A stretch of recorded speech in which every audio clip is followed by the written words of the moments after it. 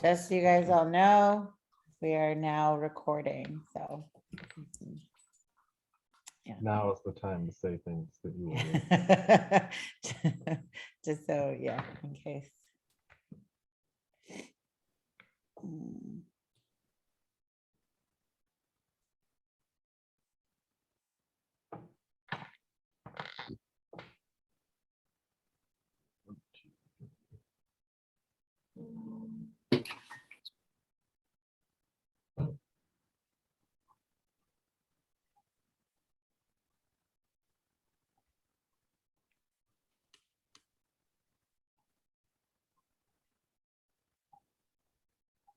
Good morning, Noel.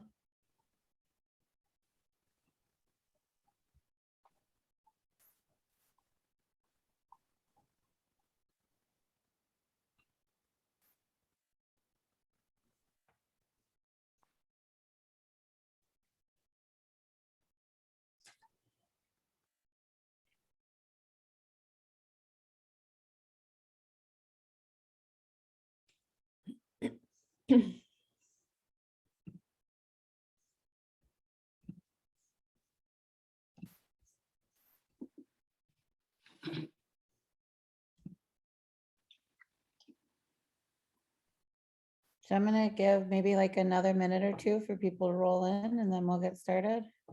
Cool. Okay.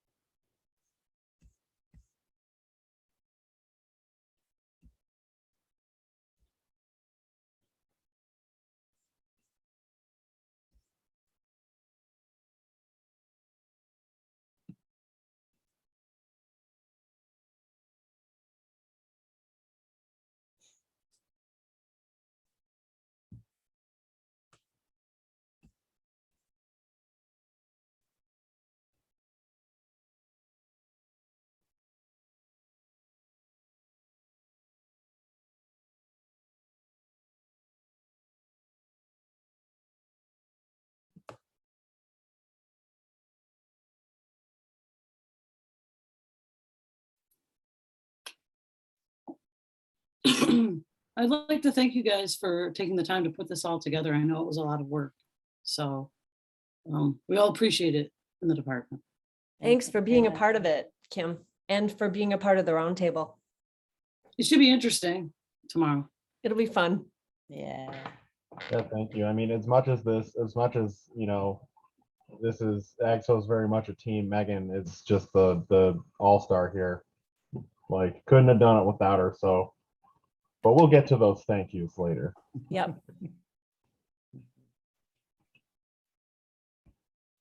Okay, you Josh? guys want to go ahead and get started? All Let's, right, me too. let's do it. Okay, so I'm running the first panel. I will Yes. be your moderator. I think, so we have Bethany, Well, one Isaac. sec, Stacy, slow down. Pump the Oh, brakes. sorry. Pump the brakes, Question. Stacy. I know you're excited to jump into it. Stacey, Oh, we give a little, we're gonna do a little housekeeping and a little like day setting and yeah, yeah, so I just want to welcome everybody. Good morning. And just a quick reminder, like throughout the day, to check and make sure that your mic is on mute. Because yeah, we don't necessarily need to know everything that's going on in the background of your house, but yeah. So I want to just acknowledge as we begin that first of all, this isn't normal, and at least not what we should quietly resign ourselves to as normal. We're meeting over Zoom today because to date, 6 million people worldwide have passed away from COVID-19, with nearly 1 million of those deaths coming from the United States alone. And so I'm sure that in some way those losses have touched everyone around us and everyone here. So I just wanted to take a few moments of silence to remember those people who aren't with us. Thank you.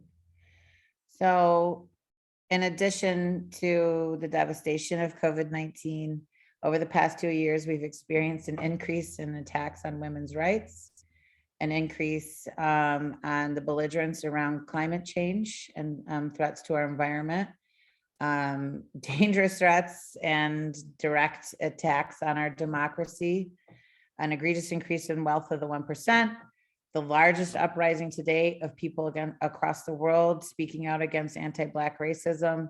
And then as of a few weeks ago, we are now potentially on the brink of World War III. So if anything, what these 2 years should have taught us all is that we aren't actually in any kind of silo. We're all interconnected, whether we like it or not, and we're all susceptible to the consequences of the systems that we allow to continue, even if we sometimes decide to bury our heads in the sand. When I began my program here at Wayne, I recall having a conversation with a community activist who's also a scholar. And we were talking about how excited I was to be at Wayne. And she said, you know, it's just such a shame that there's invisible walls around the university.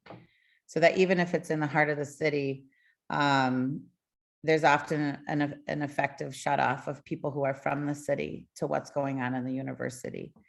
And so for me, it's become really important to ensure that whatever I do is aimed at increasing permeability between those, through those walls. And so the theme for the conference this year, Reversals and Resistance, Emergence and Imagination During Times of Crisis, was decided upon by the board this year because it's not only in response to a need to understand how it is that we move forward as professionals during a crisis, but to acknowledge that there have been many crises facing a lot of people globally and locally for years, and that the time is always right to think about moving us out of crisis, and what needs to be done for that to happen. And I think in addition, because anthropology is a field devoted to knowing more about the human condition, we've often been a source for deep understanding about the ways that people surmount crisis. And then at the same time, anthropology has also grappled with its own crises over the years, addressing ideas of decolonization, trying to right the wrongs of the past. It's not the kind of work that happens overnight. It's the kind of work but it is the kind of work that's ever present and the kind of work that takes trial and error.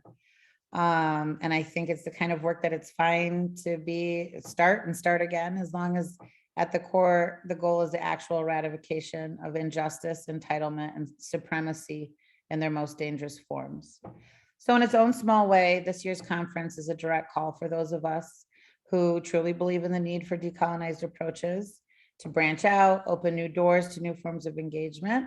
And it's also a reflection of the kinds of mentorship present at Wayne State Anthropology that fosters and nurtures this kind of direction. To be clear, also, this isn't just a conference about trauma. It's also about solutions and resilience and hope, as we'll see from the contributions from our community members who've joined us from other disciplines, those who are coming from activist organizations. Some are just individuals who care deeply about the world. And then with those within our field who have spent their time really reflecting over the last 2 years about what it means to continue in this work and also to do the work that they're doing to help shape change and experiment with the world. I also just want to thank our sponsor, Riverwise Magazine. They've been a big help and support. Riverwise is a free publication that's housed in the Bog Center, and it's a center for teaching and nurturing community leadership. It publishes the writings and art and poetry of activist community members, scholars. So as long as your work is focused on social justice or rooted in the values of radical humanism, you can get published. You can learn more and subscribe at Riverwise Detroit or find them on social media at Riverwise. So I think we have a really great lineup. I'm looking forward to the next couple of days and hearing from everybody. And now I'm going to turn it over to Justin Mazzola, the president of the Wayne State Anthro Graduate Student Organization, so he can give us a little bit of a rundown on his end. Good morning, everybody. And I'd be one of the first people to say thank you all for showing up here today. Like, we really appreciate it. When we we're starting to go through the musings of what transformations was going to be this year. You know, we had some ups and downs, whether it should be in person, whether it should be online. And fundamentally, like, we just wanted it to be, you know, something that the community could all get together and kind of share in the work that they've been doing or haven't been able to do. And that's really what our organization is about us trying to be a voice for the graduate students, but not just for the anthropology graduate students, but for the anthropology department and all aspects of that all over the place. So we really appreciate you being here to share in the work that is being done. And yeah, we have a great lineup for you today and tomorrow. Before we kick off the first panel, I just kind of want to introduce my team. So as Megan said, I'm Justin Mazzola. I am the president of AGSO, and I have Lindsay Sharp, who is our vice president. Josh Medina is also here today. He is our general events coordinator. Jenna Huntley, who is not with us right now, she is our faculty committee liaison. Alexis Martin is here. She is our graduate committee liaison.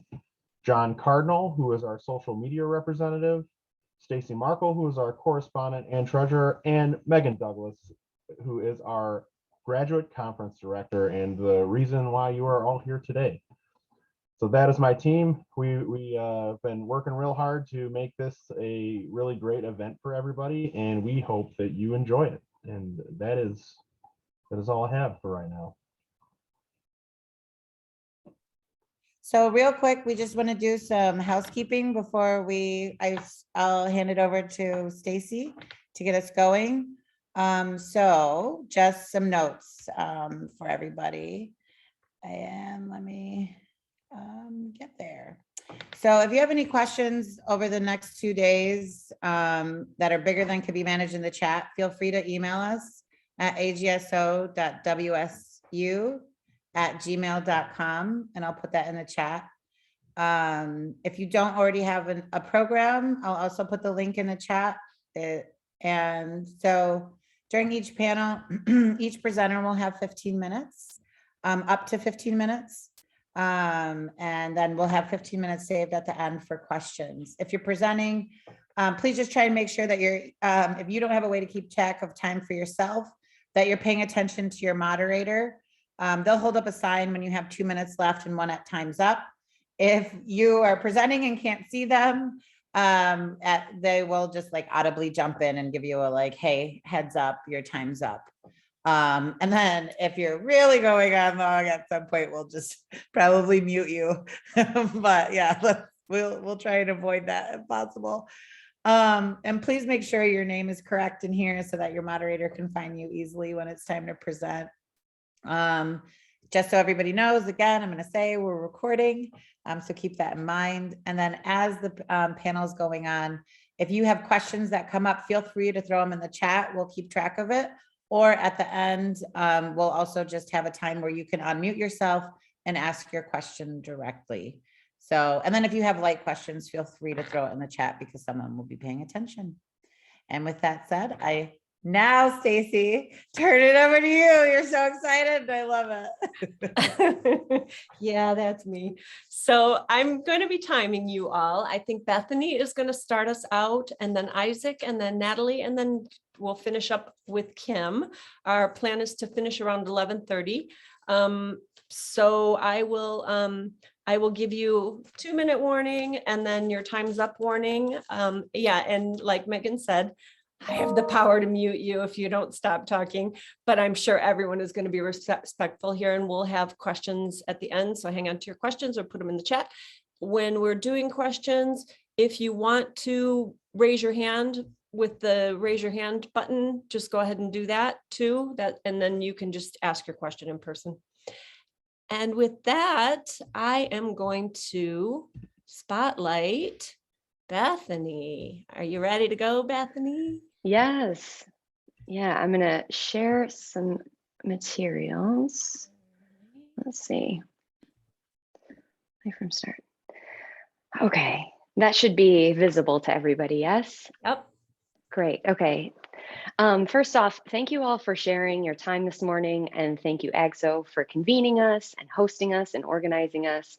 I'll be speaking today about the generativity of white supremacy as illuminated through hegemony and affect theory by animating it through 2 ethnographic cases.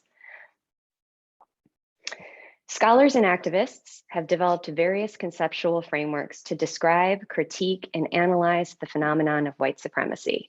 White supremacy is understood as generative, meaning that its historical practices engender current and future forms. Claims to knowledge, projects of surveillance and eclipse, practices of cultural appropriation and exotification, and social control and enclosure exemplify the ongoingness of white supremacy. In this talk, I will draw on ethnographic work among Tea Party members in Southern Louisiana, specifically coming from Lake Charles, the work of Arlene Hochschild. Oops. Oh, this is out of order. Yep.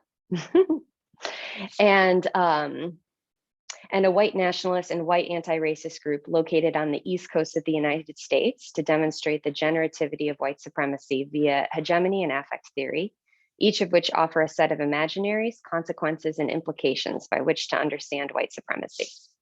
So to understand how Tea Party members in Lake Charles, Louisiana make sense of their lives, Arlene Hochschild spent 5 years engaged in ethnographic field work and scaling the empathy wall. Hochschild's term empathy wall refers to an obstacle to deep understanding of another person, one that can make us feel indifferent or even hostile to those who hold different beliefs. So in reality, we should put a wall between those folks.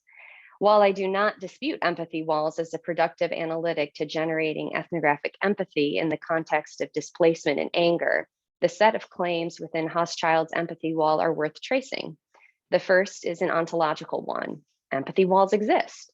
The second and third claims are epistemological, one which suggests empathy walls prohibit deep understanding, and the other which suggests that by traversing the chasm between self and other, deep understanding is possible.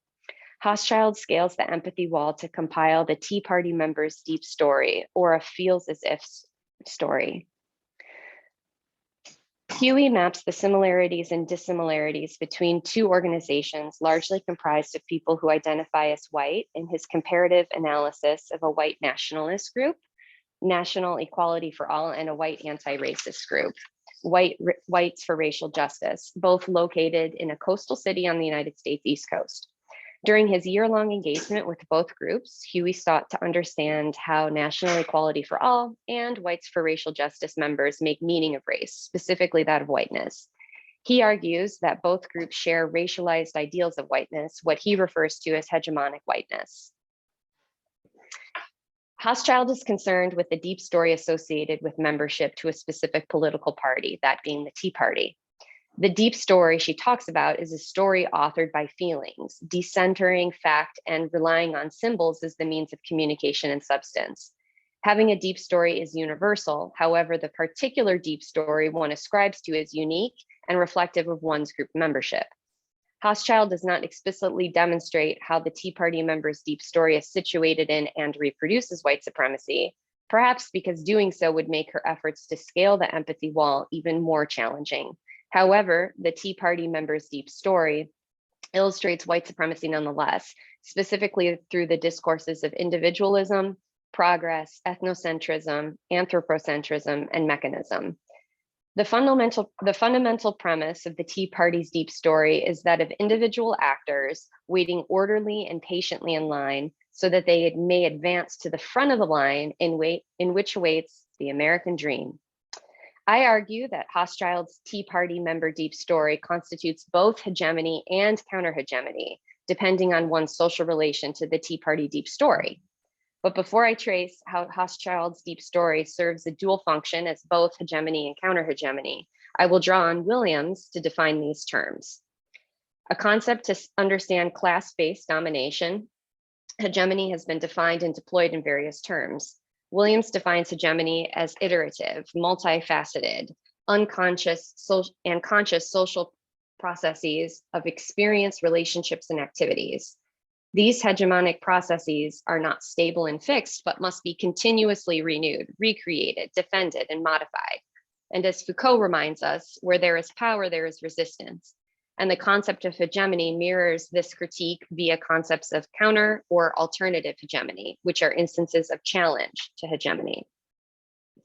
Critical to hegemony and counter hegemony are traditional and organic intellectuals. In brief, traditional intellectuals have a stake in maintaining their positionality in the status quo, whereas organic intellectuals draw on their positionality to evoke social change.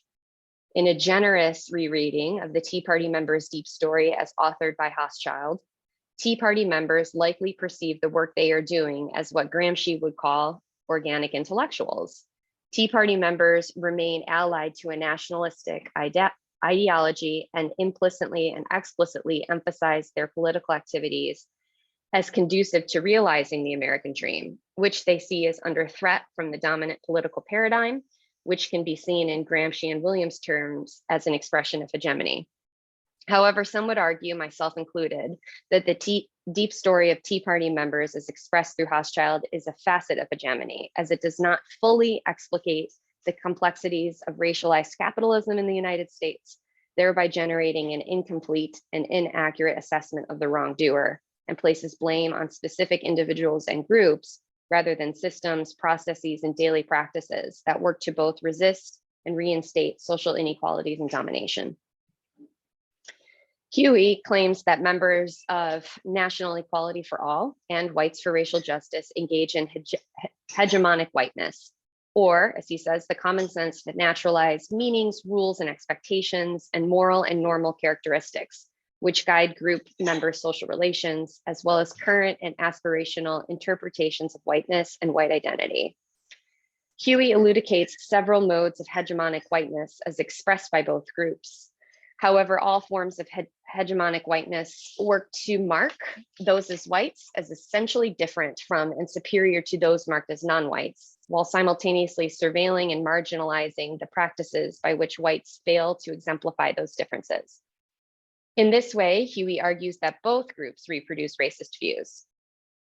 So one specific manifestation of hegemonic whiteness shared by National Equality for All and Whites for Racial Justice members, but divergently embodied, is performing, positioning, and convening oneself as victimized and stigmatized by their white racial identity. Some of Huey's interlocutors share that they were estranged from their family because of their National Equality for All membership, while some Whites for Racial Justice members perceived disadvantage and exclusion due to policies of affirmative action, which also served as an emotional tool to help them, quote, relate better to people of color, end of quote. Victimhood is a critical component of the ideal white identity because it moralizes National Equality for All and Whites for Racial Justice group membership as one of dedication, authenticity, and virtue. While I agree with Huey in his assertion that both groups recreate white supremacist imaginaries, interrogating the continual state of reactivity and responsivity between hegemony and counter-hegemony suggests hegemonic whiteness is also a bricolage of social practices and processes generated by both traditional and organic intellectuals, regardless of the overt and covert implications of hegemonic whiteness for National Equality for All and Whites for Racial Justice members, including an analysis of the dynamic entanglements between and within ideologically discrete groups, complements and extends an examination of the socially oppressive consequences of hegemonic whiteness. With attention to how emotions move, stick, and slide, affect theory seeks to explain the sociality of emotions via the circulation of objects. Each time contact with an object is made, an impression is generated, and these impressions accumulate and both strengthen over time. This helps to explain the generativity of affect. Affect moves, affect grows, affect appears, and affect is perceived as having a life of its own. These impressions or processes of contact between objects create forms of inclusion and exclusion as boundaries are erected and protected through our responses to these encounters.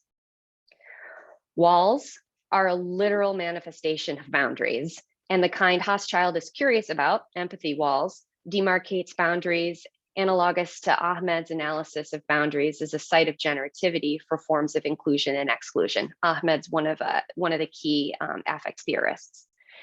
Hochschild articulates the significance of a felt embodied exclusion and intention to become included, or at least feel included, in the following. She states, "I'd seen what my Tea Party members were putting up with, but the empathy wall was higher than I had imagined. I could see what they couldn't see, but not what I couldn't see. I still felt blind to what they saw and honored. I needed to do something to enter the social terrain that surrounded and influenced them." Hochschild's self-reflection intersects with anthropology's attention to inquiries of power and positionality in the anthropologist's fieldwork. This comes to bear on Hochschild's analysis of her investments and those of her interlocutors. More specifically, she understands her interlocutors as supportive of state-controlled capitalism and expansive industrialization, which is set in contrast to her self-identified investments in democracy, federal oversight, and environmental justice. Through an attention to affect, Hochschild assesses these divergent investments as a source of intrapersonal conflict, one in which could compromise or confound her ethnographic insights. So not only are empathy walls effective on their face, they are in fact empathy walls, but the ontology for such walls is predicated on an analysis of emotion. Furthermore, the labor of scaling empathy walls connotes a moralized tone, as a deep understanding of another person is set in contrast to feelings of indifference and hostility, thereby exposing Hochschild's own personal affective commitment in the futures possible in use of her analytic. This talk argued for the importance of hegemony and affect theory as productive analytics to understanding the reproduction, resistance, and generativity of white supremacy, as illuminated through Tea Party members in Southern Louisiana and both a white nationalist and white anti-racist group on the East Coast. Together, these various theoretical perspectives contribute and relate to each other in understanding how white supremacy is both reproduced and resisted, especially in the US. As such, scholarship interrogating white supremacy should mind the affective commitments and trouble the unconscious, conscious, and reason emotion binaries often deployed in our shared understanding of white supremacy, which can often obfuscate the empirical complexities and contours of this phenomenon. Thanks so much for your time this morning and some references.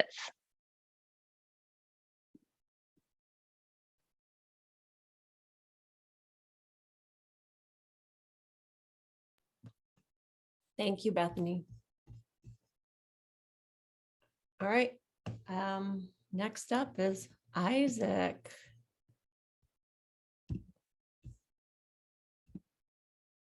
I'm gonna spotlight you, Isaac. Okay.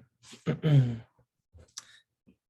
me share my screen, see if I can do this. Okay. Can everybody see the presentation?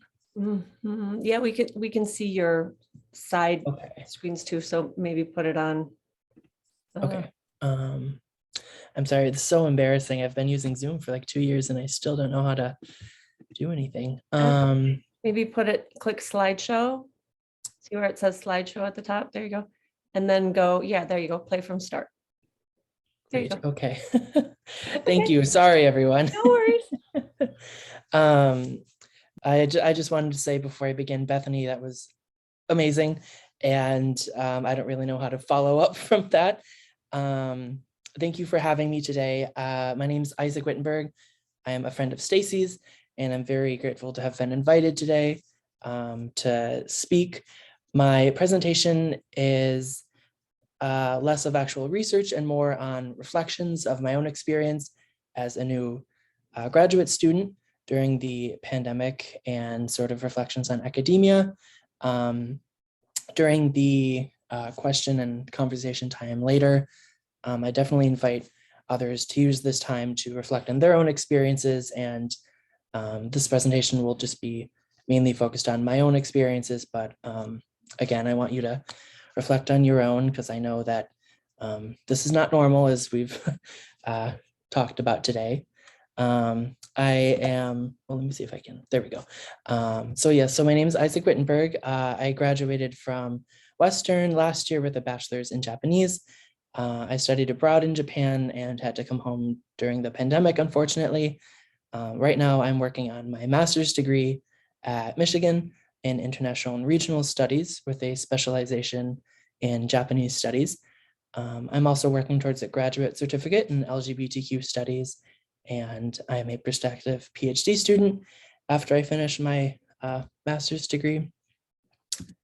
And before I talked about the presentation, I just wanted to give a little info on my own work. My master's thesis, it's a work in progress, the title, but my current title is Biopower, Sexual Citizenship and the Koseki, Navigating Same-Sex Partnership in Contemporary Japan.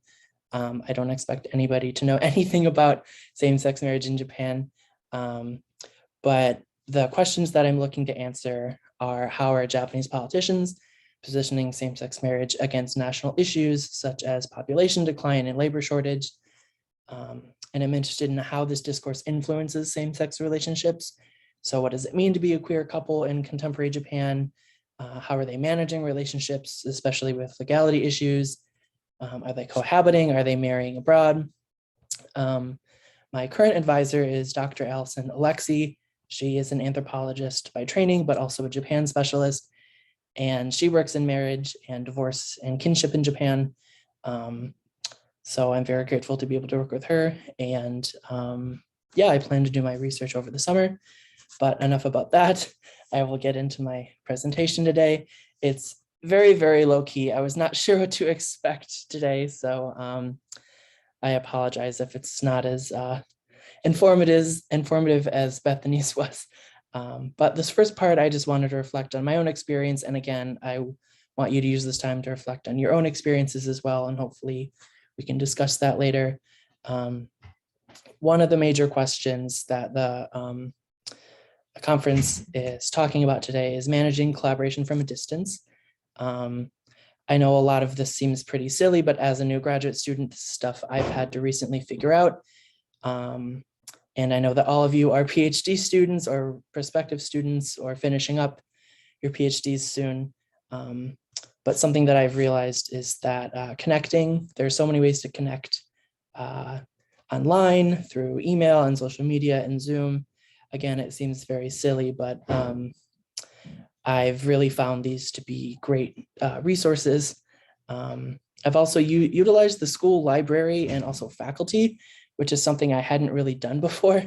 Again, I know that sounds kind of silly, but as a new graduate student, having all these resources in the library and even reaching out to faculty asking for recommendations, I've sort of found this collaboration to be very, very useful. My second question for this is: what new visions for the future have emerged in my work and also your work from having to creatively respond to the pressures of the present?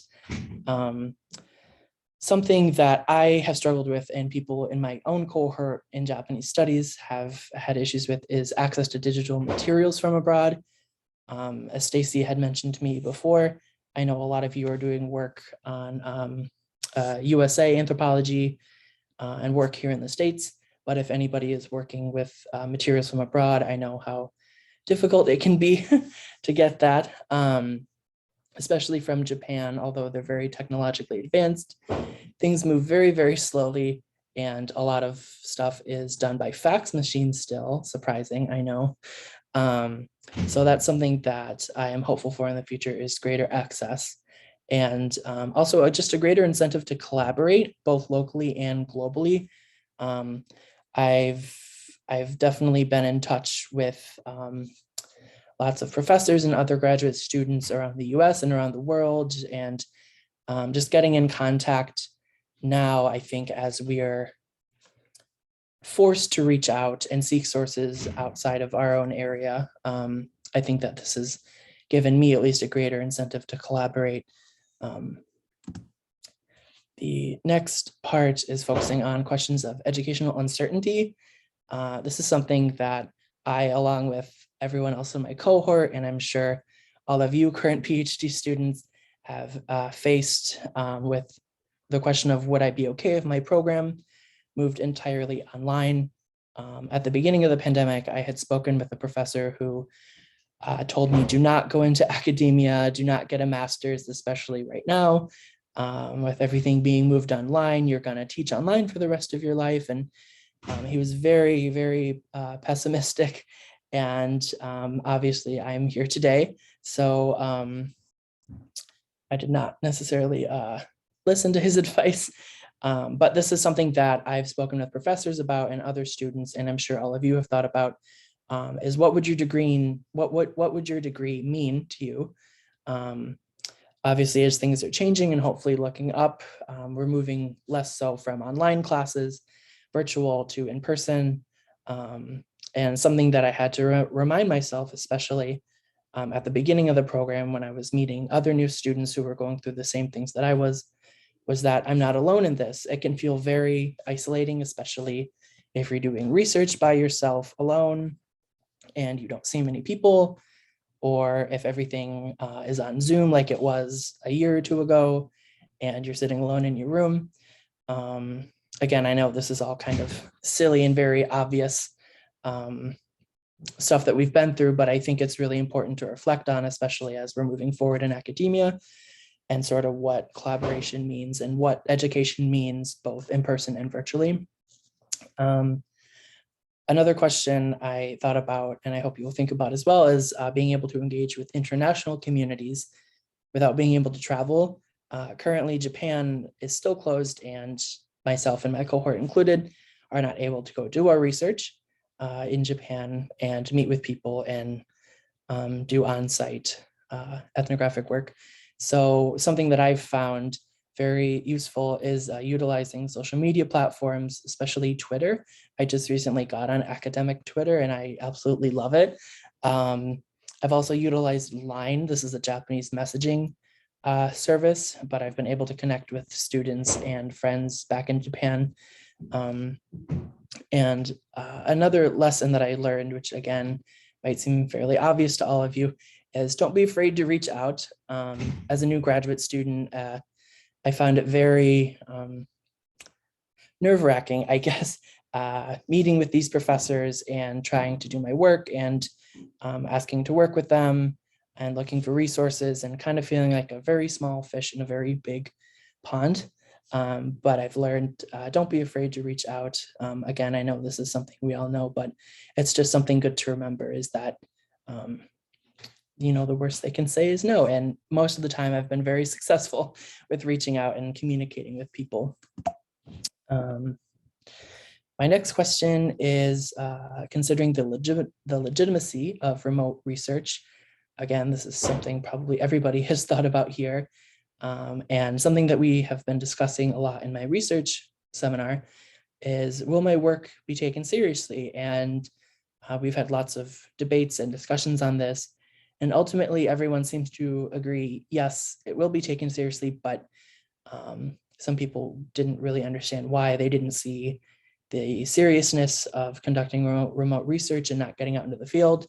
But as we've discussed earlier, and as you all know, what we're going through is not normal. And I think that collaboration and perseverance during this time is obviously creating amazing work, as we just saw with Bethany's presentation, and we will see with everyone else's today and tomorrow. I think that this question of legitimacy is a very serious one, of course, and something that I still struggle with when considering my path in academia. But another question that I've thought about and something that we've talked about in my research seminar is access to materials. And as I mentioned before, greater access to materials are something that I'm hopeful for in the future. Obviously, you will not always have access to these materials that you need, whether they're local or abroad. But again, something I've learned is don't be afraid to reach out. I've gotten so many great resources and so much amazing advice from professors and other academics and students that my work would not be going where it is today if I hadn't reached out. My last part is questioning, what now? I think it's a very broad question. Where do we go from here? But I think that reflecting on academia during the pandemic, we've been able to adapt to these challenges. And I think that one of the most beautiful things coming out of this very, very difficult time out of this pandemic and everything that we're going through, and wars and everything that's going on, is the drive to continue to do what we love. And this is something I've discussed with other members of my cohort and faculty. And I think this community of academics, especially everyone here today, it's just very, very nice to see that, we won't be told no, and we're going to continue to do what we love and adapt to these challenges.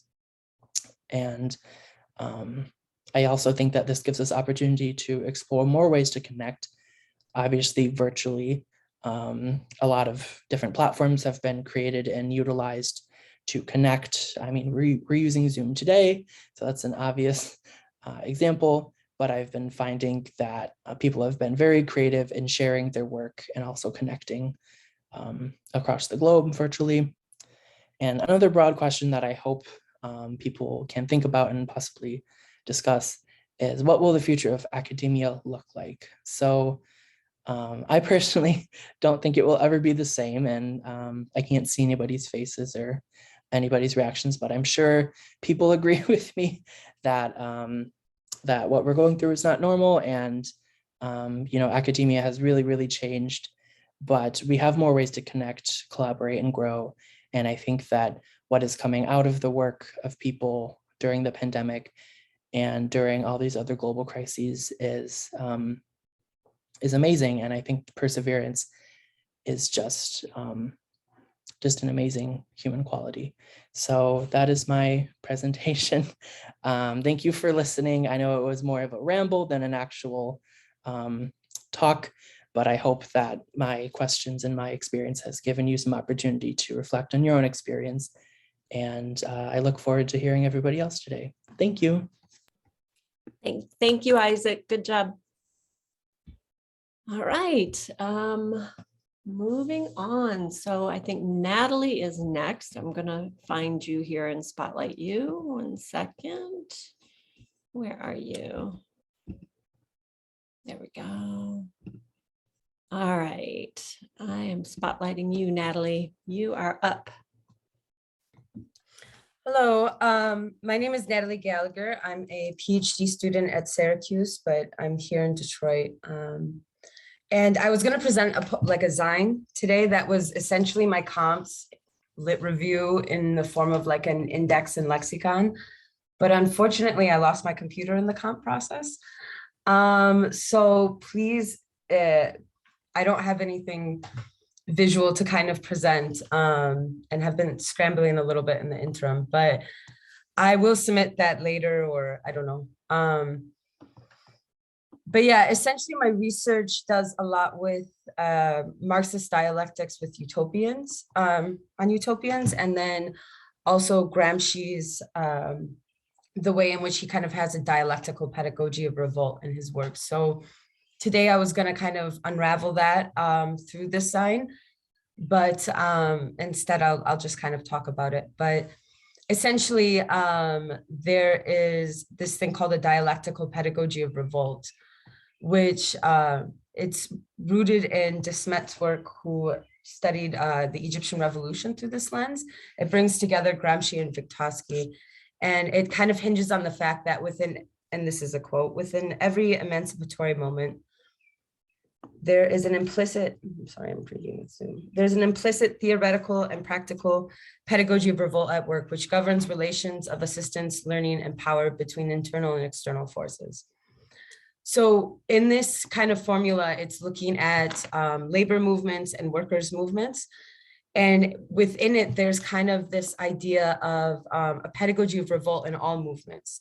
And I've expanded that to also include Gloria Anzaldua's work, and being between a pandemic, because it is so based on social transformation. Over the past 2 years, there's been kind of like a coronavirus archives. And so I would just apply these to like whatever was going on. So when it was, Red October, I would kind of put these theories through that.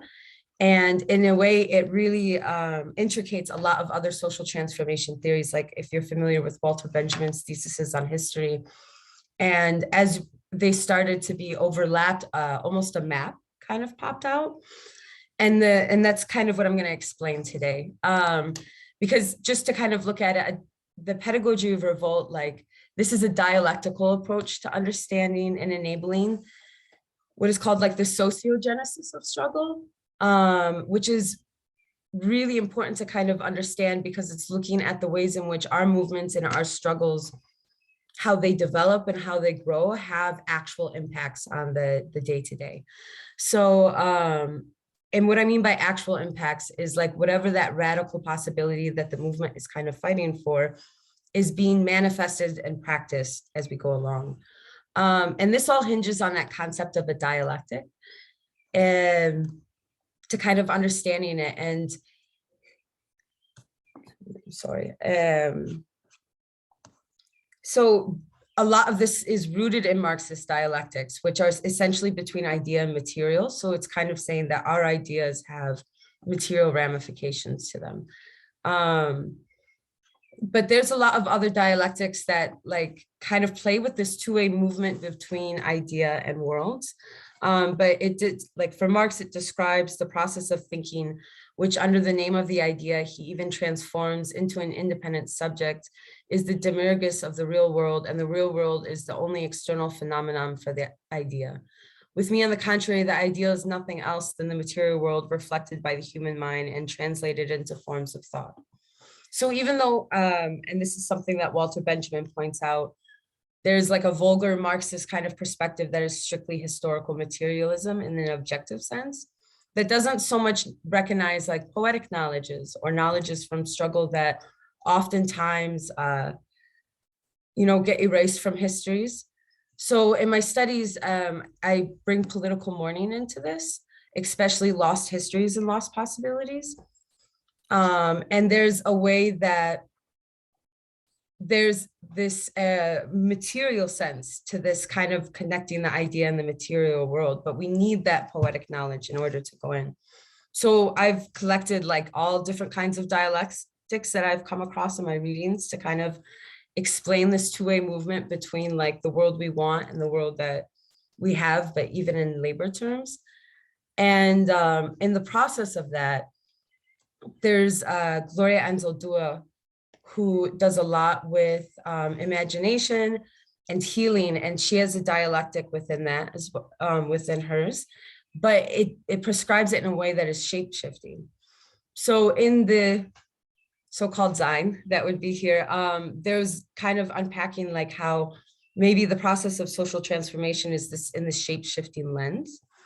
I'll read something from her, but yeah, so I use for imagination Anzaldúa and Jose Medina, who does a lot in feminist epistemologies, radical imagination as a practice of solidarity. And both of them recognize like actual and imaginal worlds within a dialectic as being dialogous to one another. We see this when Medina is speaking and he establishes this like relationship between fictional worlds that we imagine and our actual world that we are living in. And this is necessary to understand how we engage with social realities with imaginative facilities. And I say imaginative facilities because whether we're talking about political mourning or radical possibilities, a lot of this goes unseen. Or they're considered like this underworld and unseen parallel to the physical world, which is a big premise of Anzaldúa's work. When she recognizes that the imagination is this like critical faculty in deriving meaning and mediating change, as she writes. Perhaps the poet Stanley Plummy suggests the imagination is the reality of the ultimate arbitrator. This is because in order to hold effective perception, we must be able to see that in the form of an out-of-body dream, or rather we particularly see in Gloria Anzaldúa's theorization of the Nepantala, which is the space in between. Imagination's soul dimension bridges body and nature to spirit and mind, making these connections in the in-between space of Nepantala. Nepantala is where spiritual transformation or rebirth occur during visionary states of the consciousness. So in Anzaldúa's interpretation, this describes a process of liminality in transformation as being necessary. And I think with where we are in the pandemics today, there, you know, even 2 years later, there's this big kind of era of liminality and just not knowing, and how that has almost played into the collective grief and even the possibilities that we can imagine beyond this, because what the pandemic is essentially a rupture. And with every rupture, this is, you know, from Foucault to Anzaldúa, it's almost a crack in our reality. And this is where kind of the imagination and radical possibilities come in that we need to gauge. So for Gloria Anzaldúa's Space in Between, it is like this Nepantlera dreaming body that kind of crosses back and forth. And she calls this as a bridge, this kind of concept, which I like also over the year kind of went around and collected bridges that I found. I live in Southwest Detroit, so, you know, there's a lot of creative economies coming here, like that are within and against the gentrification that's happening in the city or completely separate from it. So just kind of documenting that and the ways in which, like, while the world was supposedly ending, it was being made. So essentially this concept of a bridge is, it's a threshold to other realities. And if we apply this with this, like the pedagogy of revolt, we can actually, like, it's world making, not just, you know, kind of traveling to other worlds, but we can see that material end.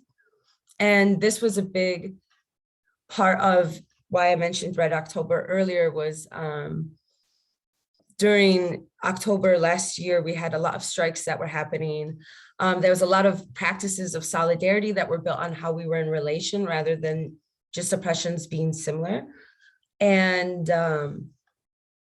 it's like you need that kind of material lens to actually see how these worlds are being manifested. But October, I don't know if you guys are familiar, like why Red October is kind of a funny name, because it wasn't actually October at the time when the Bolshevik Revolution happened. And this plays into Walter Benjamin's theses on history and how it's not this linear calendar or timeline that kind of goes on. With revolutions, the whole time gets kind of thrown up. And I think that's necessary when we're sitting in this rupture that we're in, because the pandemic is a pandemic within pandemics. And so we can also see that rupture and all the radical, you know, like we could go different ways. We're seeing increased privatization. We're also seeing other radical possibilities. And what Benjamin does for us is allows us to see that rupture as like something that we can seize upon. So, you know, I think that brings a hopeful politics, which is a big part of Walter Benjamin's work, to like every day, where this is like, okay, we can be world making in our relationships. We can also be, you know, kind of seizing upon these ruptures or, you know, like flashes of change and stuff, but we can also like manifest that or actualize it. And Avery Gordon, her book Ghostly Matters speaks to this when she calls it profane illumination.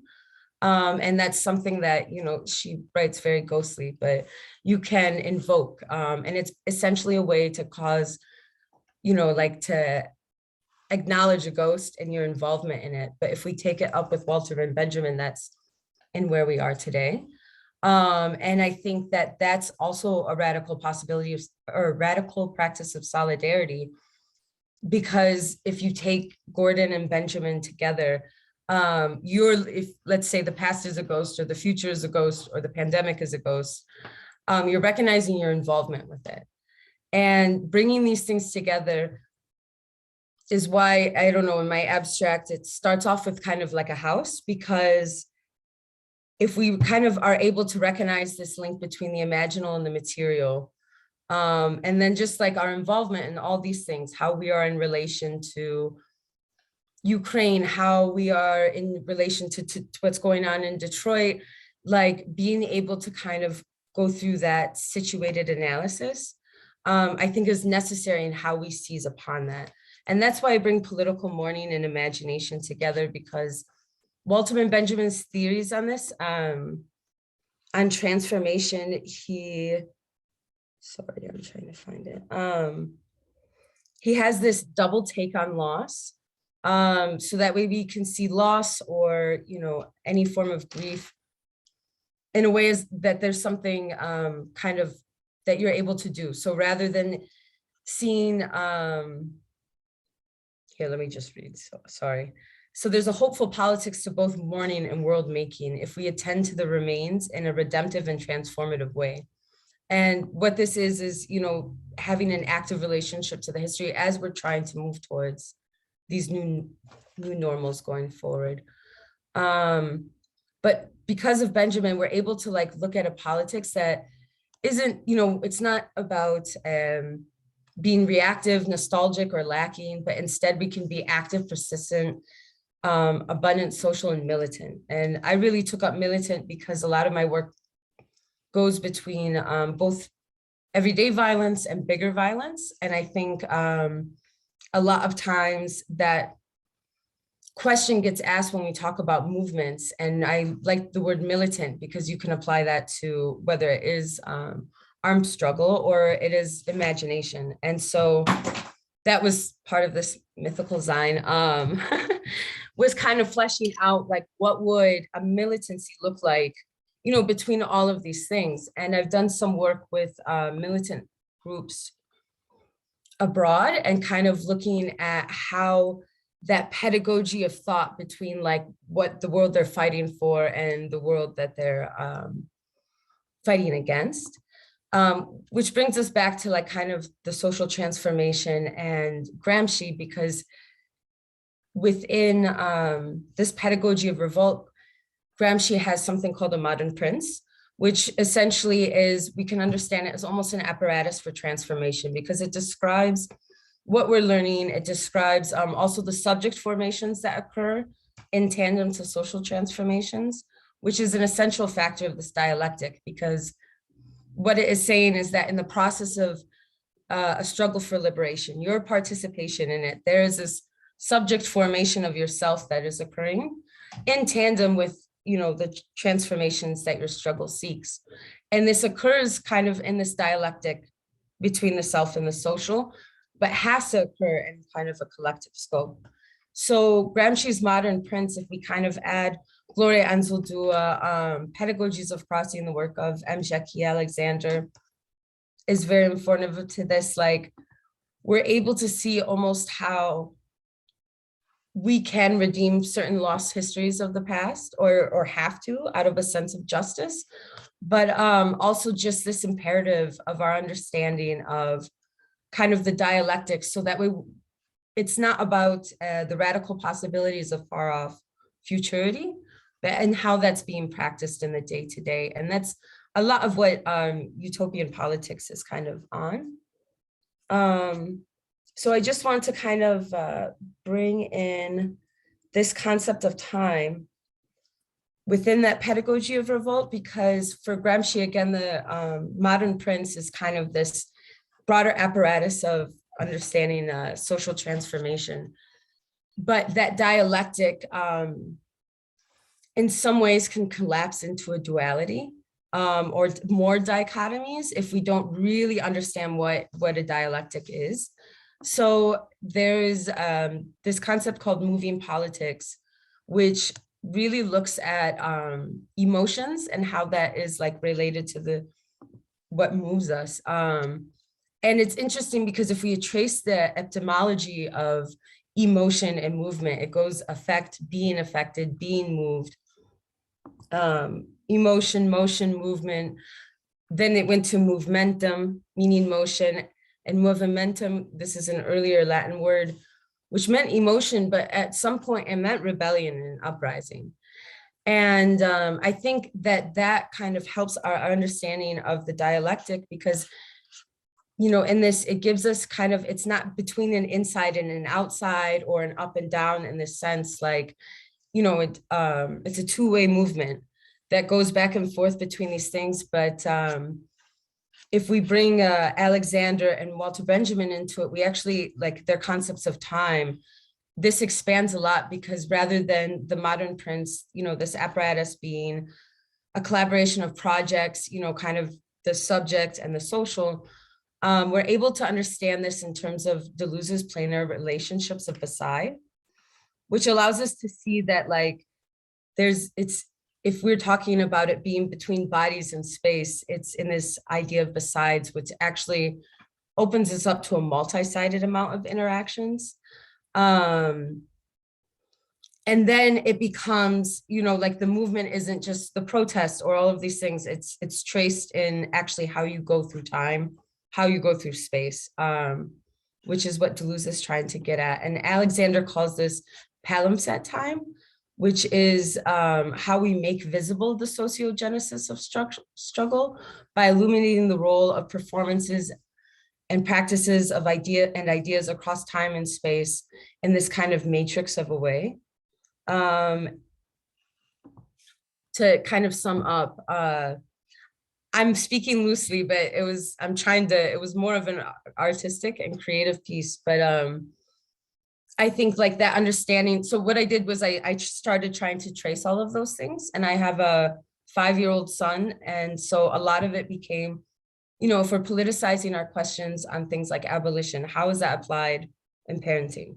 How is that applied in our relationships? And this is kind of where the design had come to an end, because essentially,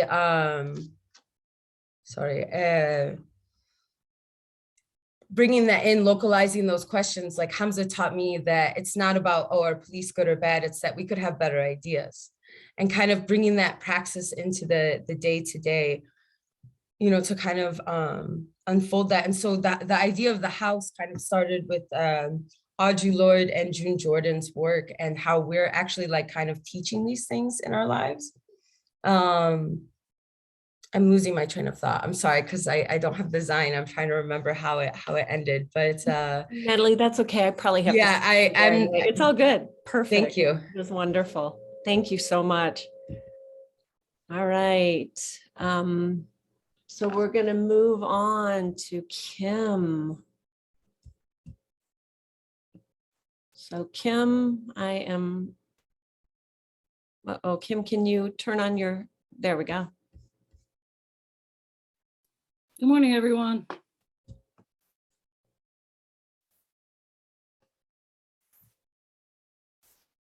I hope you can see my slide now, my title slide. We can. Anyway, I just want to say good morning, everyone. My name is Kimberly Shea. I'm a PhD candidate here at Wayne State, and I'm presenting on aspects of my research that address older adults and volunteering emerging from the COVID pandemic to new landscapes of social engagement. This research is derived from part of my dissertation project that took place during a unique period during the ongoing COVID pandemic. And the research problem is that the COVID pandemic undermines social resources known to preserve health and well-being for older adults. First, it has hindered normal developmental tasks, since traditional paths to fulfilling generative needs through volunteering are impaired. And secondly, it has highlighted existing gaps in our knowledge of challenges and adaptations to generativity and meaningful social engagements for older adults, which contribute to maintaining full adult personhood in later life. And finally, COVID created a novel problem for researchers post-vaccine, when hopes were raised for return to normal activities, generative activities, but not always fulfilled. Before I begin, it might be helpful to have some background to my research. My research revolves around the idea that maintaining personal value and creating meaning in later life really becomes a concern for older adults under normal circumstances due to role loss and isolation in later life. But COVID has really amplified these concerns. The importance of aging research can not be overstressed because the population in the United States is rapidly aging. In fact, according to the US Census Bureau, by 2034, all baby boomers will be older than age 65. And this will expand the size of the older population so that 1 in every 5 residents will be retirement age. So older adults are also living longer and healthier lives, with the age expectancy increasing over the past several decades. This aging population will be both a burden on the remaining population, but also mean that a surprising amount of people in later life will have a positive impact on the many organizations that can really benefit from their years of lived experience. One of the ways that volunteering relates to aging research is that it allows for older people to remain engaged with their community while creating a social group in which they can be an active member. Humans are social creatures, and as such, at the most basic level, they require social interaction. Volunteering is a form of socialization and creates a feeling of belonging to a group. So this work was derived from a larger 18 months community-based study of older adult volunteers, including participant observation at public events at 4 key sites of engagement for older adults during the 2021 volunteer season. There was also multiple in-depth interviews with 14 key informants focused on the ideas, practices, and experiences of volunteering, including the idea that generativity and sociality that volunteering creates. The 3 sites of engagement include the Governor Warner Mansion, which is the Farmington Historical Society. Docents at this local house museum are dedicated to the history of the city of Farmington, and Fred Warner, Michigan's governor from 1906 to 1911, who inhabited the home. This is on the upper left on your screen. This venue is currently under review for closure by the city who owns this property, and it was closed for most of the 2021 volunteer season. The second on the bottom left is the Warnerettes Parasol Drill Team. This was established by a longtime Warner Mansion volunteer, and the Warnerettes are a suffragette-style drill team which promotes voting and women's rights and raises money for scholarship. This group recently, over the past summer, became an independent nonprofit. You'll see on the bottom right is a picture of the summer picnic of the Farmington Garden Club, and they're responsible for the design and maintenance of the grounds of the Governor Warner Mansion. So they meet weekly on the grounds to maintain the grounds and do the gardening on the grounds and all the, it's about 3-acre site. And they share, and then afterwards they generally go and share a meal at a local restaurant and socialize. And then finally on the upper right, you can see the Farmington Farmers Market. And the volunteers there are mostly older people. The market is completely run by volunteers apart from one market manager. These volunteers work every Saturday from early spring through late fall to keep the market running. And they continue operation throughout the extent of COVID because they were a site of food, fresh food. And often they were the only venue that was available for volunteering throughout the COVID pandemic because they were open. So a lot of volunteers from these other 3 groups started participating at the farmers market. So volunteering is more than just busy work. It's a powerative generative act that allows for creating and maintaining a valued role within the community while continuing to contribute to the community itself. This expression of generativity is a key concept in adult development and aging.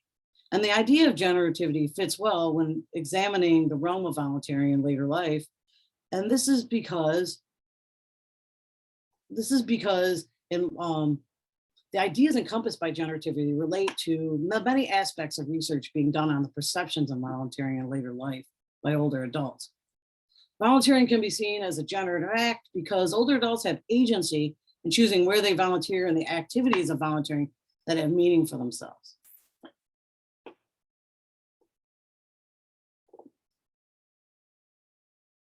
So for this project, I'm building on and extending the anthropologist Rubenstein's reformulation of the developmental psychological concept of generativity. So this identifies features, processes, and challenges to the potential social and generative benefits of volunteering in later life. Rubenstein et al. Expands on these concepts to include the textual features or objects of generativity called the foci, which offer some examples here from my field site at this local historical museum and in the surrounding volunteer group. So we have people or individuals. These are the individuals that are the volunteers within these groups, but they're all involved with the museum, the Warnerettes, the farmers market, the garden club, and others in the periphery. And then groups, not just these groups, but other groups that are external to the community, because lots of these volunteers volunteer at a wide range of sites, which I'm also working on a separate mapping project for. And then the things or objects, which includes the actual physical space as described as the museum, but also maintaining value within the city and the community itself and continuing to contribute, right? And then we have also things and objects. So the things and objects are not only the house itself and the grounds, but historical documents and other artifacts related to the museum, but also the transmission of local history to the community and being ambassadors for that local history for the community. And finally, the activities. So the activities become important for generativity as a foci because they're planning and participating in self-directed activities often. And they have agency and decision-making about the future of not only community events, but also the direction of ideas about the transmission of local history, right? And how that is transmitted to a multi-generational community itself. This conceptual framework is really further intrinsic to sociality in later life, right? Because it includes threats to elders' ability to maintain a meaningful and valued life in later years.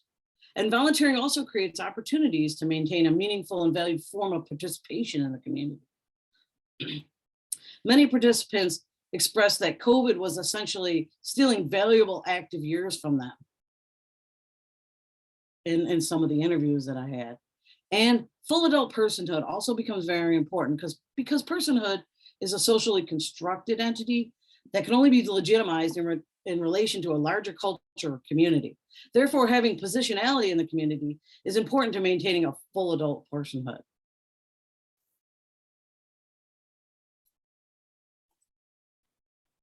So the results of this study, we see 3 key emergent themes. COVID really highlighted the threats to generative expression for older adults that are enacted through volunteering. So it really threatened all the foci or objects of generativity were threatened by COVID. So the people, the groups, the things and activity were all postponed or missing from daily life during isolation during COVID. As you know, older adults were a higher risk group. And even post-vaccine, a lot of people participated in self-isolation for a longer period of time because there was fears about COVID still at that point. And then the spheres and forms of generativity. So we see the individuals, the historical, family, and relational were all threatened as well. The museum was closed for a lot of the time. A lot of these activities weren't taking place. And this became very difficult to maintain these relational forms of expression that people had for many years. And then finally, we have the difficulties and the successes were seen by these groups using new modes to establish prior social ties. But engaging in technology was a barrier for some older adults, right? So one of the successes that they had was successful outdoor activities and events were established organically by these volunteers to continue to be able to participate in sociality in later life, despite COVID restrictions about being inside. But there was mixed success using new modes of establishing prior social ties. So I'm looking at Zoom. Zoom was a little difficult for a lot of older adults to grasp. A lot of older adults don't have technology. And a lot of, as I've recently learned, not only once they mastered Zoom, a lot of other technology was being used to have meetings and stuff, and they kept having to download new apps or learn how to download new apps. So it was navigating all of this new forms of technology that became really difficult. So it was harder than it would be even for us as students to remain engaged in community during these times. And then there was threats to maintaining full adult personhood, which included altered capacities or evidence of decline. So these health declines that people have during the normal life course usually happen in community. So they happen in small increments and they're observable phenomenon that the group can adapt to as somebody loses their ability to perform certain tasks or do certain roles that they might have had in the past. So this was a gradual and observable process in the past, but these were now experienced through COVID, experienced in isolation. So people were often jarringly became evident when elder participants returned to social activities, right? That these declines had taken place. And then it also impacts the ability to continue to participate in generative activities post-isolation because these declines may have taken place over the 2 years of isolation or less, depending on their participation level. Okay, so I'd like to give you a really poignant example of this. So this is an example of the Warner, its founder. It's just a good example of the ability of the social group to help older adults maintain full adult personhood. for one of their members during ongoing decline. So for the past several seasons, she's had to continually alter her role and her degree of participation to match her progressively failing health. So during the COVID pandemic isolation, not only is this particular participant suffering from the effects of Parkinson's, but she also fell and broke her hip during this time.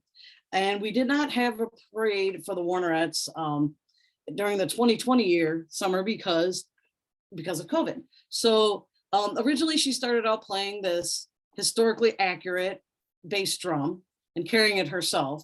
And after several years of that, she was no longer able to carry it, but really wanted to keep the role of being the drummer for the group. So she got one of the other Warnerettes to carry it for her so she could still play it in progression. And then finally this year, she was completely unable to actually march physically in the parade. So a historically accurate Model T was acquired so that she could ride in the parade kind of as a guest of honor, right? So she could return to the parade kind of in her, participate in the parade as a legacy member of the Warnerettes. So that's a particularly poignant example. Another example is that the museum docents were really interested in being able to transmit Farmington history, even though the museum was essentially closed. So one of the ways that some of the museum volunteers adapted to COVID restrictions was by starting a historical walking group at the farmers market. And they continued to share Farmington history in a COVID safe way. They were even able to gain sponsorship of a local health system and provide certificates and prizes for the 5, 10, 15, and 20-mile walk by individuals over the summer. The Farmington walkabouts met every Saturday at 10 at the farmers market and walked a mile. And each week they would stop at one of the early homes in the village built by the early settlers of Farmington. For instance, on top, we can see them visiting a Civil War era home in the village, and at the bottom, the Governor Warner Mansion itself, where they talked about it.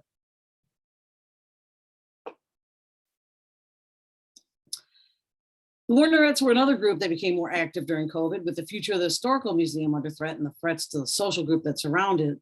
The Warnerettes formalized their group independence over the past summer by becoming an independent nonprofit dedicated to promoting women's rights and civic engagement, while also starting a scholarship fund for high school seniors that ensured the original museum group, volunteer group, would survive independent of the city's decision about the future of the museum.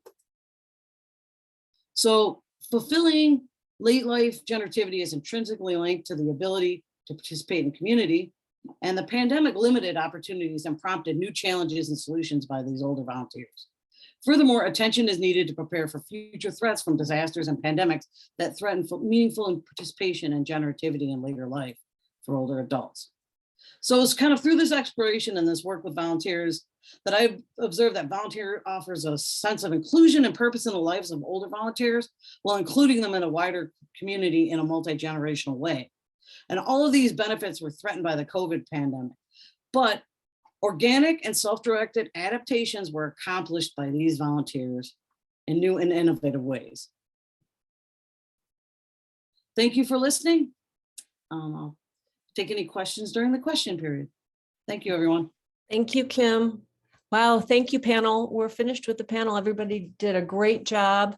And now we will open it up to questions. Does anyone have any questions? You can either put your questions in the chat and we'll read them out, or you can raise your hand and I'll call on you.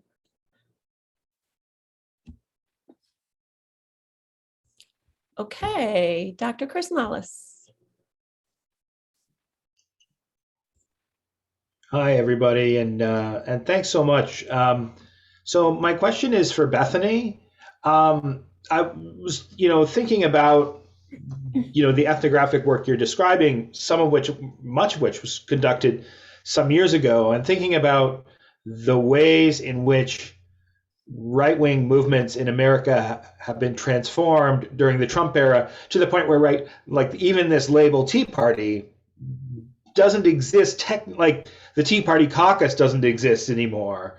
Obviously, the movement hasn't gone away. If anything, it's only become more forceful and more sort of sedimented in American political life, right? It's lost any of that sense of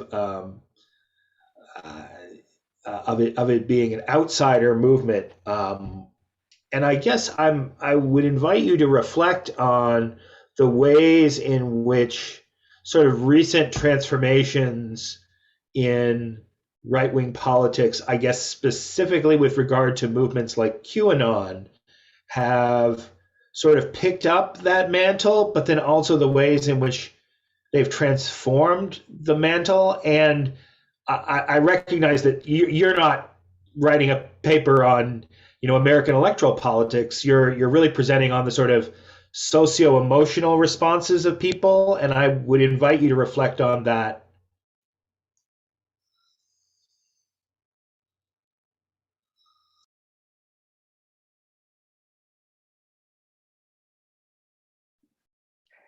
I was taking notes, Dr. Chrisomalis. Really appreciate your thoughts and invitation. I'll just share one thing that comes to mind with your comment, but also limit, because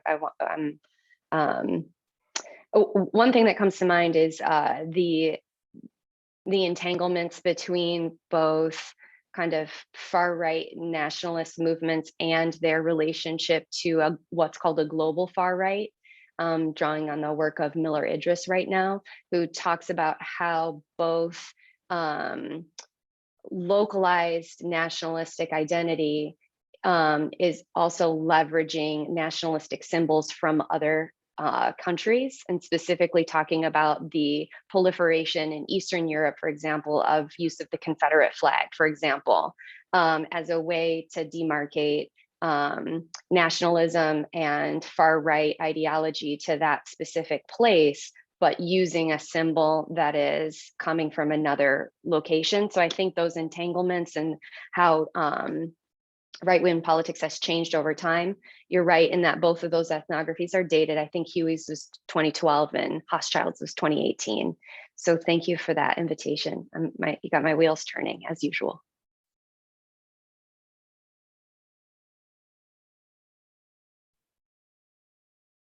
Any other questions?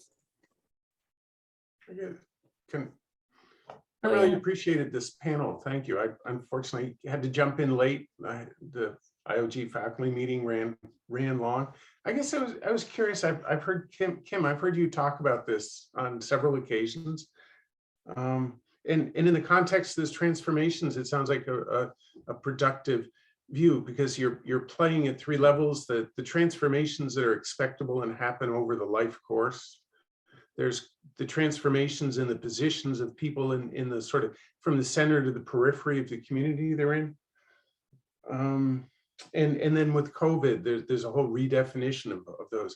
But I guess what I was curious about is the fundamental thing that jumps out at me is the way that I want to ask how you're thinking about what the case is here, because the initial cranky old white guy, Erickson, really changed the world's view that said old people aren't just consumers. They're not just passive and helpless, that life goes on and there's a role that we sort of socially disenfranchise people from by thinking them in that way. But what the anthropologists did that you did, they said, well, Erickson only allowed people to be successful adults if they had children and if they pass their values on to their blood children. And the anthropologists said, well, wait a minute, if you look larger and more widely, there's a whole assemblage of sites where people invest the community in each other. And also, I was just curious about like how at the end you're able to say, well, the anthropology of this is that actually the more appropriate unit for analysis to be described is that assemblage, the case of older adults and life development. It's not the circumscribed popular American kinship model of a nuclear family with just people that you really have blood ties to. I'm just curious about how that works out in these people's minds, that the case for them is wider than the case would be that the psychology people pointed you to in the early.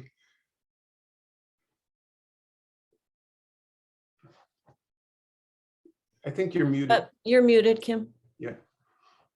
I think one of the benefits of using this model is that there's room for expansion on the original way that the model was set out. So it allows you to expand upon those categories. in ways that maybe Rubenstein never really thought about when he was creating it.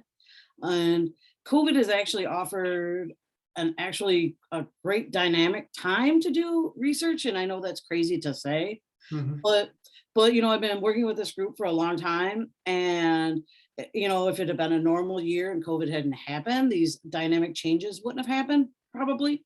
But for instance, the walking group probably engages more people on a weekly basis than having the museum open ever did. So more people, so where you'd get, be open during a weekday and you'd get maybe 4 or 5 people come through, maybe 6. The walking group is attracting on average about 40 people a week that are engaging with Farmington history.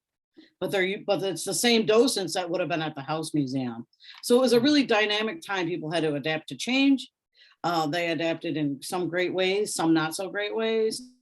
But it was interesting to see, and it kind of opened up a new avenue for exploration, because you can really tell how people are adaptable, even in older age. So it really showed their, the unique kind of way that people use their imaginations to keep doing what they want to do, keep doing what they've been trying to do, especially with generativity and sharing, their perspective in a way that is intergenerational, in my opinion. Any other questions? I have more of a statement of reassurance for Isaac. So a lot of like, you're uncertain about a lot of the things that you're doing. Like, I felt like you're kind of like putting yourself down a lot in your presentation. I just want to tell you, man, like, nothing you're doing is like not valuable. Like, everything that you're putting forward to the conversation is pushing everything in the right direction. So as someone who is anthropologically traversing like weird territory, everything you're doing is really awesome, and just keep your head up, man. Oh, thank you. That's very reassuring, and it's very nice to hear.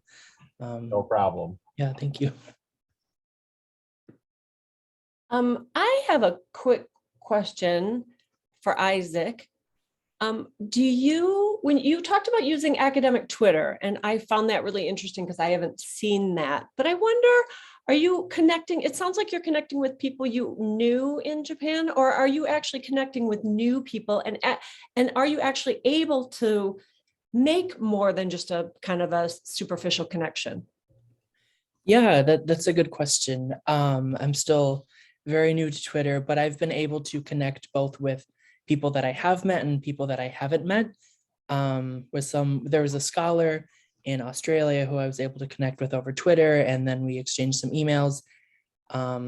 So an example like him, I've been able to kind of find these people who are very active on Twitter. And of course, not everybody is on Twitter, so it's very limiting, but I've had both experiences, and I highly recommend it if you aren't on Twitter. Anybody else questions? I don't have a question. I just want to say to Natalie, and maybe it is a little bit of a question, but I really liked a lot of the concepts that you brought in. It's like a lot of the same kind of stuff I like to think about. And when you spoke, like, especially when you were speaking about the liminality of right now, and then this idea too of like political mourning, is there like, I guess I do have a question, like, is there some sense of like, if we're moving kind of from these space, if things aren't linear, if we're not thinking of time in a linear way, especially when we're thinking about like how we're placing ourselves within like these revolts or periods of, like, is it more that like the times when we're not in some kind of liminal phase are the exception? Like, are we kind of always caught in these? Yeah. Yeah, thank you for your question. I don't know. I'm sorry. It's also years in and Zoom is still doing this.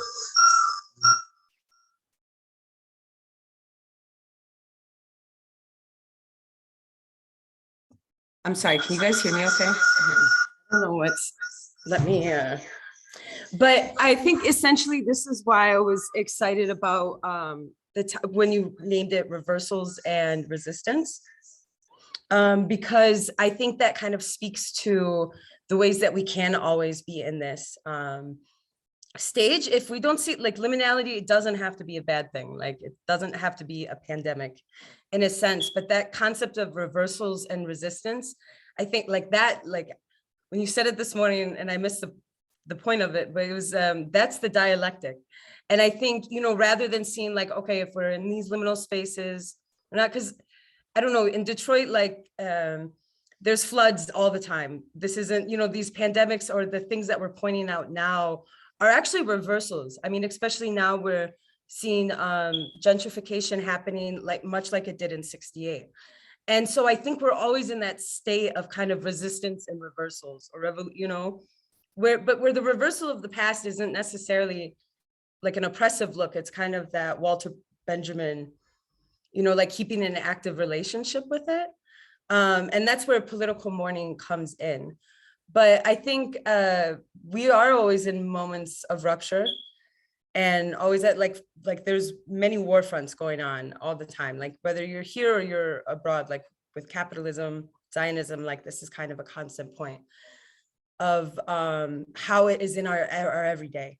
So I think that liminal aspect is looking, you know, how you're spending your money, how you're, you know, like not just imagining, but reimagining how we can kind of imagine what is possible. Because I think we're right now in a world where like life without Amazon doesn't seem possible for a lot of people, but you know, like that we need to kind of reimagine what we think is possible, where our political boundaries are. And that's where I think that liminal and that rupture is like, you know, Walter Benjamin talks about it as it flashes and it comes in fleets and flashes, which doesn't mean it's something less tangible, but it's like you're supposed to seize upon it. So that maybe, I don't know if I'm answering your question, but like that liminal moment that you're talking about, like, I think those are always something like to be seized upon. Yeah.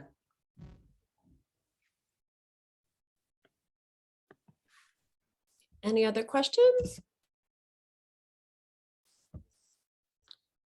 Okay, I think we're at our time. And we have about a half an hour where we can take a break, and then we're going to hear our keynote speaker, right, Megan? Yep. So yeah, we have, like Stacey said, time for a half-hour break, and then we just ask you know, to be back around 5 minutes ahead of time, and we will be speaking with Adrienne Marie Brown at noon. And thank you so much to all our panelists. Yay, good job, Thank you, everyone. panelists.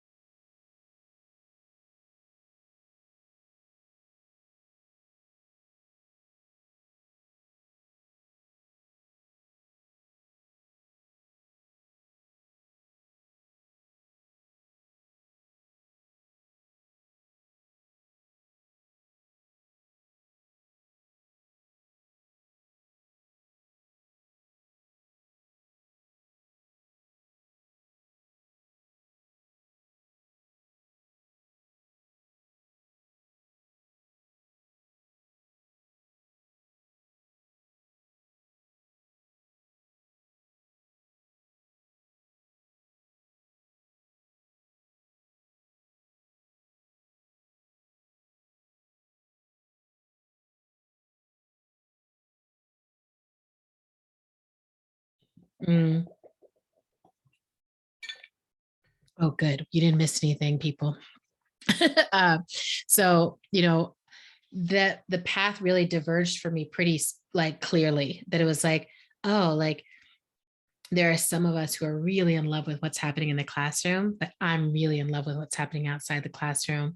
And I want to keep pursuing that. And it took a long time. Actually, my organizing career was probably 10 years along. Like I was doing harm reduction work with active drug users. I did electoral organizing. I did direct action organizing. And it was right around the time that I went to head up the Ruckus Society, which is a direct action and civil disobedience training group, that I came across the work of Grace Lee Boggs. And she was actually one of the first people to talk to me about the idea of organic intellectuals, that Gramsci theory. And what I recognized was, just because I wasn't in the academic realm didn't mean I wasn't in the realm of study and scholarship and philosophy and developing ideas. And so then I started getting really interested in rebuilding those bridges with people who were doing that work. So I'm in a lot of intentional relationship with people who are in the academic realm. And I'm very aware now, as my books have been coming out, that there's a back and forth happening. You know, there's things that I'll read that are academic texts. There's a lot of people who have done papers, done dissertations and other stuff in relationship to these ideas, which is cool to me. And it's also like a different approach. And the thing I remain critical around is like, how do we make scholarship that is actually able to reach the people that it is meant to care for, right? I think that data, like all of the things that are happening to us, are a kind of data that we're meant to be using to inform changes in our belief system, changes in our practices. And I think sometimes we can get into an insular space with our data where it's like, oh, I figured something out, but I can only explain it to 3 other humans, you know? And so one of the things I'm always interested in is like, if it's relevant for all of us, how do we make it accessible to all of us without a sense of, oh, we have to dumb it down for the people? I find most people can really understand things if time is taken to really be in a conversation around it. So I stopped running organizations, I stopped being on boards, and I started to really be like, my job is to be in service as a writer. So that's been an interesting arc, right? Is that from all the work that I did and all the data I gathered, I kept realizing like the most valuable gift I seem to be able to offer is in the realm of writing. And it puts me in a conversation, like all the other people who, like when I look and see like, oh, my book is being listed with, almost all the other people it's being listed with are folks who are coming on a much more straight academic path. So I find that really fascinating, and I'm taking it seriously. It's part of why I was like excited for this invitation. Yeah, and I think that for me too, why I thought it was really important to be in conversation with you as well, is because that happens on the community organizer side too. Yes. Is that you hear, and you know, I guess we could speak to this a little bit, because there is this healthy tradition of, you know, scholar activists. You know, I Yeah. think of, you know, you mentioned Grace Lee Boggs, and I'm actually at the Boggs Center right now. I noticed. I was like, I Um, see that now. yeah.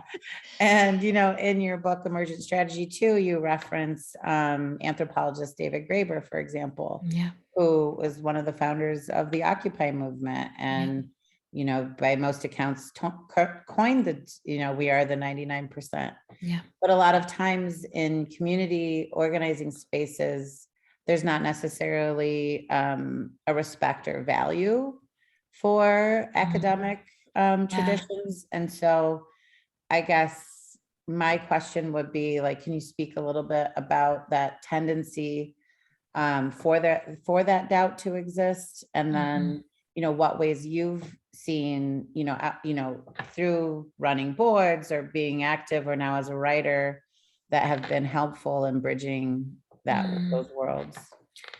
Well, I think, you know, it's one of those things where I feel like wherever you put down roots, like you'll learn both the strengths and the weaknesses of that ecosystem or that structure. And so now, like the more steps I take into just writer life, I can see that there's so much similarities between what happens in movement space and what happens in academic space. Like it's different kinds of institutions, but there's so much similarity. And some of the ways I see it play out, some of the drawbacks are that it can create a very insular culture and a very insular competitive space, right? Where actually the best ideas come from playing off of each other and building and collaborating and being able to think in community. And the thing that limits us from developing our thought patterns is when we're competing against each other and just trying to one up each other for a certain kind of attention or title or security instead of, oh, let's just lean in and pursue the ideas fully, right?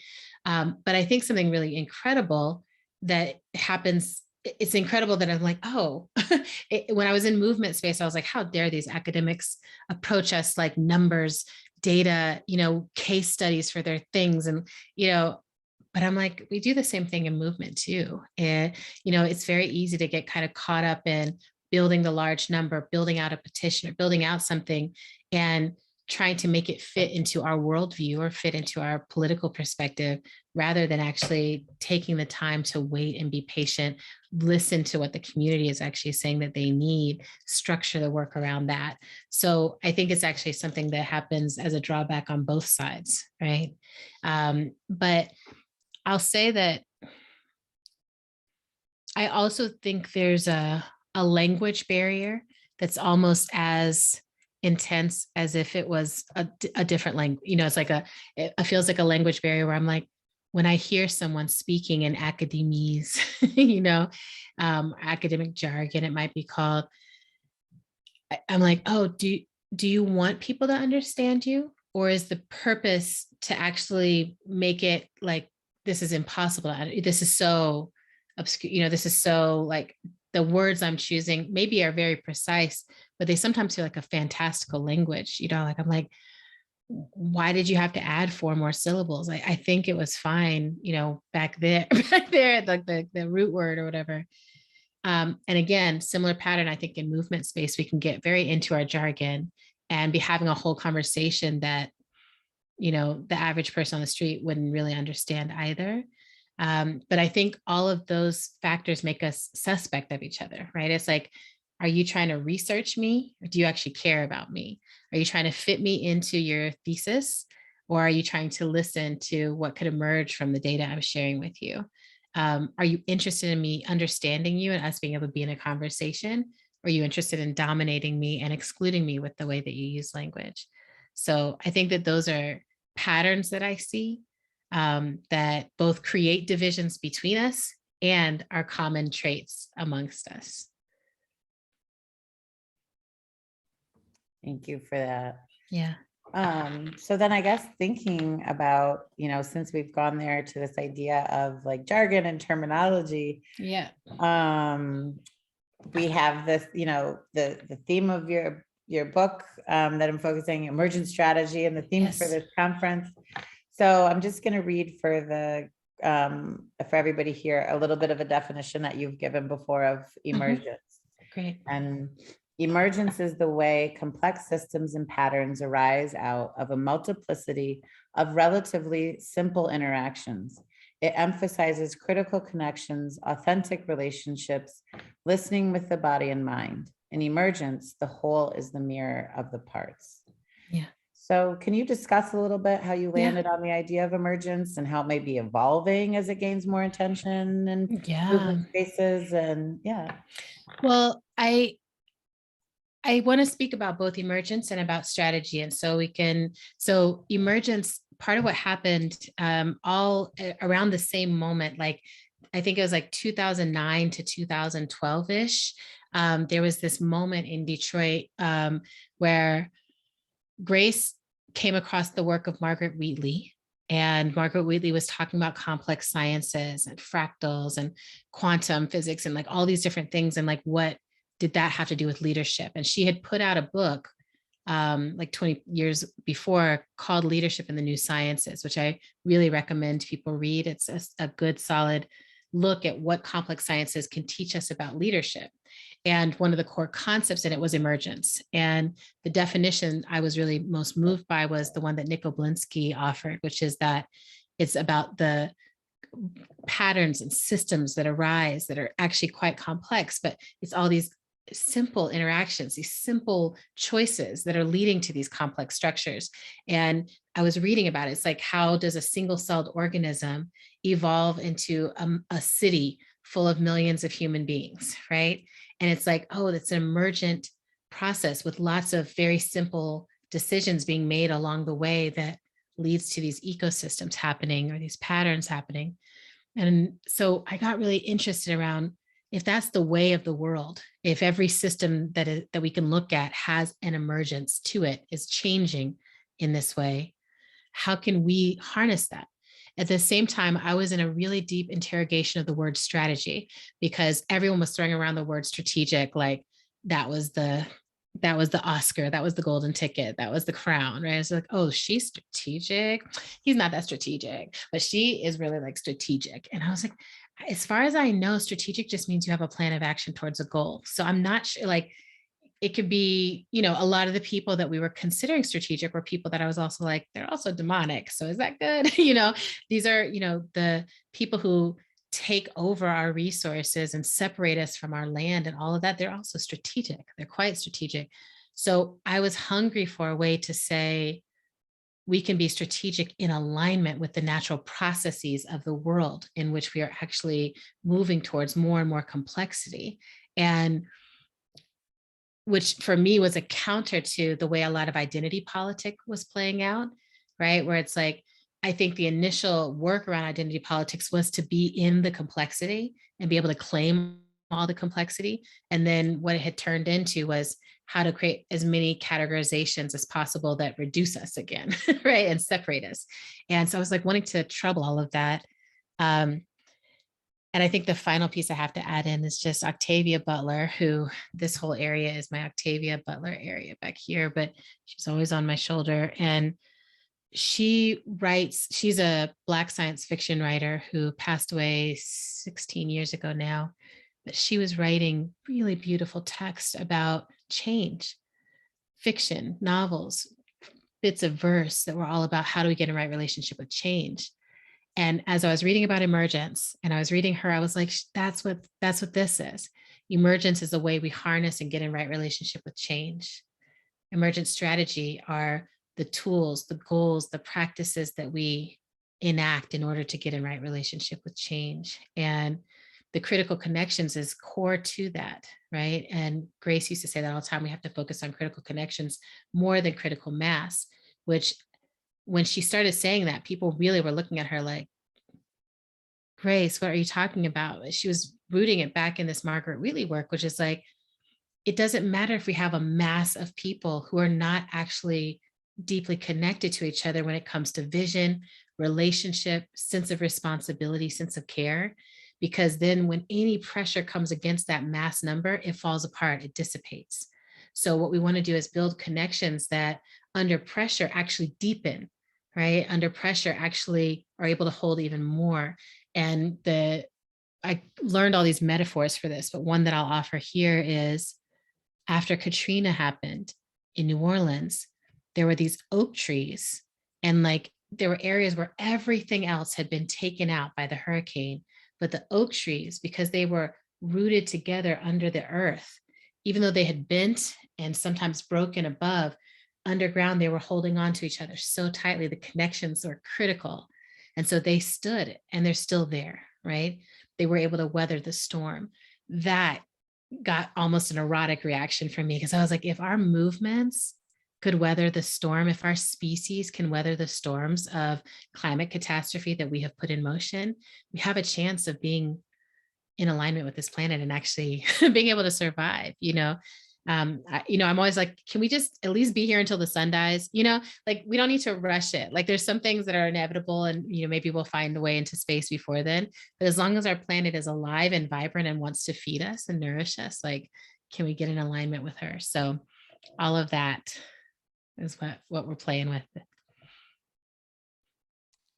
Thank you. So I think too, what that brings up for me when you're talking about getting in right relationship with change, and then thinking about, not just in academia, although it's become very important in a lot of spaces, but also in the calls from community members, is this idea of decolonization. Yes. And it gets thrown around a lot. And Yeah. so I'm wondering what your perspective is on it. How do we ensure it just doesn't become a buzzword? Yeah. And, what does that look like? When we say like, what does that look like and feel like as we're practicing that decolonization or Yeah. Well, one thing I'll say, I've tried a few times in my life to intervene on something becoming a buzzword or a trend word. And I don't think there's quite a way in this social media. It's like once something takes off and goes viral, it's like, okay, it's taken off. And so my thing is, I'm like, okay, let's deepen it then, right? I'm like, if you're using the word, then I'm going to look at your practices and I want to see that your practices are aligning with that word.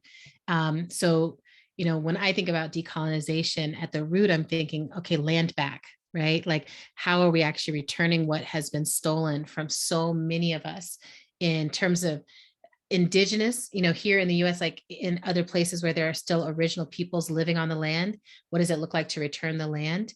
But also, what does it look like for all of us to return ourselves to the land and returning into that indigenous relationship? So, and this, I'm trying to still learn all the time, but I understand that all of us have an origin story that relates to some land. And some of us have been so displaced that we don't know that story. So for those of us like myself who have enslaved ancestry, it doesn't go back many generations. I'm just like, it's a lot of mystery, a lot of unknown. There's no records. There's no way to find out. DNA testing will give you some windows, but it doesn't give you that specificity of here's your family, here are the original instructions of your people, here are your songs, here are your practices for handling conflict, and all that technology that comes with an indigenous relationship to place. When you travel to places where that's still intact, so if you've gone and spent time in indigenous communities, if you've gone even to Hawaii, if you got, there's places where you can go and be like, oh, look, this is what it looks like when people have an unbroken line of practice, which also doesn't need to be romanticized. That doesn't necessarily mean, oh, they have a perfect practice, that's the only way. But it just shows that there are some practices that actually do come up from the earth and do make sense because they keep showing up all over the place. Like in a conflict, we sit in a circle. We pass an object so that one person speaks at a time. We move around until we all feel satisfaction and completion with being able to have been expressed and heard. Like that works. It still works today. It's one of the oldest technologies that can exist. So when I think of decolonization, I think of that, right? I'm like, what are the practices that have developed out of right relationship to earth, out of right relationship with each other? And how do we bring ourselves back into those relationships? There's a lot about who we center. And part of what I think decolonization has to do, we've been under a multi-century project of centering white people, right? We've been in a project where whiteness has created itself, asserted itself, and then everything else has had to orbit around it, suffer from it, escape it, or try to become it. And so a lot of what it means to decolonize is to say, what does it mean to center myself? And what does it mean to decenter whiteness? What does that look like? What does that look like for white people to say, oh, my story doesn't have to be the center of all the world. My story could be one in service to others. What does it look like to, one of the practices of white supremacy is like, I deserve everything, right? I deserve everything. And I find one of the decolonial practices is actually, I steward everything, right? I love and I care for and I steward. So I don't deserve the abundance of the earth. I steward land. I steward the places I love. I steward the relationships I love. There's pivots like that are like, oh, there's no supremacy. There are no people who are supreme over anyone else. That is part of decolonizing the mind. And I've done some work.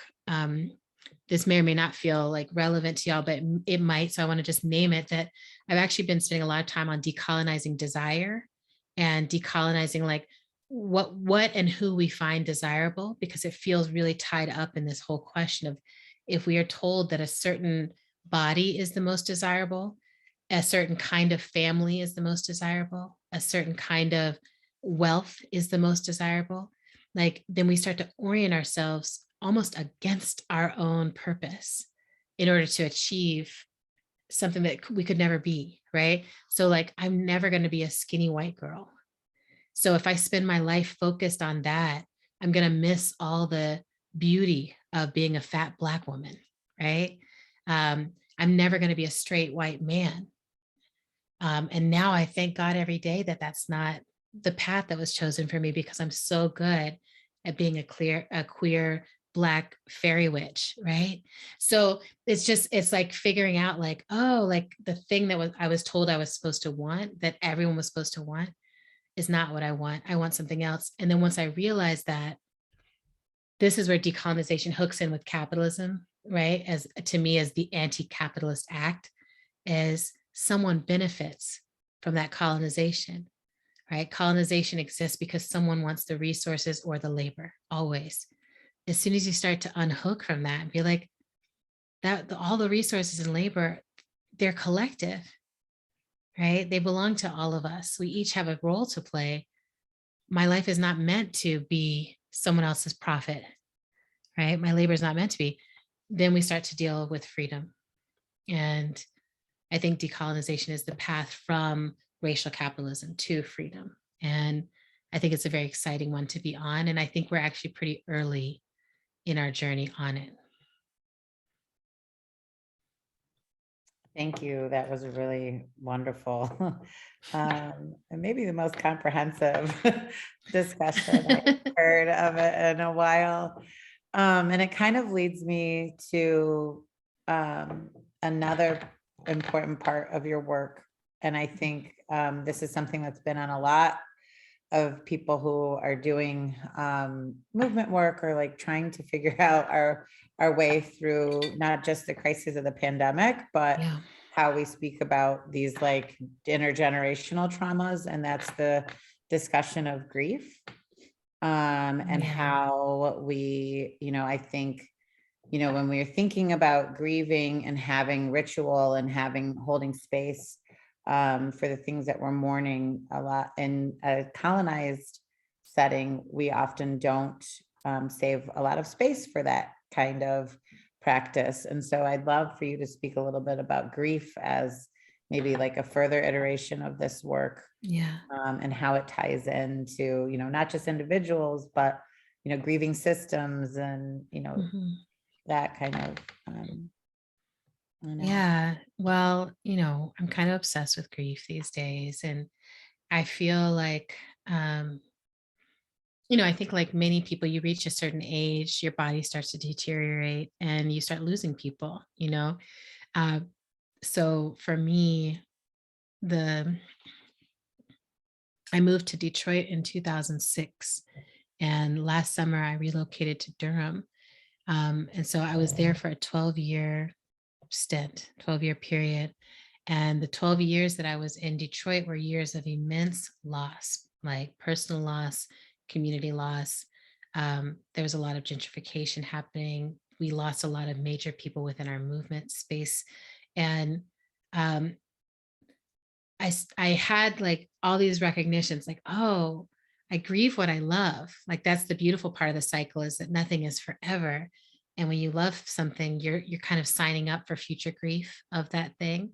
It's like, oh, because God has changed and our lives are temporary. And the ending of our lives in some ways is what makes them so precious, right? It's like we don't just go on in perpetuity. It's like everyone has a finite amount of time. And I think that's the good news. I think everywhere else in nature that we look, the cycles are a good thing, but there's time for them.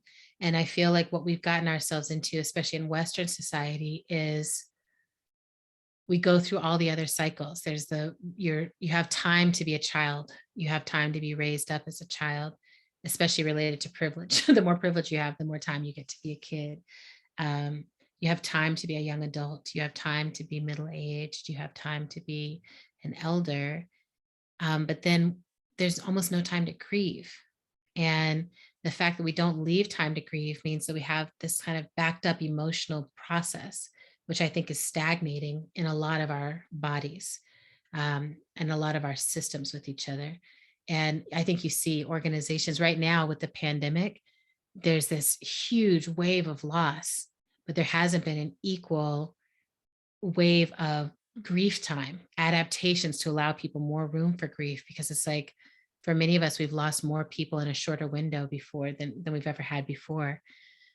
So I think what you're seeing is a lot of people quitting, right? Like a lot of people just being like, I literally cannot and I don't think folks have quite built the bridge of connection there, but that's what I see when I look at it, is a lot of people being like, I can't work like this. I can't work with this much grief in my chest, and almost no adaptation for the fact that we literally have less people, like significantly less people who are not grieving, right? If so many people are grieving concurrently, why don't we have processes for that? You know, I do know of some people who are adding it into their workplaces, like they have altars, they're setting up processes where people get to name who they've lost, and there's more clarity around like what grief can look like, but we're slow on this adaptation.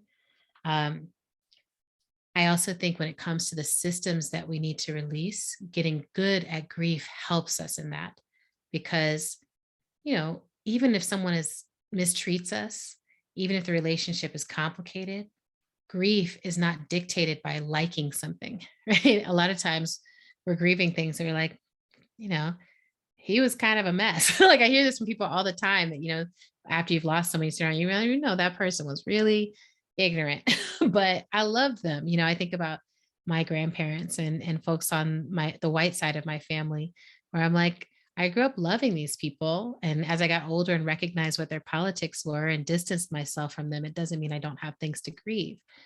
Similarly, you know, with capitalism, with patriarchy, with systems that we've lived inside of, there's parts of them that we have enjoyed, parts of them that we have benefited from. I'll bring this up here, and this may or may not resonate, but the Sunday before last, there was this moment, you know, at the Oscars where Will Smith slapped Chris Rock, and everybody had think pieces, think pieces, think pieces. And I was sitting here looking at, I was like, oh, this is a really interesting moment in patriarchy, because half of the responses were like, oh, yes, that's how I would want my man to respond. And like, yes, protect me. And then half of the people were like, I would never want anyone to act with that kind of violence around me. I can't believe I had to witness that. And I was like, oh, here we are in this moment where some of us are already grieving patriarchy, and we're already past grieving patriarchy. We're like, you know, we're ready to let that go. We're ready to let that system go. It's in the ground, you know, cast some flowers. And others are like, I'm still holding on, you know, like keep the life machine going on this one. Like, I'm not ready to let it go. I still think I can get something from it. And it was such an interesting moment to me, because I'm like, I wonder what it would look like to have this whole conversation in the context of grief rather than in the context of judgment, right? Because I'm like, it's not about a right or wrong. This is just what happened.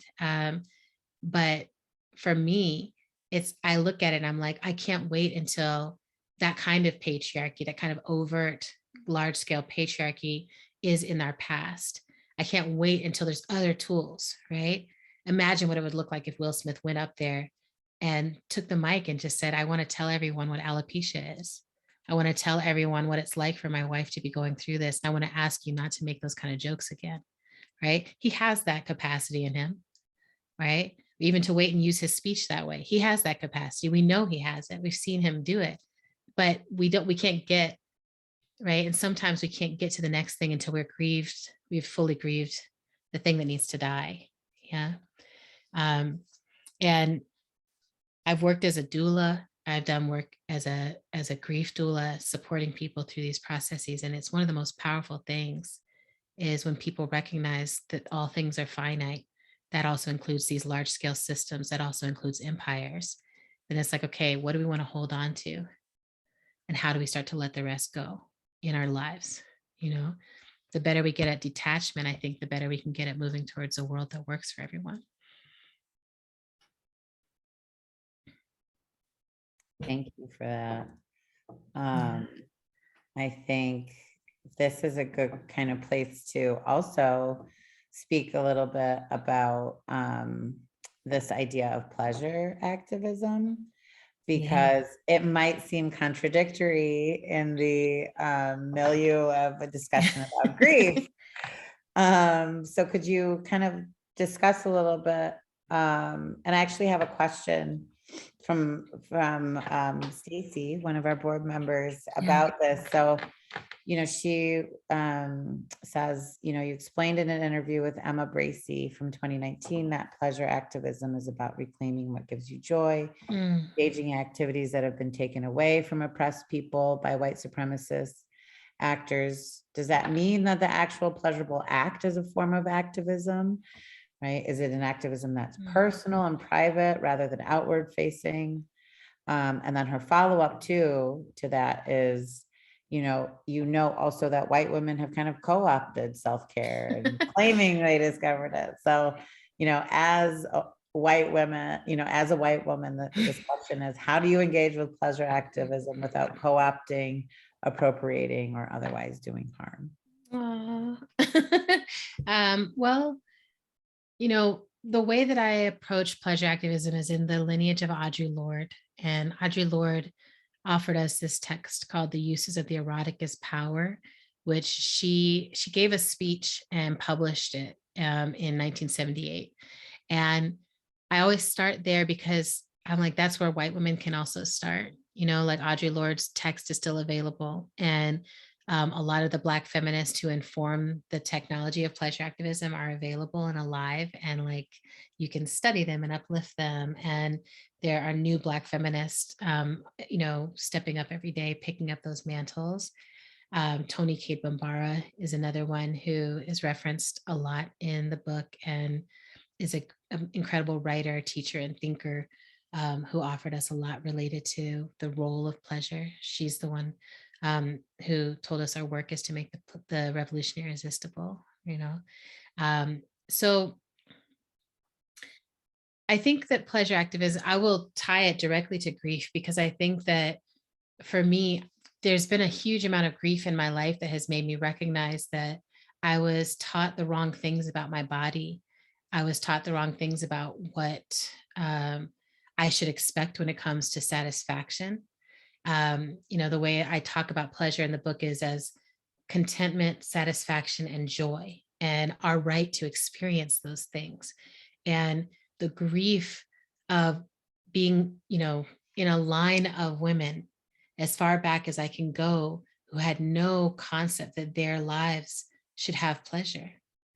That, my grandmother worked as a domestic worker. All of the women before her worked they were enslaved, and then they were working as domestic workers. They were trying to also work the land.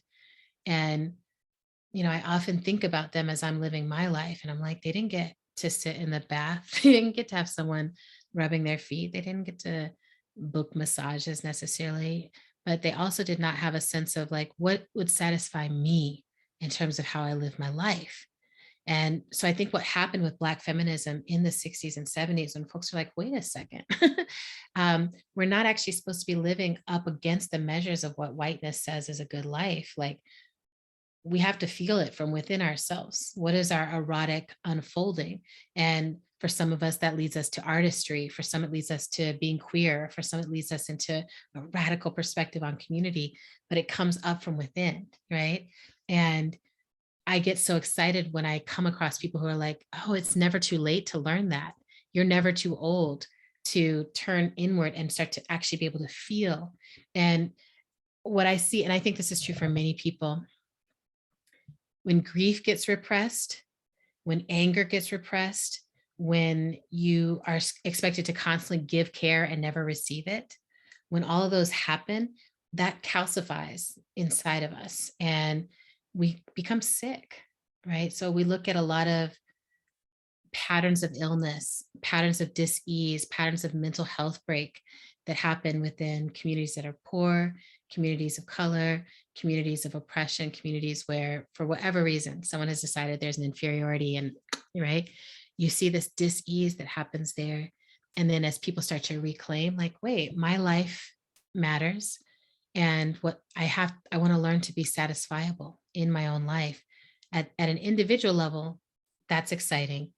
Where it really turns up into like my personal pleasure zone is when we start to think about collective satisfaction. Because when we're doing social justice work, there's a way that it can feel kind of like Atlas rolling the rock up the hill. Like we're like never gonna get there. Like in some, 18 generations from now, someone will have freedom because we just gave our whole lives over. And it kind of struck. I was like, I don't think that's what we're meant to do, actually. Like, I do think we're supposed to work on things that are beyond our vision. In the indigenous worldview is like we think 7 generations ahead and 7 generations back. But that's not to say that the generation we're in should be a slog of misery, right? There's something about what we practice in the here and now actually reorganizes our cellular structure and our bones and our communities and everything else to create a satisfaction level and to raise that. So like, I want to raise the level in my lifetime so that it's like by the time that I die, what Black women and Black girls and fat people and queer people and disabled people think is possible for themselves is much higher, right? That people are like, I deserve satisfaction and I deserve to be in a community of people who are satisfied. And then I also just want to tie this in politically, because I've been saying this and I love, it makes me so happy, which is we don't want to fall for the false orgasm of climate policy. And I think that happens with so much policy is because we're not in tune with what's actually satisfying and what we actually need. It's easy to get hoodwinked by something lesser, by something other, by something that doesn't actually attend to the need. And it could be in the realm of climate, it can be in any other realm. In the realm of academia, anytime you do bargaining, anytime you're talking about tenure, anytime you're talking about these things, it's like, is this actually what's going to satisfy my academic hunger? Right? Someone else giving me like these titles or security. What about the collective organizing effort to get us all what we deserve as people who are teaching the next generations of folks, right? It's like really starting to tune in to like, what do we actually want? Not as Audre Lorde talks about things that are externally defined versus internally defined. And I think about that all the time. I'm like, often in this country, when it's externally defined, that also means it's being defined by white men and by those in power. And so part of reclaiming power is actually, I'm going to define for myself what is a satisfying life and what is enough. And one of the things I want to do is make justice and liberation the most pleasurable experiences we can have. I think that would be really satisfying if it was not like, accountability, it's just like, oh God, it feels actually, I've been in a boundary setting process recently where I just keep noticing how satisfying it feels to live inside of boundaries that are respected and honored. It feels loving. It feels like real deep care. And I'm like, do people even understand that pleasure activism can be in the boundaries? So I will say not every pleasurable thing you're doing is activism. Activism is about trying to change conditions, but there are specific organizing that is really related to this. So I think a lot of the work people are doing around abortion rights, around our right to define ourselves in our bodies, around trans organizing and identity, around access to contraception, around access to sex toys and sex education, around access to time of rest and relaxation. I think a lot of those, it's like when there's an intentional, like we're going to change this so that it can be more accessible and more fair for everyone. That's where the activism comes in. Not every bath you're taking is activism.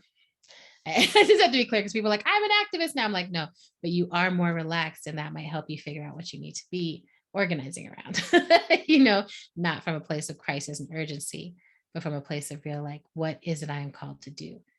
Purpose that is rooted in fertile soil, right, goes further, right, than like just taking external directives and trying to meet someone else's needs from very starving soil. Thank you.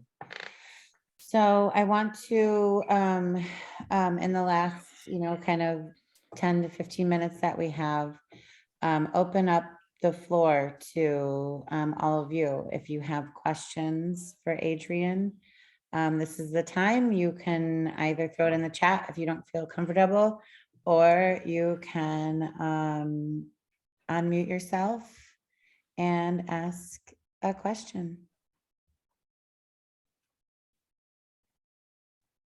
And if you don't, I got more.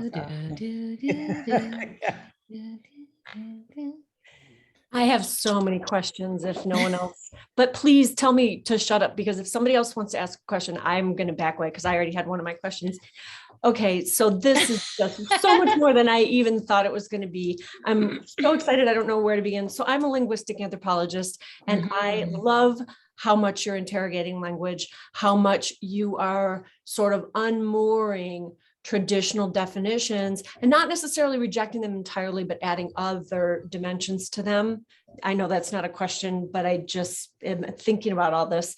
And so I find as a person in academic spaces that I see myself and I see other people, and we're doing this amazing work and we've got all this crazy great data and we're presenting it to each other. And I keep thinking, we're preaching to the choir. How do we get all this amazing, all these insights out into the world?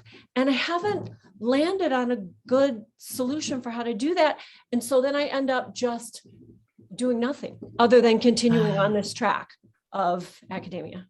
Oh, I like this question. You know, I think about this too, Stacy. I'm really curious. Like, I think that there's something that I think in a decade from now, we'll have a very different perspective on this, because I feel like so many people are thinking about this bridge and like how to build it intentionally.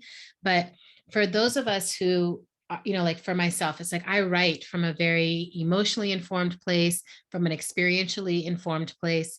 And it actually helps me a lot that there are people who are like, well, I'm doing research and here's the hard data to back up what you're talking about. So like since emergent strategy came up, I've had so many people come back to me and be like, oh, it works. Like it works on this level of statistics. It works on this, you know, like as a theory in praxis, it works. And I knew that in my gut. I knew that because the birds were showing me that and the ants were showing me that, but I didn't know how to speak about it as data. And I have that in the book that I'm like, I'm not a scientist. I don't really know what I'm doing here, but it's just, this is right. I don't know why. And like, I think there's something exciting potentially about much more collaboration between those who are doing research and those who are actually doing the writing. I feel like there could be a beautiful marriage of collaborative writing projects where, you know, those two can work together so that, because I think part of what has to happen is that the data has to be told as a beautiful story.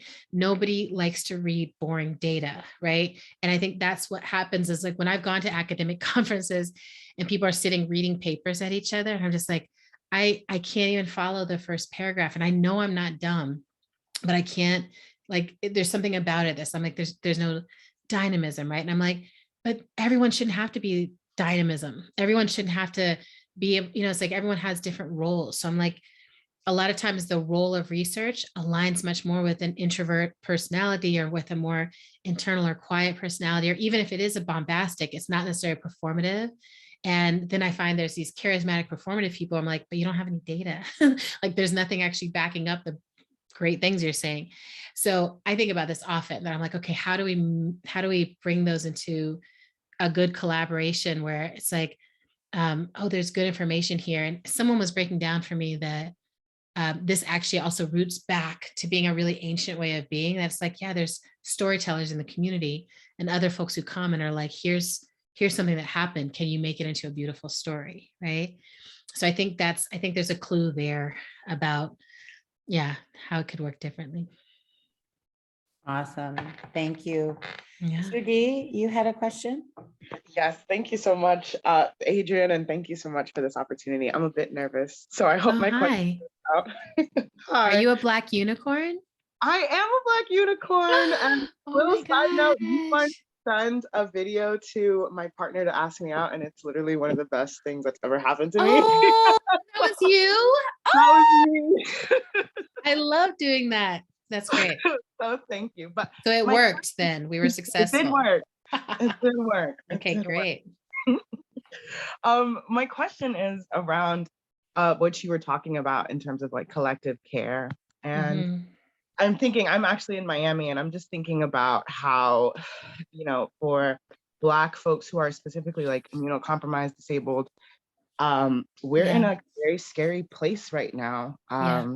where boundaries look very different and are just not safe. And the question Yeah. that I get to is, how do we kind of center our pleasure, but also, is it making sense? Like it's hard to come out as a sentence, you know? Yeah. How do we, well, what I'm hearing from you is how do we center pleasure inside of boundaries that may not have been the ones we chose, but they're ones that keep us safe right now? Correct.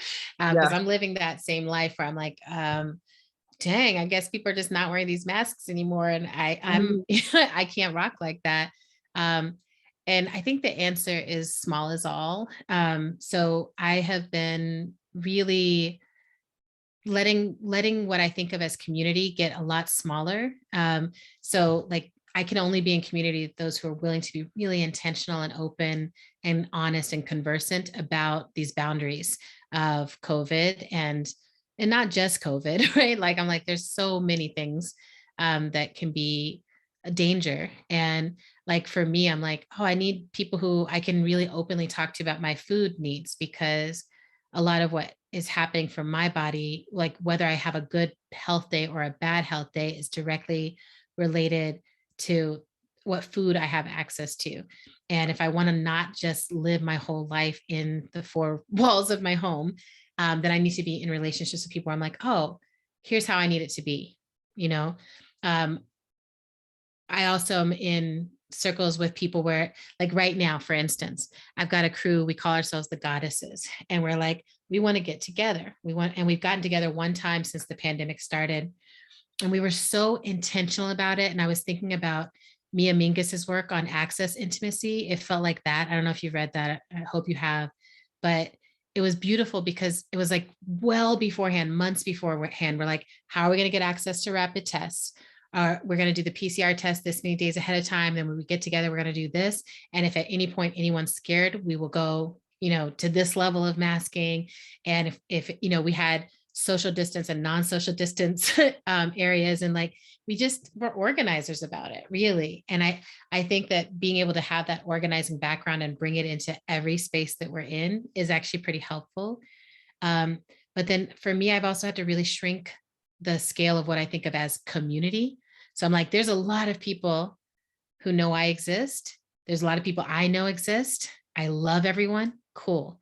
But in terms of who am I actually going to risk my life to see? And I think of it that way. I'm like, I'm going to risk my life here because I can't have total control over everything and also be in relationship with another person. Like that's just the reality of life.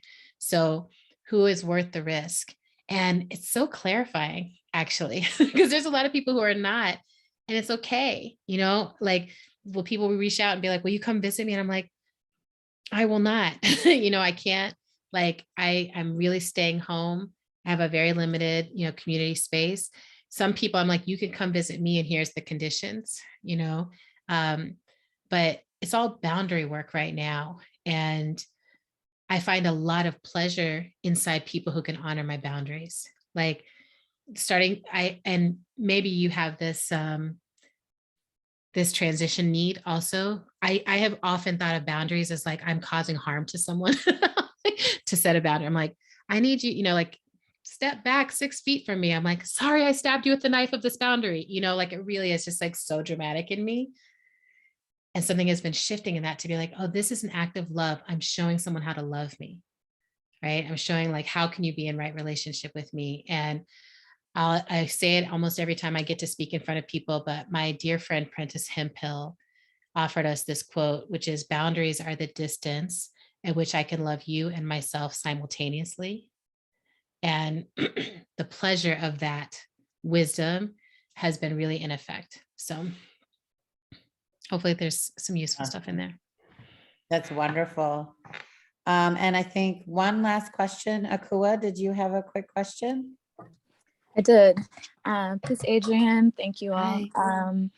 So I was raised by a beautiful Black mother who was very active in the Black Power movement, and then in a lot of collective organizing work in Harlem in the 80s. And she was the type of mom that took me to all the meetings, and in a lot of really incredible ways has like informed my own commitment to and service to my people. As I've gotten older, I've started to steer away from the narrative that was really, I felt prevalent, but that I wasn't even aware of, which is around the struggle. And it was something that was like, it was honorable. It was like, okay, we're committed to the struggle, but it was also like a lifetime commitment sign up. And there wasn't a lot of, language around rest and pleasure and well, there was liberation for sure. So I don't want to discount that, but I've been doing my own personal work around detaching from that. Like, I don't want to be in struggle for my entire life. I want to know peace and rest and joy.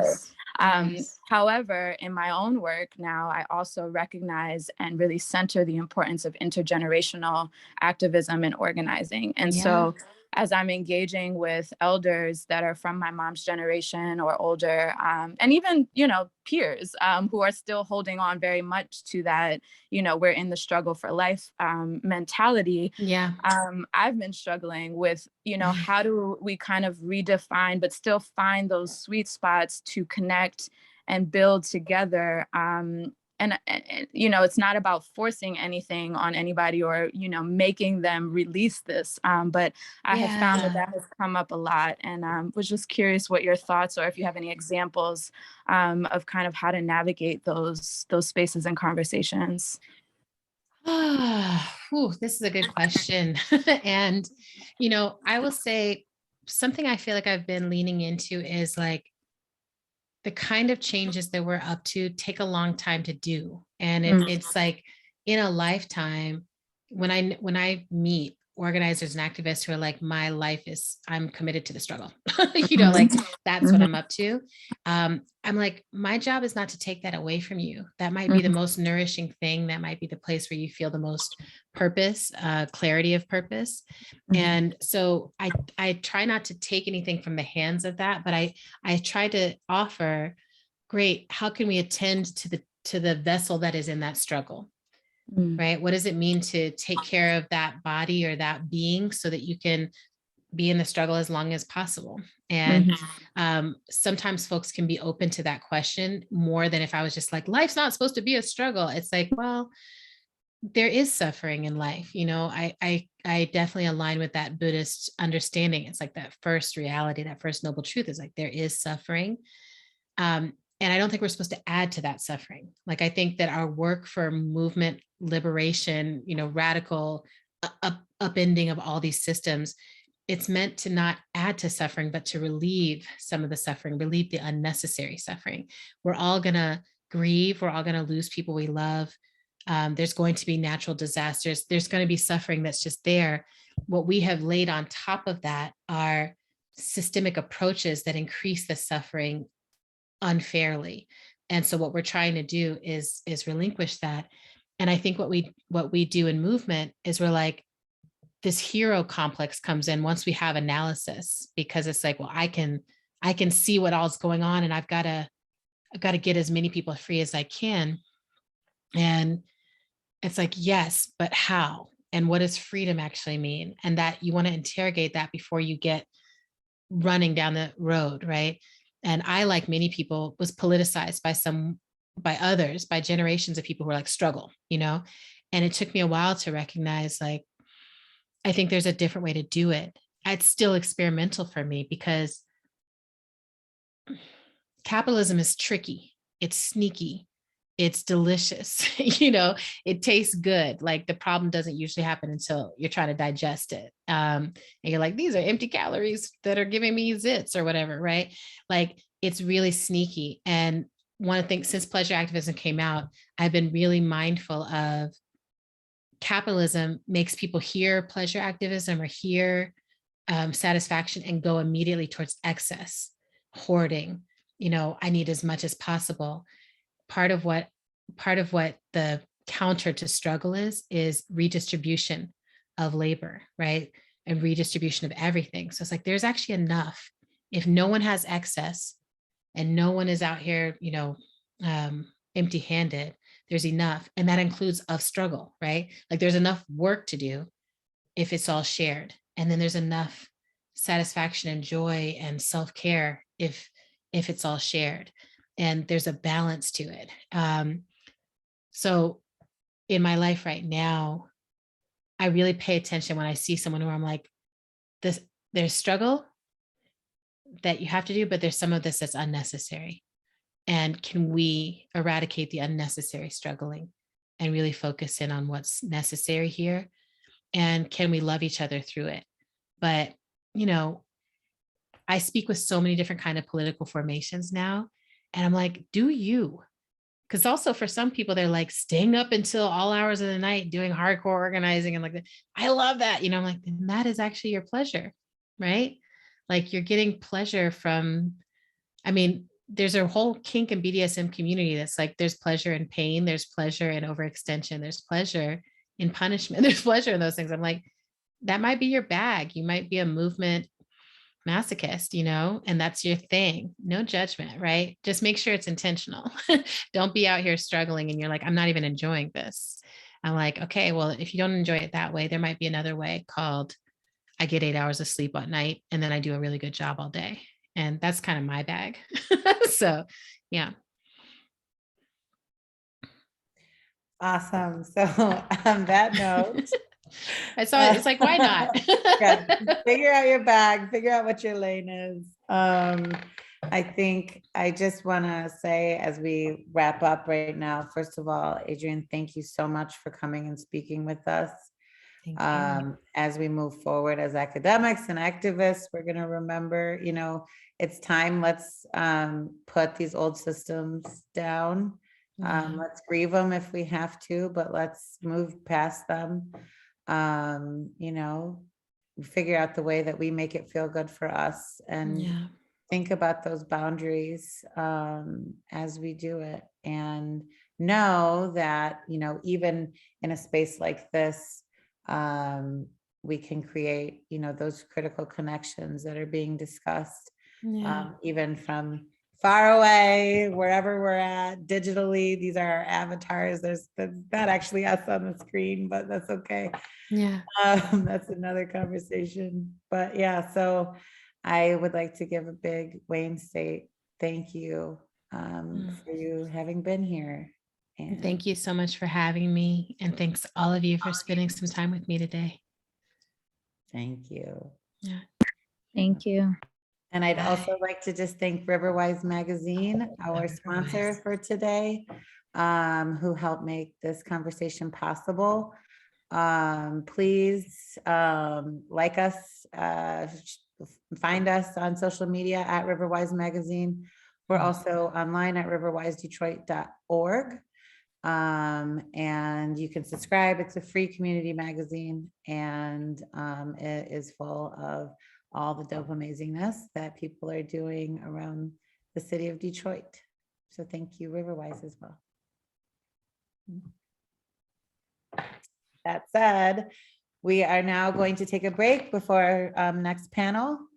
And we will be back to begin that in about 10 minutes at 1:15 or so. So thank you, everybody. Really appreciate it. And your questions. I thought that was a really, really amazing opportunity. Thank you. Thank you. Thank you.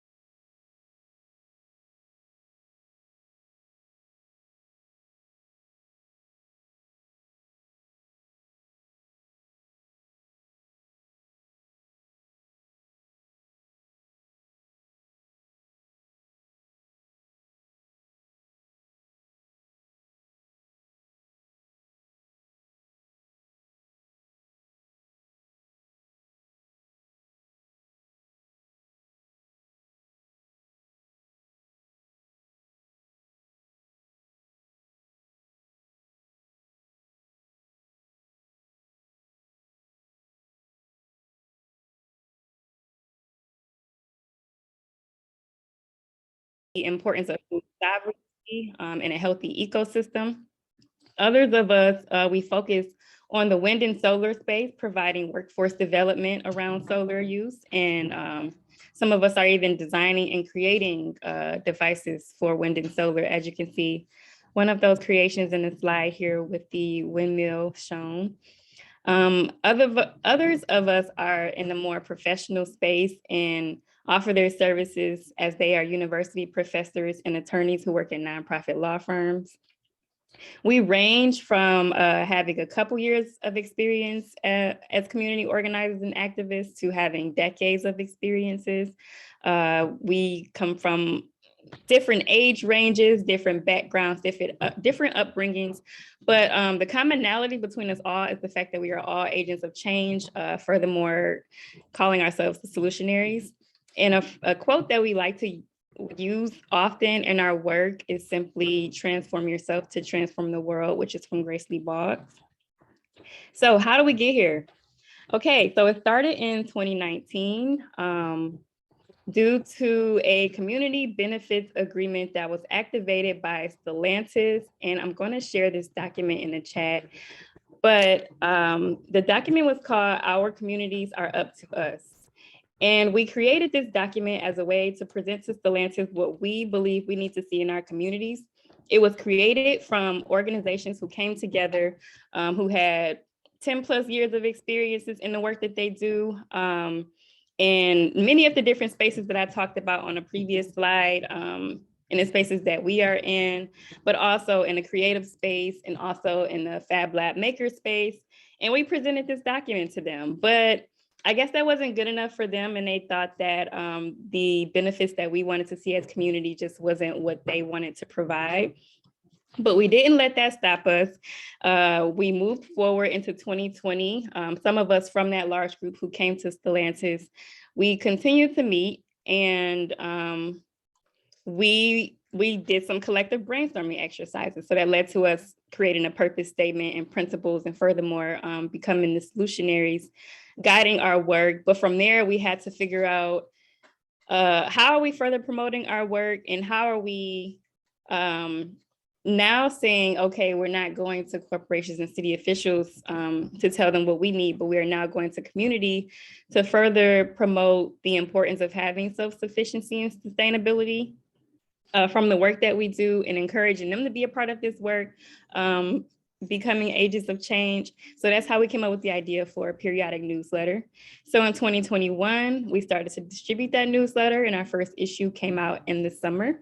And I will plug those in the chat as well, so you can check them out. But we created these newsletters as a way to inform community of really creative and innovative ways that we are surviving and thriving in our communities without looking to the help from entities that you thought would provide that assistance.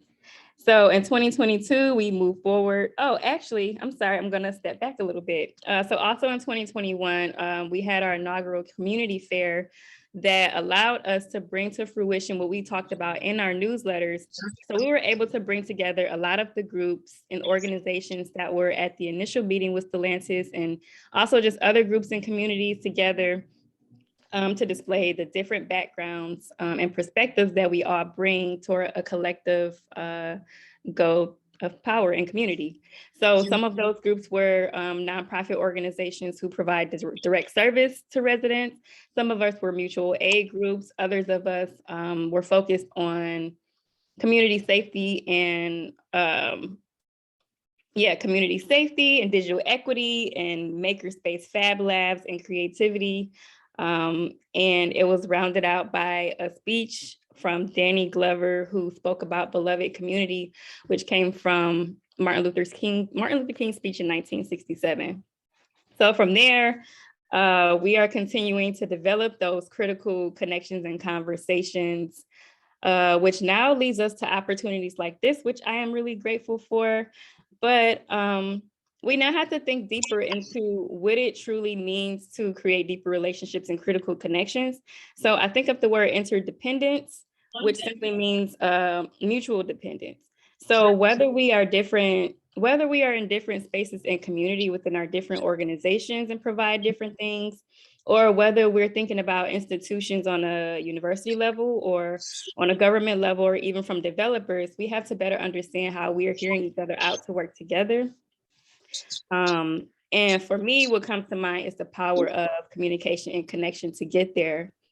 So again, using the example of what happened between Stellantis and our groups, and even thinking about a lot of city meetings that happen, right? And even with universities, and thinking about how you have university studies and academics will come to communities and use folks as subjects, but and I think Adrian spoke on this a little bit earlier, but we have to think about how we're better at partnering with people and not seeing folks as just subjects of study, and also experts in their environment. So for me, that comes off as tokenism. So to move away from tokenism, it's now the question of how do we decentralize, which simply means moving into a space of collective power.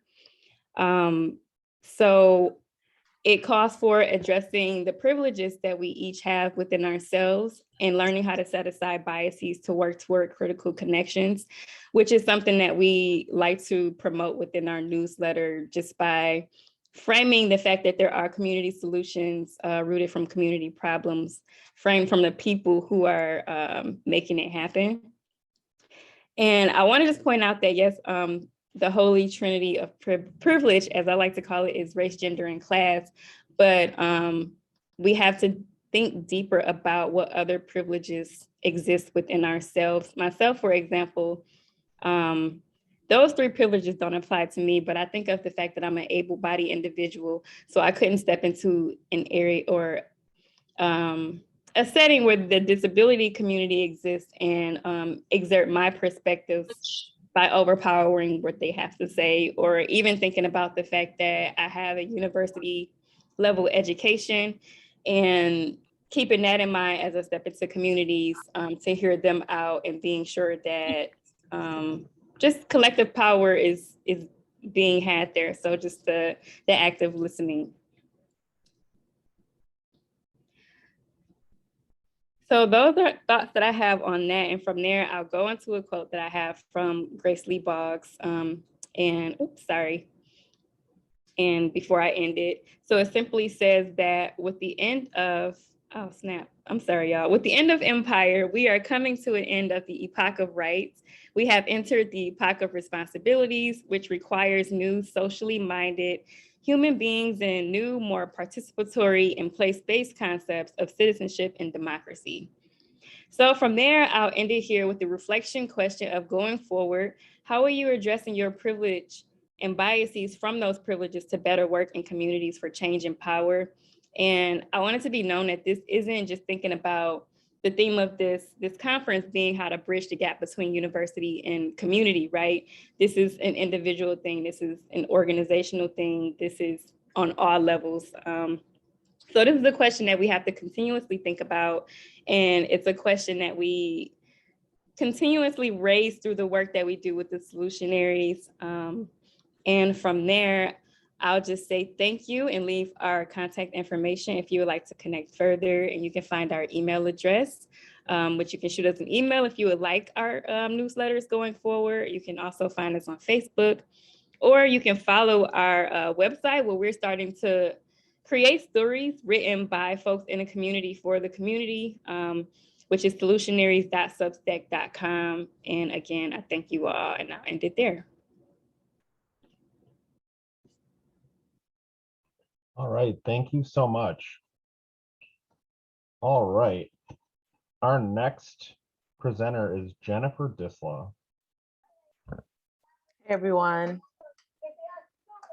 Let me share my screen. Hold on one second.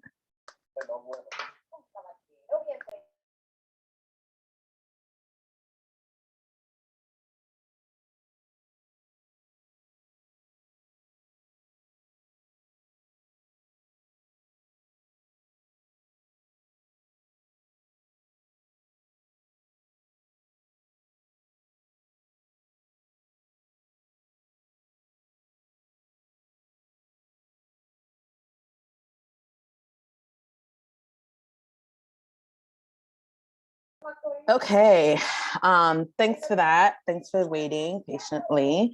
I'm super excited to be here today. I wanted to have my name is Jennifer Disla. My pronouns are she, her, hers. I'm the co-executive director of Detroit Action. And actually today wanted to come in this space to talk about a tool that we use in organizing called one-on-ones and what it means to build deeper relationships and how it's important for liberatory strategy to be grounded in relationship with one another. As Adrian discussed earlier today about community and community care and what does that mean as we want to build power with one another. And so one question I wanted to pose in the beginning is how does one-on-ones build power for change? And in a one-on-one, the goal of a one-on-one is to overall have an ability to talk about a person's self-interest. What are they involved in? Why do they care about bringing change to their community? And most important in a one-on-one is the opportunity to talk about value alignment. And so our values of how we see the world moving forward the same? And if they're not the same, where are we aligned to move and see the community that we want to see? And these concepts come out of the National Jobs with Justice training. I'm a national trainer for them. And we really, really utilize the opportunity to talk about the components of a one-on-one. And so in the components of a one-on-one, we want to ensure that we choose someone intentionally. We don't want to have one-on-ones that are unintentional. We want to be really deliberate, similar to what Adrian was talking about earlier, as she navigates her way through the COVID period and being intentional with her time. And again, we also want to be transparent, right? And so why are we having this conversation with the person?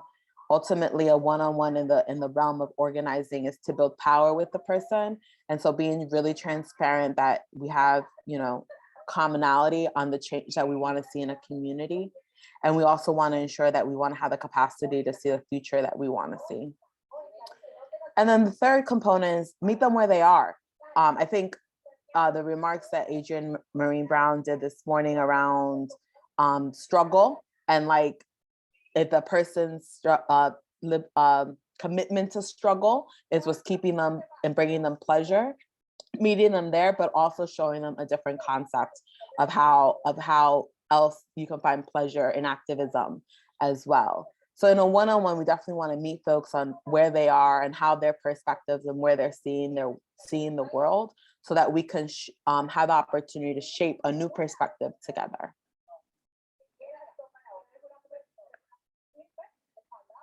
In a one-on-one, you also want to make sure you want to be present and prepared. It's super important not to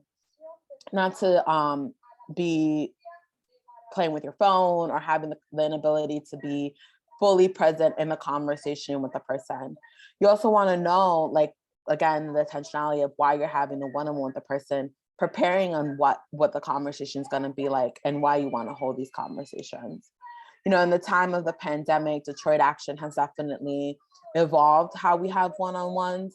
So for example, being present and being prepared over the phone, especially in the beginning of the pandemic, looked very differently than in person, right? But it's making sure that we have the capacity to make people feel like they're heard and very listening, which gets to the second point, which is that you want to ask courageous questions and you also want to listen. You want to make sure that you're asking questions for clarity, to know the other person's self-interest, to know what they care about, to know about their values, but also listen, and most importantly, listen to their stories.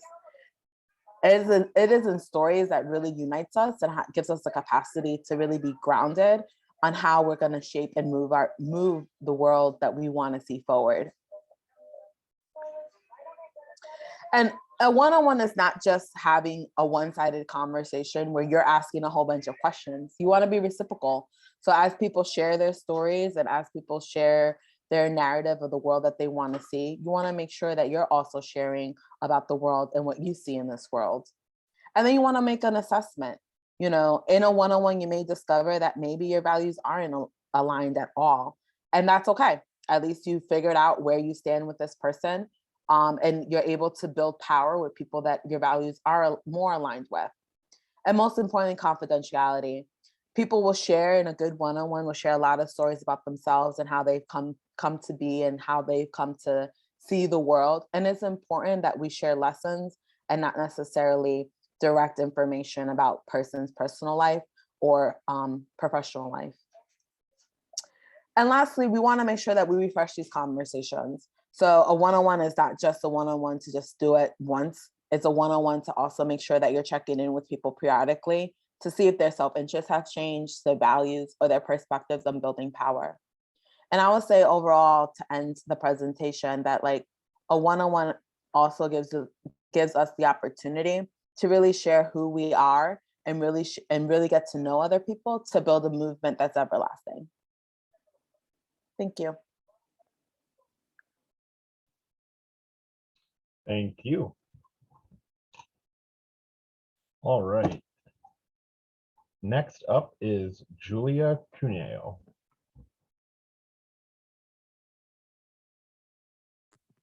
Hi, everybody. Thanks so much for having me. I'm really excited about this conference and the conversations that are happening here today. I've already learned so much from all the speakers so far.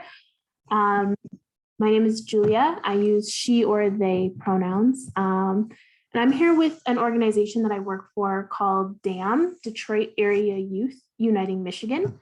And I'm going to share my screen because I don't know about you all, but I love a visual. So this will give me a little bit of extra structure. Can somebody give me a time warning when I have like 5 minutes left? I don't want to go over time. Thanks, Justin. Awesome. Okay. So Detroit Area Youth Uniting Michigan, or DAM, is a youth-run activist organization. And the reason I'm here to talk with you today is that we experienced some major changes and transitions during COVID that have taught us some really important lessons that I think are applicable to people. Oh, let me share.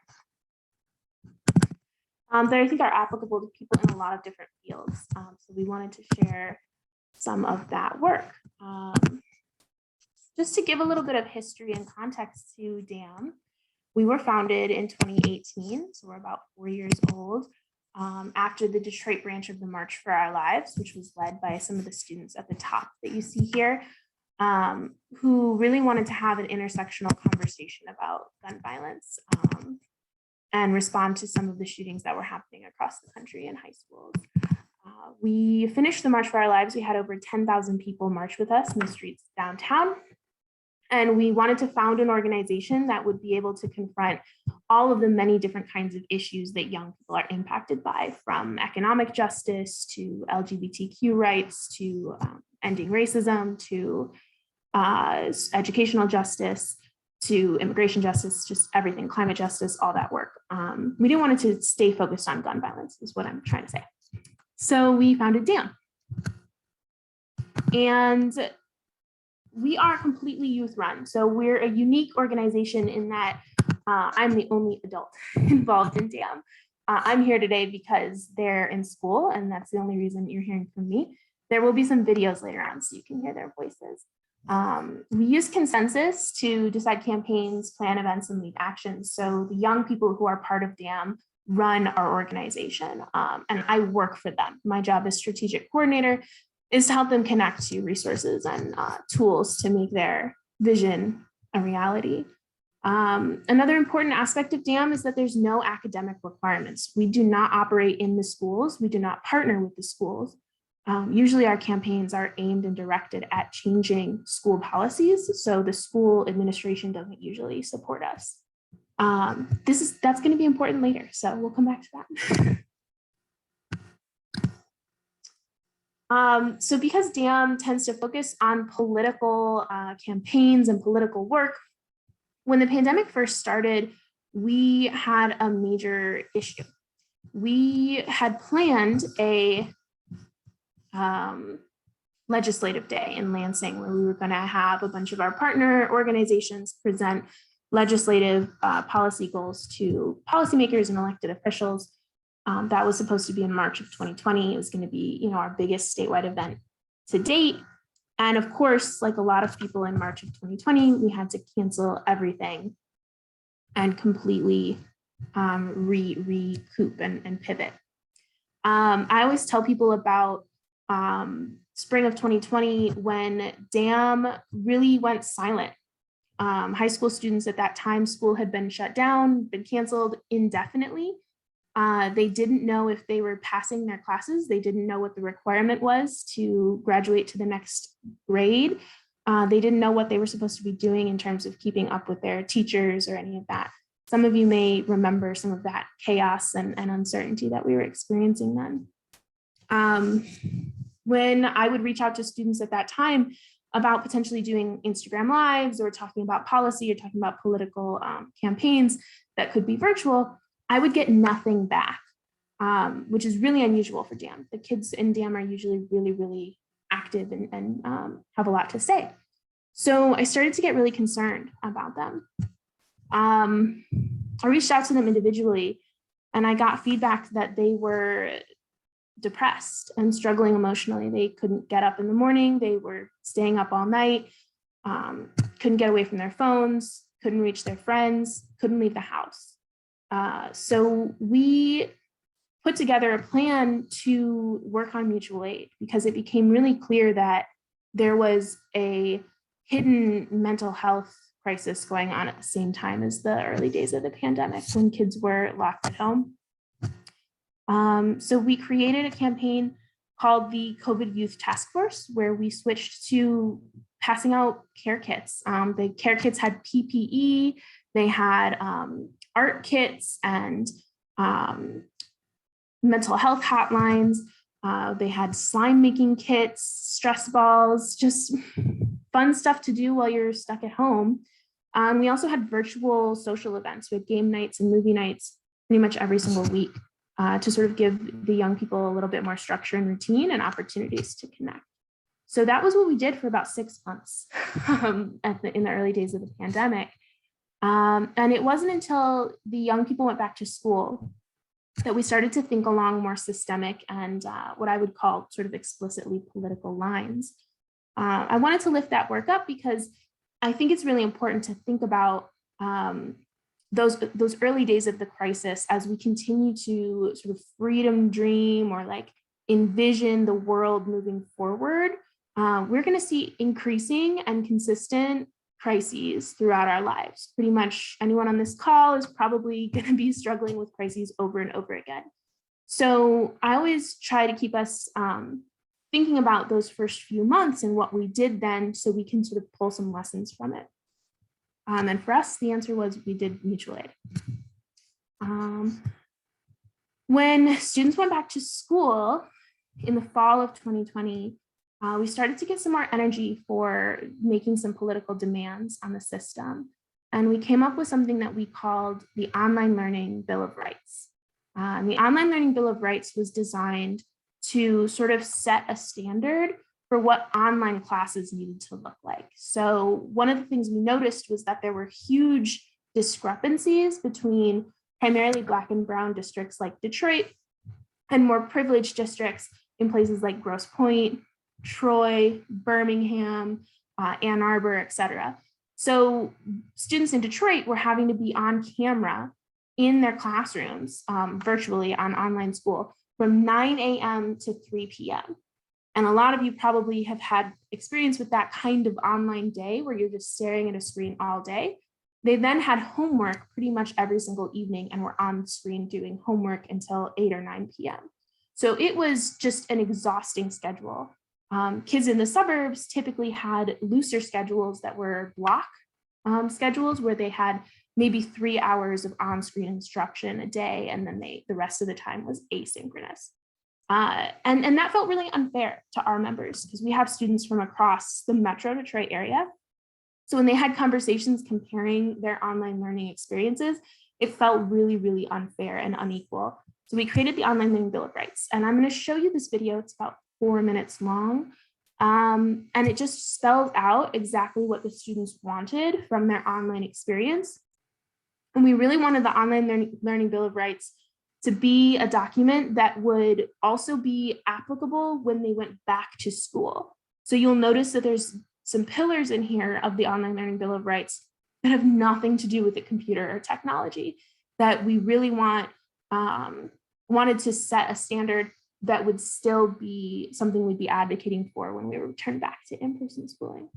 So tell me if you can't hear it or if it's glitchy or anything like that, but I'm going to play it and hopefully the technology cooperates with us.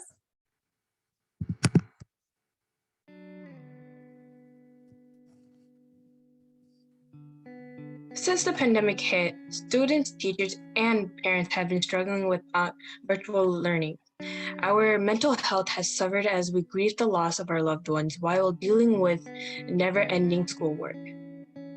We, the students of DAM, have created a set of expectations for online learning to make it sustainable for all of us. We call it the Online Bill of Rights. Students have a right to be comfortable while learning. It is often assumed that if we're not sitting up perfectly straight facing our cameras, that we must not be learning. That's not true. Learning comfortably looks different for everyone. When I was sick with a headache and stomach pain while in virtual class, I put my head down on my desk to be more comfortable while I listened to my teacher's lecture. She immediately called me out, saying that she had to see my face so she could see that I was engaged or I would lose points in the class. I was just trying not to be completely distracted by the pain. Students need an explicit right to be comfortable while learning, because otherwise we just can't learn. Students have a right to privacy. My district has made it a requirement that students keep their cameras on during instruction. Black students, especially girls, are under more pressure than their non-Black peers to present themselves professionally, which contributes to the school-to-prison pipeline. Muslim students are forced to wear their hijabs in their homes when they usually wouldn't. LGBTQ students are experiencing body dysmorphia, gender, and other dysmorphia issues that harm their well-being. These invasive camera policies and the tracking software on our devices bring the school-to-prison pipeline home. All of us have a right to privacy in our own homes and technology. Students have the right to an anti-racist curriculum. As a Black student in a predominantly Black district, I've been taught to think my history begins with bondage. Our curriculum praises the white man's history and reduces its students' ancestry and culture to mere paragraphs at the end of a chapter. Each subject is guilty of erasing and prioritizing a racist curriculum over its Black and brown students' lives. Students of color deserve to be taught about ourselves. All students deserve to be taught the truth. We have a right to an anti-racist curriculum that shows our lives matter. Students have a right to take a break from standardized tests. These tests are overwhelming and do not accurately reflect a student's learning. Many of us are experiencing test anxiety on top of our general anxiety over the pandemic and its effects on our families. Our scores on these tests can impact our future, so worrying about them takes a huge toll on our mental health. Schools are putting more emphasis on teaching to the test rather than actual learning. Students have a right to take a break from standardized testing when we are already focusing on surviving a historic pandemic. Students have a right to attend school with qualified teachers. Teachers play an essential role in students' lives outside of just learning. Districts that outsource instruction to virtual academies are depriving students of those relationships and knowledge that they get from their teachers. I have had teachers who were not qualified to teach the subject they were assigned. It led to confusion, conflict, and lack of learning. This is not okay and needs to be fixed immediately. Students have a right to be qualified, certified teachers we can rely on. We demand an online bill of rights now.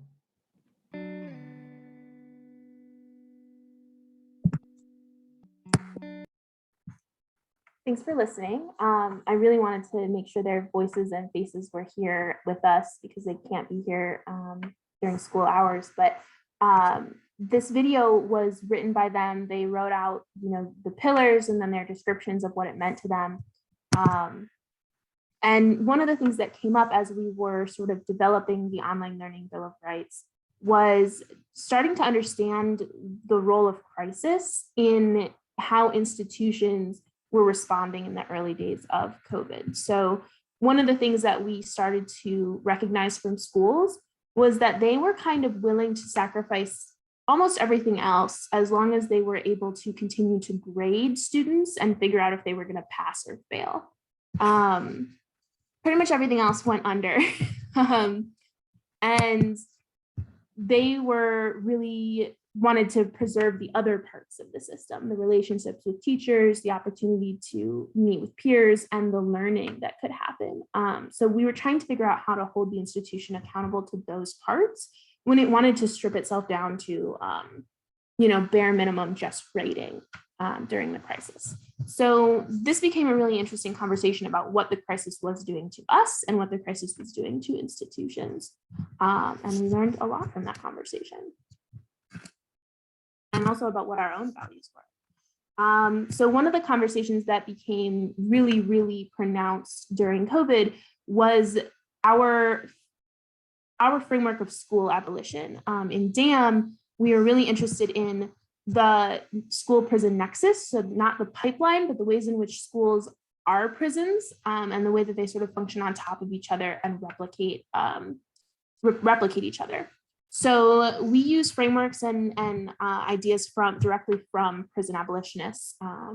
And during COVID, we were asking ourselves the question, are schools obsolete? So you may be familiar with Dr. Angela Davis's work, Are Prisons Obsolete? And we felt like we were sort of moving into a space in the world where schools were starting to be obsolete, especially during online learning classes. So our commitment and our belief in school abolition sort of deepened and broadened during that crisis moment. And then out of that was birthed our brand new podcast. So I will share a little bit about how you can follow us after this. This is just like a 30-second teaser of how students were feeling about school and what school is like for young people right now. So I'm just going to play that really quickly.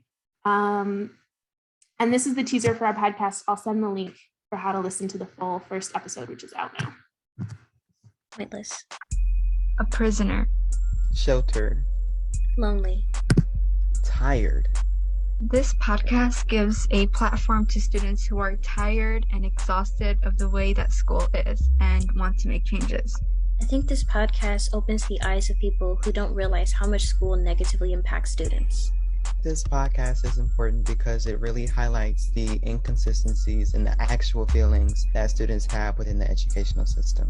Because the way that the education system was generations ago is not what today's students need. I hope students realize that their experience isn't unique to them and that we're all in the struggle together. I hope listeners will be inspired by our stories and encouraged to enact change in the educational systems around them. Listen to Get Schooled. We will not be silenced. So last thing, I wanted to update you all on what we're working on right now. So we have launched a campaign to abolish the Detroit Public Schools uniform policy. We are providing AYA healing circles with support from the Sasha Center in Detroit that are virtual. They're virtual healing circles every other week. We launched the Get Schooled podcast. We're building a statewide coalition, and we're trying to launch a campaign to lower the voting age to 16.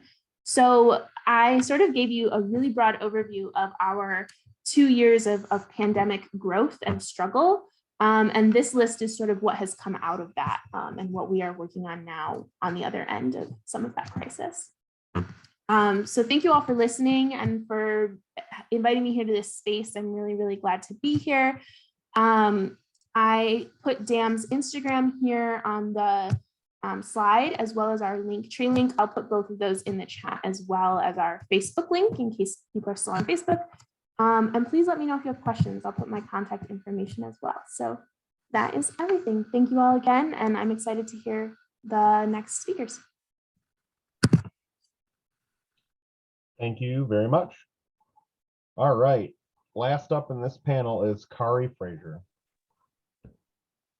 All right. It's unique that I just kicked off with DAM because I remember when I met Julia talking about the podcast that they were going to start. So thanks first off to all of you all for allowing me this platform to talk a little bit about Detroit is Different and what I do with Detroit is Different. Shout out to Megan. She's been working extremely hard on bringing this together. And it was cool just kind of seeing her and Adrian connect. That was like, I almost felt like I was on the inside of conversations of like what new ideas can like break down, destruct, and construct new ideas for platforms for how people connect. And that's really the call to action of what I do with Detroit is Different. So I don't have I didn't want to make like a PowerPoint myself, but you know, you're always welcome to go to DetroitisDifferent.com. But more so, let me talk about the background of the mission. When I think about what doing the work is, I think it's like anything. Start with your passion, what you're committed to. It's so much that needs to happen, especially in a community like mine. I'm on the block of Clements between Rosa Parks Boulevard or 12th Street and the Lodge Service Drive. So almost every thing labeled as a challenge in life exists over here. And I think that is by design. Is just being Black. You all study anthropology, you know, being Black, you know, socially, you know, sociology, where resources are not designed for this. These are discussions I've had with Megan. I think that America was designed for white men, specifically with businesses and property. So the further you are away from that, you're not going to have those assets available to you. But also my philosophical mind has just because these are assets that are coveted by this Western civilization does not necessarily mean that those are the assets that I should covet myself. And there's a lot of other opportunities in the pivot. And I believe Detroit is Different provides that. So in 2014, I started the Detroit is Different podcast. It was really a platform for me being able to use it as a way to have some conversations and have some richer content connected to my album and my work. In 2014, saying you had a podcast was like basically saying, you know, you're an astrophysicist or something, because people are like, what is that? How is that? How does that work? Why are you doing it? But I was just such a fan of them. And over time, I've built a heck of a catalog. The reach became vast. And in 2017, I took a step further where I've had studios in and around the Metro Detroit area. I've had studios in Southfield. I've had studios in Eastern Market. I've had studios in New Center. And I was like, okay, let me actually use this house next door to me, which was my grandmother's house, and turn it into an active incubator space. And really leaning into my call to action always. I say, I want to make money with artists, not off artists. And I've really crystallized that over time. So in 2017, I opened the doors to my podcast house at no cost to most podcasters. So I think probably in this circle, you all probably would know Piper Carter more than likely, like from the activism lens. But I've had some cool guests on over time. And also a lot of other podcasters that have come on board and have their voices and platforms. So like comedian Josh Adams, one of the most nationally listened to podcasts on the network is My Natural Hair, because it's two women that talk about just what the natural hair journey can be. And I find it doing the work, you really need this to be your passion. Because when you're engaging with community and you're engaging with people, you're you. So when I say you, I'm still speaking of me and what I found. And what I found is engaging with community and engaging with people has strengthened my patience, my reserve, my understanding of thought process and systems. And it can be challenging, very challenging, because like making something that's for everybody, but also honoring everyone's individualism and where they want to go is damn near impossible. So we have to make the impossible possible. You know, have dreams bigger than we can see the skies to do this style of work, just because it's engaging and connecting to people. And as I engage and connect to people, one of the most difficult things is a lot of times I believe my podcasters themselves don't even necessarily have an understanding of where they want to go, which is natural because it's in a creative sphere, it's in a creative space. So it's hard to say, this is what I'll be doing episode 1, season 1. And by the time I get to season 24, I'll be doing that. You know, a lot of podcasts start off what I call guest-centric podcasts. So that alone makes it very difficult. So you're booking guests, and guests change dates, they change times, or sometimes you know the guests that you think may open up and talk to you about something is a little bit more buttoned up than you thought they would be about a topic. So you know it's a the passion and commitment keeps me kind of reviewing more so internally what I can do to help assist what this system is. And then just, you know, sometimes just the natural things like you all can know with the Boggs House, like, you know, things like throwing away the garbage or people, you know, breaking headphones or, you know, mopping the floors. You know, the wintertime heat costs the arm, leg, and a kidney. So, you know, when that podcast house is running in the wintertime and I'm allowing this free resource to exist, even though it's a free resource, I still have to treat it with such a with the same respect I would want to be treated with. So it's certain amenities that I'm always keeping, you know, going forward and moving forward with the space. And I would say start with your passion, definitely, to do this work. And then also be willing to reflect back to yourself. Like, you know, pull out a mirror almost every day. Every time you have a problem, you know, we can, you know, shout out our frustrations with the people closest to us, our closest friends that we're intimate with. But I definitely am one that accepts the adage of like the general public, the community, they, especially in my neighborhood, they're dealing with so much that it's kind of difficult to you know, making that decision at the margin of when I'm trying to keep people to a standard that I have in my mind versus meeting people where they are, because that trying to have people to a standard I have in my mind is the same, like, I guess, tenets and pillars of white supremacy that I look to destruct all the time. With it, some of these standards are the ways we communicate. So it's always like a build up, you know, so it's always construction and deconstruction with me, like construction, destruction, like, what am I doing right? What am I doing wrong? Build it up and then destroy it, because I can't really marry myself to any of the ethics. One of the biggest community efforts that I think became more visible for people is last year I started an effort called A Lot of Studio. And I did that because right now it's 2021. And I was even thinking this conference was going to be in person because I knew it was hybrid at one point in time. But so I'm driving around like the Wayne State area, like I think Megan's about to choke me out. And I'm like, and I call Val, I'm like, Val, where's everything at? But this is why we did A Lot of Studio. A Lot of Studio was because in 2021, it's hard to think because so much time has passed in that time. In 2021, we didn't know where things were. So we wanted to do something outside. In 2019, I did the Detroit is Different Festival where I had all my podcasters do something. So I was like, how do we do something else? I have these lots of land over here. I have these garden boxes. Let's engage that. Let's put what I really love next to what I'm kind of working on. So let's take podcasting outside, add some live bands to perform, and we can do this. It was fun, and we're going to continue doing it.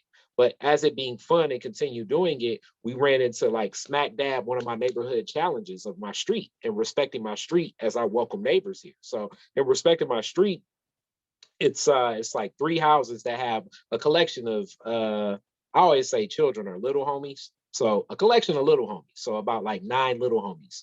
And they would just want to play. So they would run through while people are podcasting about like serious topics. You know, Joanne Watson's on stage and kids are just running around with popsicles. So this is like possibly a trip hazard, a danger, just a lot of things go on because now we have an open space and we're welcoming in children to a community space.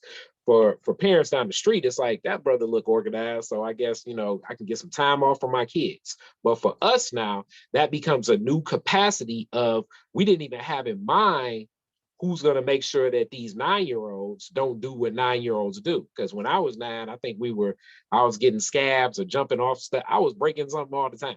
So keeping that in mind, just, and then I had to talk to my project manager, because some people was like, we just need to tell kids, if you ain't with a parent, you need to leave. And then it's like, damn, now how community is that? And you can look at this as 6 in one hand, half dozen in the other. I don't know if it's a specific right or wrong answer to this. Me personally, because I live on this block, it becomes a different type of community answer. So it's like, nah, we're going to let these kids come. We just got to set different types of parameters. If you don't live on this block, yeah, you can say, hey, you won't need to come over here unless your parents pull up. And then that kid takes that a certain way. And that man just talked to me a strange way. And it's a little girl. That can go left very fast, and I don't need anything like that going left fast, because I live here. I gotta, these are my neighbors, you know what I'm saying? And I just know I have to look at it differently. So what we ended up doing was we tried to give the little homies tasks to do, pay them this, pay them that. When they found out that they would have more responsibility, some of their attendance waned, but we came up with some type of solution. And I think thinking on the pivot and coming up with solutions when you're doing this work is always what you're going to do. It's always what you're going to do. In gardening, you're thinking that, you place these, last 2 years ago, my greens were amazing. Last year I dealt with the battle with me and these slugs. So like a lot of my best collard greens had holes in them. And it's like, damn, the year I want to give this away to the community, I don't have the greens at the best presentation. So we had to pivot and say, okay, what else can we do here? It's like, can we do like cooking demonstrations? So it's like we had to clean and pick, we had to pick some of the leaves ourselves, it's a willingness to know that. And then also the willingness to know where, like I say, meet people where they are, because a lot of the structure of where we think they're supposed to be has already been tainted with our bias of what we think is correct. And a lot of our bias that we think is correct, like I say, it's been colored. Even me being a Black man, it's been colored with white supremacy. It's been colored with indoctrination. It's been colored with things that just aren't always true. Because so some of the people on my block, it's like they have a consciousness and state of mind of like, I don't want to use the term resilience as much as I just want to use it is what it is, like this is who they are, but still respecting them and respecting their agency, respecting what they represent is key for me, because I live over here. It's the social capital, I believe, is one of the strongest assets I do have. So strengthening that social capital with things like a lot of studio, not necessarily by design, but recognizing that strengthens my reach is the key goal in everything. I feel like I must have went over in time, Megan. So you have 2 minutes. I got 2 more minutes. Oh, I was thinking I went over in time. I would just say, start small. It's old and it's cliche, but an impact in one is bigger than an impact in many. That's what I would say.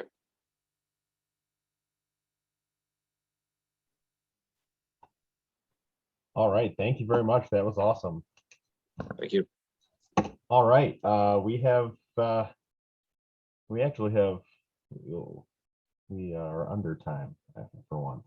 So I get about 15 minutes of question and answer for our panelists, and then we will take a quick break and move into the next one. So any questions out there, you can raise your hand and we'll call on you if you want to type them in the chat.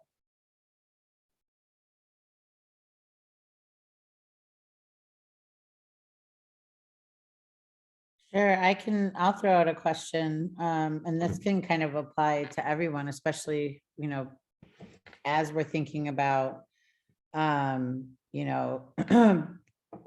we move through spaces, academic spaces, community spaces. Kari, you just spoke about, this is my block versus people who are coming in from outside. Like, there's all these questions, and I think this is where that discussion of boundary setting becomes so important. And so I just kind of want to know, how you guys are feeling about, when it is that somebody comes in who's potentially a newcomer, and how do we overcome, because when we're thinking about making critical connections, and when we're thinking about building beyond our own borders, our own boundaries, our own block, our own this, where do we set the boundaries between like, well, this is mine and this is what I want to work on, to, well, this is all of us and all of our liberatory and like liberational aspirations are tied up with one another. And I think that would be like a question for everybody. Yeah.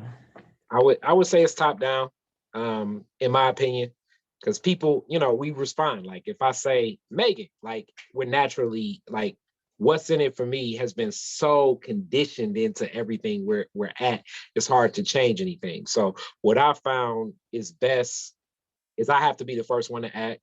If it's clean up the Detroit is different house day, I got to be the first person to run upstairs to the bathroom and get on my knees and dig in the toilet and clean. And people be like, damn, he doing all of that, and that's what's worked for me. Well, this is Rakia. I can add some things. I can say since our group has emerged, we haven't worked with anyone new, though we are starting to meet new folks with other organizations to bring into our space. But I think of the meeting agreements that we set as we have our meetings and as we discuss and have these different perspectives, and we can kind of butt heads and things, but having these meeting agreements in place bring us back to, okay, let's bring it back to the center. And like you said, set those boundaries. So some of them that I guess apply to this space is especially listening from the we and speak from the I, and asking what's possible and not what's wrong.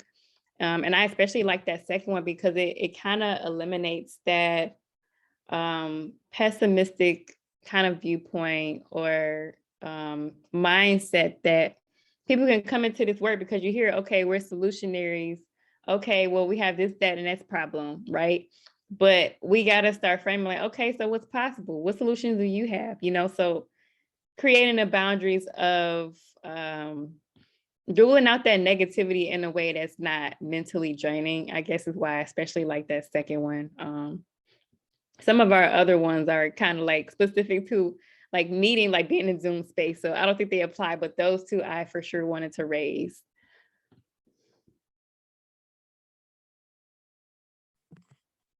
Something that, sorry. Go ahead, Jennifer. Thanks. Yeah, I guess for me, what comes up for me, Megan, when that question is like, I'm originally from Jersey. And so coming to Detroit in the middle of the pandemic in 2020 was definitely hard because it meant I had to communicate with people that I never met over the phone, mainly. And, as things progressed, we were able to do door to door. And I think for me, what worked, to your earlier point about liberatory strategy and like making sure that our liberation is tied together, was just being authentic. I think definitely our stories and having the capacity to share parts of yourself is super important for the community, and also a way to like garner support and trust. Yeah, I think one of the things your question made me think of, and that everyone who spoke so far also sort of brought up for me, is that's one of the fun things about working with high school student activists, is that most of them are brand new to movement organizing. And so on one hand, they're very, very enthusiastic, but also everything is new. And so we have to sort of go revisit back to some of the basics every time we get new members. And the role of like organizational memory, especially during COVID and during the transition, our founding members from 2018, most of them graduated in 2020. So it was this kind of strange transition where it was like, are we even gonna survive as an organization? And so we ended up having to recruit a whole new base of youth leaders in the midst of the pandemic. And recently, the first episode of that podcast that I shared is two of the current leaders of our organization speaking with two of the founders from 2018, or three of the founders. And it was really a cool conversation for me to sit in as like an adult ally and mentor and supporter, to just listen to what they thought the lessons were from their work and what resonated for new members coming in. It's just a really cool chance for like 2018 to talk to 2020.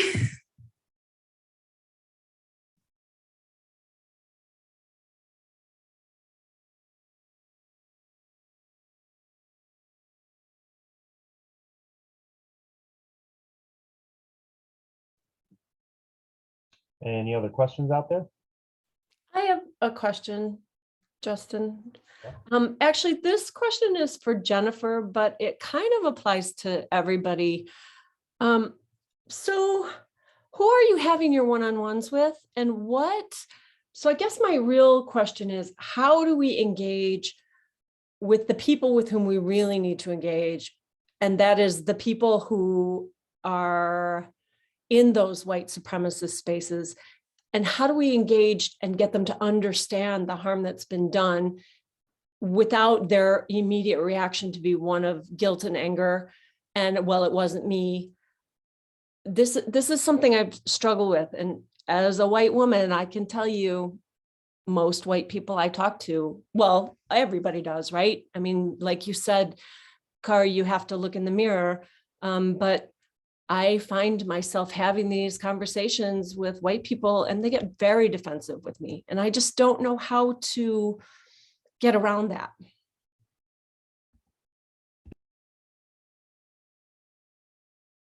Yeah, thanks, Stacey, for that question. To answer your first part of the question in regards to like who we have one-on-ones with, Detroit Action work is grounded on housing, jobs, and transformative justice. So we have one-on-ones with Detroiters and Metro Detroit residents around those issues. And to the latter part of your question in regards to white supremacy and how to dismantle white supremacy as a white ally, before coming to Michigan, I was working in Missouri, where we heavily worked on how to build a multiracial movement. And that work was really stemmed on caucus work. So we would have the Black caucus and also have different caucus based on race, including the white caucus, where white leadership would do their own work within their caucus to build a multiracial movement. And so I would say that, speaking to folks in the community who have familiarity with racial caucusing work is a start. And definitely, one-on-ones is a way to like a real honest conversation with folks about values alignment. And I think as we think about building a multiracial movement, we have to be honest with ourselves that there may be people that aren't aligned with us, but we need to focus with the folks that are. I guess I look at it definitely not as, I guess this may be more of my, I have a different perspective, I think, than most people in this. I have my grandmother had Alzheimer's. My aunt right now has just been diagnosed with Alzheimer's that I do a lot of caretaking for. And with that illness, the doctors kind of say like, look, it's going to exist, we can slow it down. It's kind of how I feel about sexism and white supremacy. So for me to have more of an understanding of the blindness of a lot of white people to racism is the blindness of a lot of men to sexism. And me, even being a man, having an understanding of this, it's like every day, I'm not waking up saying to myself, like, don't be a sexist, don't be a sexist, but I'm looking to recognize, okay, are more women in these spaces? If I am, because it's very simple. And I point this out even to my friends, like, the comfort level that I have with other men, which is definitely from the whole concept of the agency and the separation and how I've been conditioned and designed to think, I believe falls in the same line. So it's going to be difficult. It's going to be some very tough conversations. And I think some of those conversations really come to just welcoming in some of your friends that have those biases into like neighborhoods like mine. Getting outside that box to just kind of observe.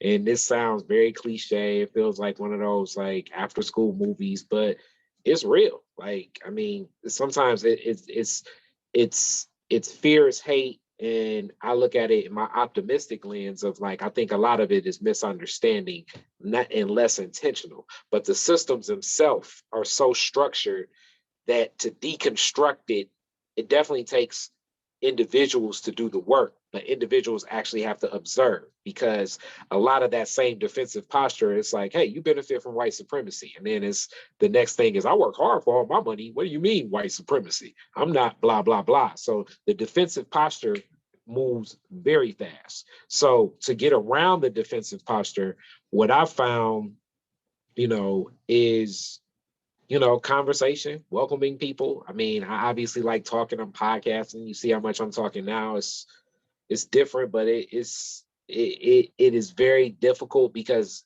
the defensive posture, I think, will be taken, but unless they open their eyes more to some of the realities, especially like housing insecurity, loan opportunities, banking opportunities, health opportunities. Basically, if you look for everything that's negative that could be happening to a person based on what, like I say, are the positives, are rampant in Black and brown communities across America. So but they have to see it, because right now what they're being sold and believed is like this, and this is funny, this is an anthropology study, but it's believed that it's by choice, it's by laziness. They're not even given this. They haven't seen what I have to go through. Like as a pretty successful business person, my ATM machine cuts off at 6 o'clock, right? My bank, if I put any check over about $1,000, usually I sometimes got to wait for 10 days for it to clear. You know what I'm saying? So you have to like experience stuff like that. And then when you talk to the bank, they're like, well, this is just our system. If you read our contract when they go through it, and it's like, no, you lying to me, Chase, or Bank of America or Huntington or any of these banks. You know what I'm saying? So like, unless they see it and know it, and then the only perspective they have of it is from television. And when I see it and know it, meaning they really got to touch the people, shake some hands, slap some fives, and engage. Same way for men to know a woman, to go through some of the stuff they go through in these systems where they're ostracized, they held back, to say, damn, she's way more talented than everybody in the room. Why isn't she given an opportunity? And it's like, oh yeah, this is why. Yeah, and I can add to that and kind of piggyback off of what Kari said about just having teachable moments. But like he said, you can only teach so much, but ignorance is bliss, right? So we think about it with solutionaries in a reverse way, in a way. So within our individual organizations and in the work that we do, just as people, we have the opportunities for teachable moments as we use like urban agriculture to teach within a community, and using clean energy to teach our folks. Because while there are white folks who do not believe that white supremacy is a thing, it still affects like our communities, our Black and brown communities, in a way that has their mindset kind of messed up in a way that needs to be reversed. So I feel like innovative and things that are promoting like self-sufficiency and self-sustainability, it helps to change the narrative from them so that they better understand the importance in telling their story, which is, what we use our newsletter for, and which I find important myself just as a journalist, because there's power in that. And I feel like having more people in that position to tell their story and use their voices against things like white supremacy and racism, I think it eventually, I don't think you can ever get away from it, unfortunately, but I think eventually there will be more power in numbers. And then just thinking about the quote that was talked about earlier from Grace Lee Watts with critical connections versus critical mass, and having that understanding, and just being teachable on the reverse side, just trying to bring that on the side of community, I feel like is the best way we address it, rather than addressing folks on the side of who benefit from white supremacy. Is my take on it.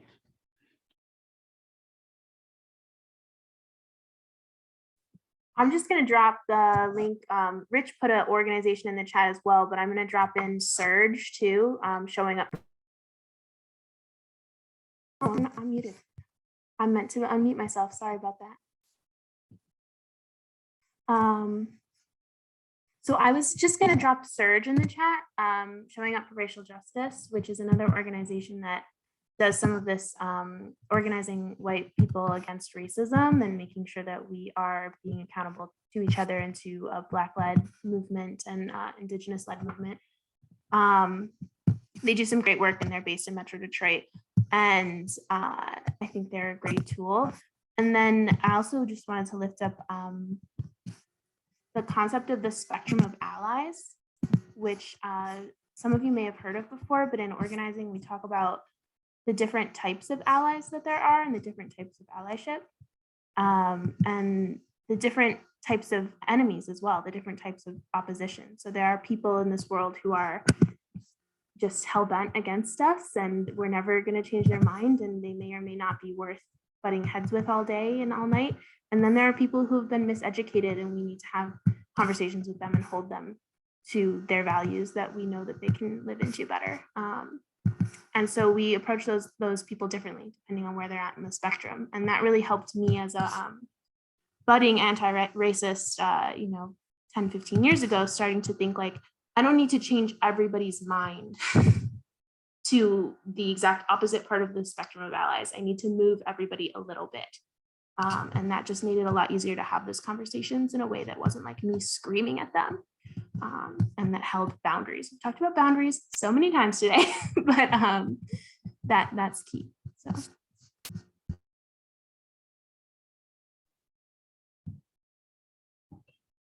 All right.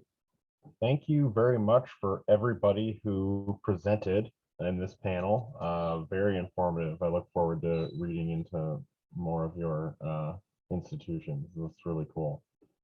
So that puts us at 2:25. The next panel will start in 10 minutes, 2:35.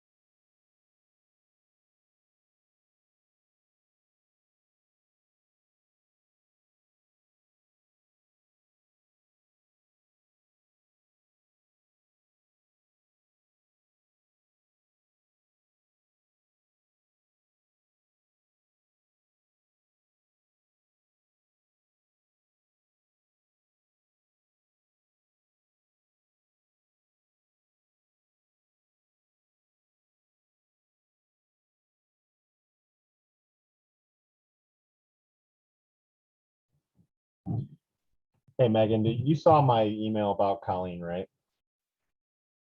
Okay. Yep.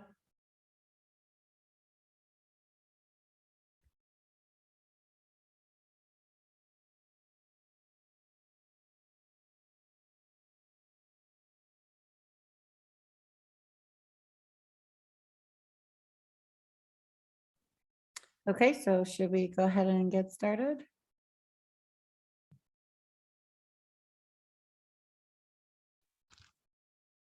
Hi, everyone. So our next panel is called Entrenched Epistemologies. For this panel, we have presenters Joshua Medina and Malik Elhaj. Please correct me if I said either of your names wrong. First up, we'll have Joshua.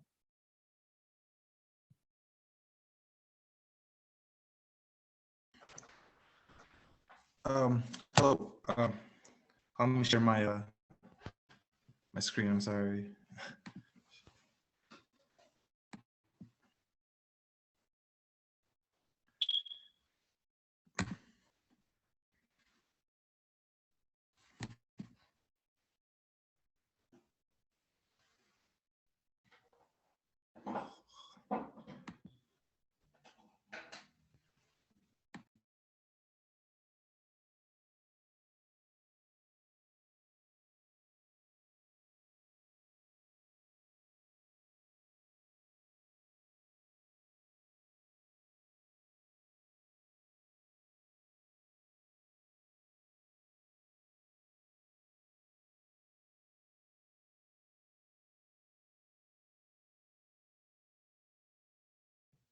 Sorry, guys. I'm not the most tech-savvy person. Can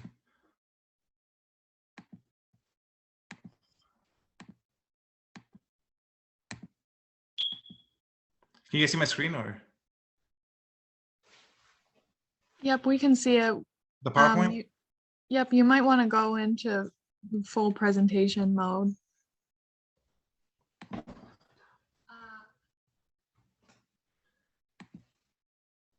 Full presentation mode.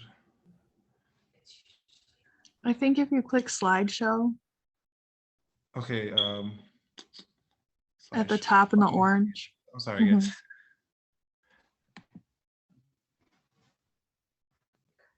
Okay, yeah. Okay. All right, yeah. So let me begin. Now that I've wasted enough time.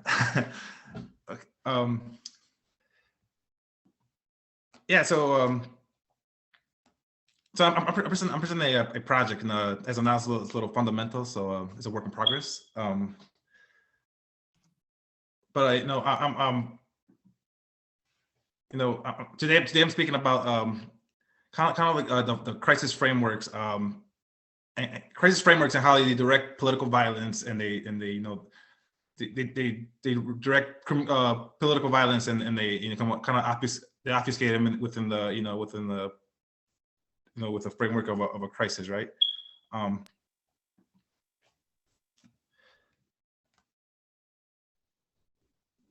Yeah, these frameworks are they're always constructed within the kind of like they're constructed within the ideology of the hegemonic power, right? In our context, when it's kind of the Western dominant power, liberal democratic values that are rooted 100 years back with elements of racism, Orientalism, neocolonialism, and colonialism, right? And these ideals and values are they're enmeshed in our structures, in our policies. So let me read this. So they're enmeshed in structures of imperialism and university. The enmeshed in structures of imperialism, the university polices dissent antithetical to the U.S.-led imperial project. In the institutional environment, professors and students are targeted for subversive activism and scholarly work. In the academic setting, racist and Orientalist views once again emerge to maintain the status quo. This exemplifies the power of the institution and its role in the creation of subjects in the institution, as well as in Palestine. Interpretive anthropology, fully cognizant of power can illuminate obscure phenomena and events. So you know, my point in bringing this up, this very point right here, is that you know, as history moves on, right? The same you know, histories kind of manifest themselves in current ideologies, right? And so to lay out what this project is focused on. Brings me to the next point. The project examines the production of suffering, partly through this obfuscation. This project aims to analyze the conjunction of repression, of scholarship, and activism to the well-being of Palestinians. Under the current hegemonic powers, what type of knowledge is able to be produced and what knowledge is obfuscated? How does the production of epistemologies translate to material conditions and well-being? So, you know, my approach connects the, you know, the ideal to the material, in the pragmatic to examine the, you know, the workings of violence in our global system.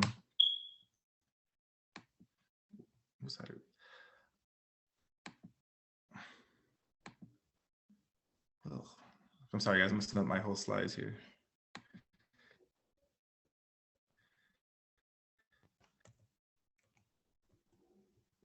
All right, so just to lay out some contextual some contextual data here, you know, from 2008 to 2022, in the occupation of Palestine has resulted in about 6,000 deaths and 3,442 of those casualties being, I'm sorry, there's a typo, not child casualties, I meant civilian casualties. So this is not accurate, civilian casualties. I thought I fixed that, I'm sorry. And so aside from the, you know, direct death and violence, you know, the occupation of Palestine is continuing the deterioration of material conditions for the people there. For example, in the Gaza Strip, the healthcare system has been further strained by the COVID-19 pandemic, the collapse of social services, and the staggering 49% unemployment rate and collapse of infrastructure. Right. So how is this connected to, you know, to activism and dissent back here at our university at Wayne State? Well, to elucidate how Wayne State is connected to this humanitarian crisis or you know, this direct violence of occupation. You know, Wayne State, for example, boasts this you know, the Mike Illich for MBA students, right? The Michigan-Israel Business Bridge internship program to promote business between Israel and Michigan, right? And right, you know, directly on the MIBB site, right? The Michigan-Israel Business Bridge, one of the main priorities there is defense. So that business goes directly towards the occupation to perpetuate that apartheid system. And so these the last 3 points, this is direct off the website to why they're interested, right? They go on to explain the defense section on the website that Michigan is of interest because it is first place ranked in military production. And you know, right here, this last point, you know, it goes straight to the point about how it's connected to the economy, right? Where $24 billion in economic activity for Michigan is the defense industry. So you know, that just highlights how you know, our economy and our politics is, you know, it's funded by you know, by violence and death and you know, the violent oppression of other people, such as people in Palestine, you know, which, you know, Amnesty International has declared our apartheid state as a recent. Took them long enough, but they did that. So you know, to give more examples how you know the struggle there is connected to the political economy here, and you know, and I'm speaking in a very local way, right? How the local kind of connects to the broader system, right? You have you know, an article written by the Wayne State Police Chief Anthony Hall, talking about how he was privileged to participate in a 7-day training regimen. to read one of his quotes. I'm reminded of a particularly gruesome and heartbreaking story regarding a type of suicide bombing. Terrorists have employed the horrific practice of strapping a bomb around a child in a stroller and then leaving the stroller unattended. Unsuspecting bystanders approach the child to offer assistance, and the bomb is detonated, killing the child and several onlookers. So like, you know, what this type of narrative does, right? First of all, it creates this kind of boogeyman character, right? The terrorist. So that, you know, this story has no details, no context of what they're talking about, no terrorist organization name, nothing, right? So it you know, it allows through ambiguity, it allows, you know, these old sentiments that are rooted in the history of racism and colonialism, you know, to you know, to manifest themselves, and you know, to fill in the blanks, to create this threat of the other, right? And then it is these tactics, right, and this ideology and these you know, these very dangerous ways of viewing threat are brought back here, destroyed, and creates this like dichotomy versus good guys and bad guys, right? And which citizens are favorable, which citizens are deemed a threat just by the virtue of being around. So Holt, yeah. So like I say, this is, like I said, Holt's kind of, you know, fabricating the identity of other, right? This boogeyman terrorist, like I mentioned earlier. You know, and so another point with this is like, you know, he's talking about concern over children casualties, and you know, as well as he should, right? But the military and the commanding officer he was training under, you know, are responsible. I mean, I'm sure you see a lot of the headlines, right? Are responsible for countless of violence against children and bombings where children have died. So it is an erasure of that experience, and you know, to redirect the narrative towards, again, this ominous other, right?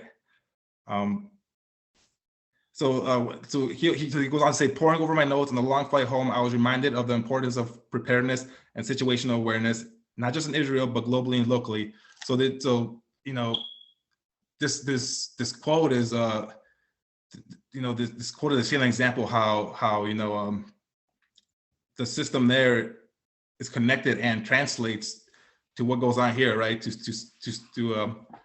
suppression of our citizens here, you know, and how the same, you know, the same history of you know, of oppressing marginalized peoples become weaponized through those othering logics.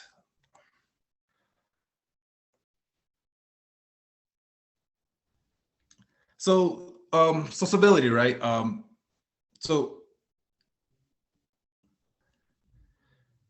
Civility, the idea of civility becomes like a very powerful tool in managing dissent in university. So to exemplify this, I'm using an example of a student's Senate statement that was released last year. So on May 27th, the Wayne State Student Senate released a statement. It was a longer statement than this, but I picked up this section, right? It is our responsibility to stand against acts of oppression and occupation, regardless of whether or not we are directly affected by this violence. Injustice anywhere in the world threatens our own freedom. We must stand in solidarity with those beaten, silenced, and killed. So President Roy Wilson pushed back. Well, not pushed back. He condemned this statement. You know, he quoted, "While we support the right of our students to express views important to them, I regret their use of some needlessly inflammatory terminology," Wilson said. "We must treat each other with civility and respect." Some of the words didn't do that. So this got me, this, you know, these civility and inflammatory like raise red flags to me, and I kind of and the research here is investigating what does it mean to be civil, and what does it mean by inflammatory, right? In, you know, in the context of our you know, social relations, right? So that's what I All right, so to answer these questions, I cite you know, I cite Edward Said, right? You know, very I'm sure everyone's heard of him. Not everyone, but I should assume that, but he's a very prominent intellectual, right? So I take this quote from his book, Orientalism. Foreign occupation becomes the very basis of contemporary Egyptian civilization. Egypt requires and insists upon British occupation. But if the special intimacy between governor and government in Egypt is disturbed by parliament's doubt at home, then the authority of what the dominant race and what I think ought to remain the dominant race has been undermined. There are, of course, the English for whom the pronoun we is used with the full weight of a distinguished, powerful man who feels himself to be representative of all that is best in the nation's history. So with this citation in mind, I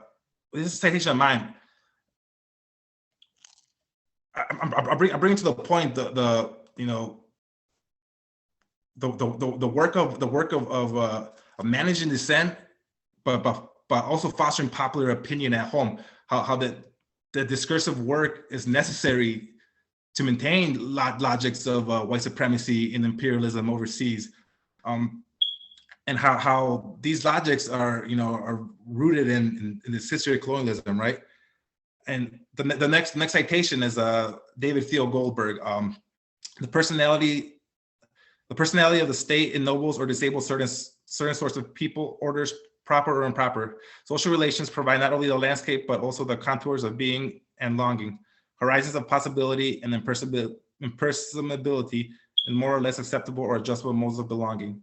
In modern states, and those states where civility has been much in contest, the landscape and contours of state personality have gone deeply defined and refined in racial terms, figuring a racial personality to state character. So what I think he's talking about here is the state, the state defines what is a proper subject, what is a proper citizen, right? And what that is has been defined by the system, by going back to Edward Said, by this history of colonialism, right? What kind of attitudes and what kind of interests are deemed proper in our society and state, right? Hey, So, Josh, we're just about at time. Sorry to interrupt. Oh, okay. So let me wrap up. I guess my to conclude, right? This logics of racism and historical logics of racism, imperialism, kind of get translated into disembedded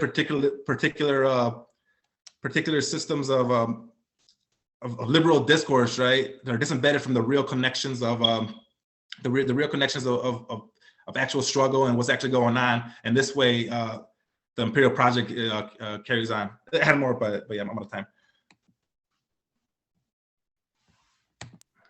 Thank you. Next we have Malik. Hi, it's actually pronounced Malak. I'm so excited to be here today. I'm about to share my screen. Joshua, if you're able to just stop sharing so I can.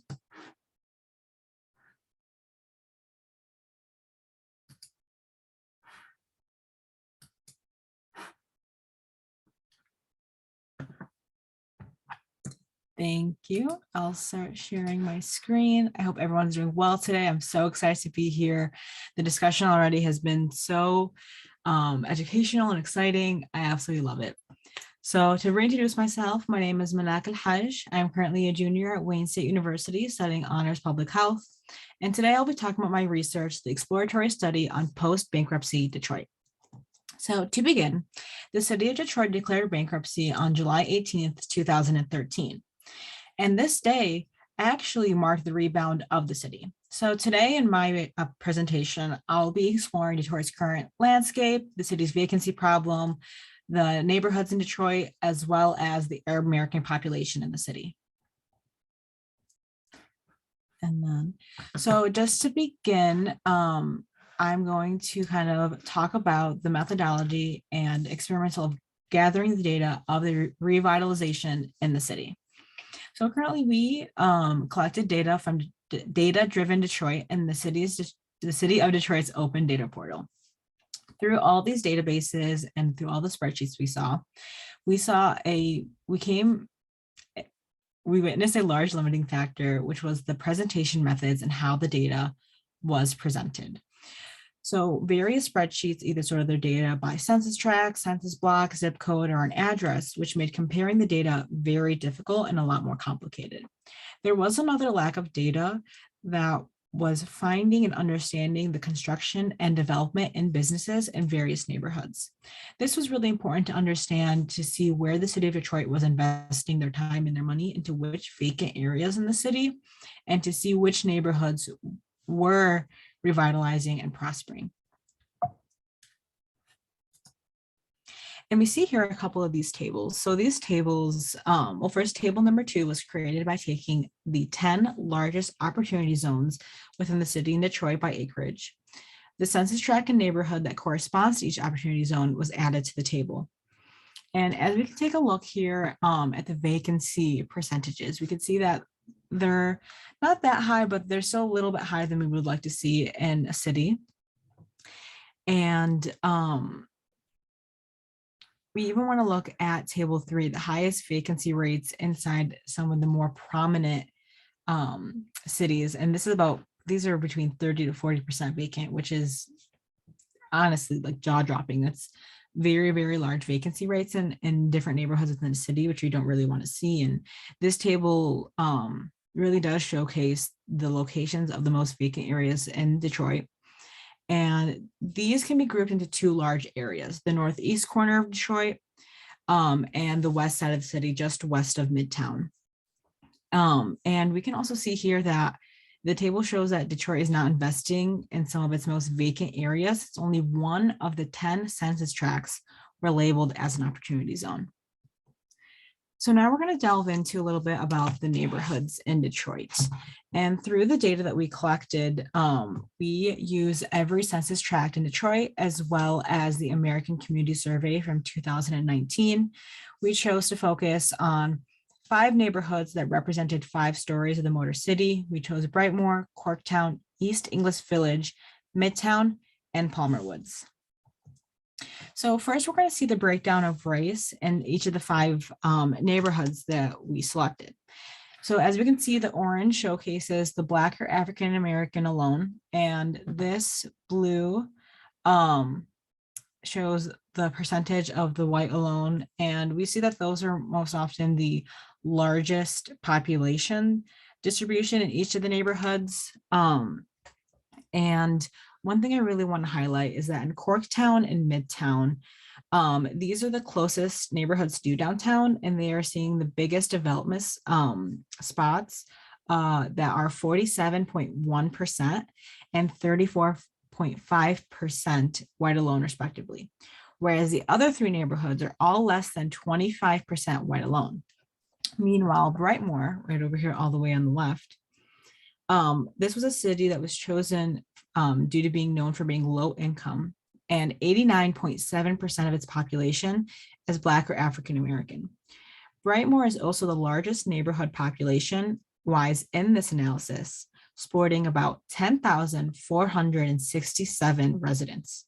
The Black or African American population in Brightmoor is about 9,385 residents, and that is larger than the entire neighborhood of East English Village. And in all the 5 neighborhoods, the white alone and Black alone African American populations make up over 80% of the total population. And now, kind of understanding the race breakdown of each of the neighborhoods, I'm going to delve into the household income. And we can kind of see that in Brightmoor, the neighborhood that had the largest African American population has the largest percentage of residents making less than $10,000 annually. And we can kind of see how the systemic racism and even just how the way that our country is set up keeps poor people of color poor, keeps them low, keeps them down. And even just looking at Midtown, right here, the second to the right, Midtown is generally perceived to be a very well-off neighborhood, yet 60% of the households in that neighborhood make less than $30,000 a year, and 29% make less than $10,000 a year. And also in Midtown, we have a population, or 22.8% of the population are between the ages of 18 and 24, which is typically the college age. So we want to kind of recommend for future research to take this large low-income student population into account when doing future research. Now, after we've talked about the neighborhoods and the revitalization and everything, I really want to get to my favorite part of the research, which is my case study on Arab Americans, which I titled The Invisible Population. So to begin, the largest number of Arab Americans across the nation reside in metropolitan Detroit. Since there is such a large population of Arab Americans, I thought doing a study on this ethnic group within Detroit would be an appropriate location focus. However, through my research, I found that there is an absence of health data for Arab Americans. And for example, so in some of the literature review that I did, I found that research articles often misconceptualize that all Arab Americans are Muslim and vice versa. For instance, in the Arab Detroit 9/11 Life in the Terror Decade article, the authors used Arab and Muslim interchangeably. However, Arab and Muslim are not synonymous. And that is something I really, really want to emphasize, because growing up as a young Arab American Muslim woman, people would sometimes, like for instance, I went to a Catholic high school, and because I was Arab, I had a lot of theology teachers be like, "Oh, Malak, you're Muslim, right?" Just off of my appearance. While some of my other classmates who were also Lebanese and Arab were actually Christian. So there is a lot of misconceptions about Arab and Muslim. And you can be Arab and you can be Christian, you can be Jewish, you can be any other religion, and Muslim, you can be African American, you can be Bangladeshi, you can be European. Just because you're a Muslim does not mean you are Arab, and just because you are Arab does not mean you're a Muslim. And kind of building off of this misunderstanding of Arab Americans, kind of delving into the cross-border ties in Arab American mental health article, the authors highlighted social determinants that impacted the mental health of Arab American immigrants and their children. And some of these social determinants included language barriers, cultural barriers, and social norms. So kind of connecting back to misunderstandings about Arab Americans, we can see that cultural barriers and social norms between Arab Americans and maybe other cultural groups or other ethnic groups may cause some difficulty in getting access to healthcare for Arab Americans, since there are different, I guess for an example of a cultural barrier is a lot of times the men won't see the doctor that often. They think they're healthy, they think they're fine. They're like, I don't need to go to the doctor. Whereas a lot of times Arab women will go to the doctor more often than men. And we see this in other ethnic groups as well. Another cultural barrier, for instance, is that women should be getting an annual pap smear once they turn 21. However, in a lot of Arab families, it's a little bit taboo to go to the gynecologist before you're married. So these kind of cultural norms and cultural barriers impact the access to care Arab Americans have. And now I really want to delve into the limitations in health data and what causes this. So Arab Americans are erroneously classified as Caucasians in the US Census data. And oftentimes in a lot of government forms, municipal forms, almost any kind of survey you do, there's always going to be race selections. And very, very rarely will you ever see a box for people to check off that says Arab American. And often as Arab Americans, we're encouraged to choose Caucasian. However, by choosing Caucasian, this groups in our health history and our health outcomes, and even some other important data that the census provides, such as household income, or even whether you're insured or not, groups us in with Caucasians. And this really does a disservice to both ethnic groups.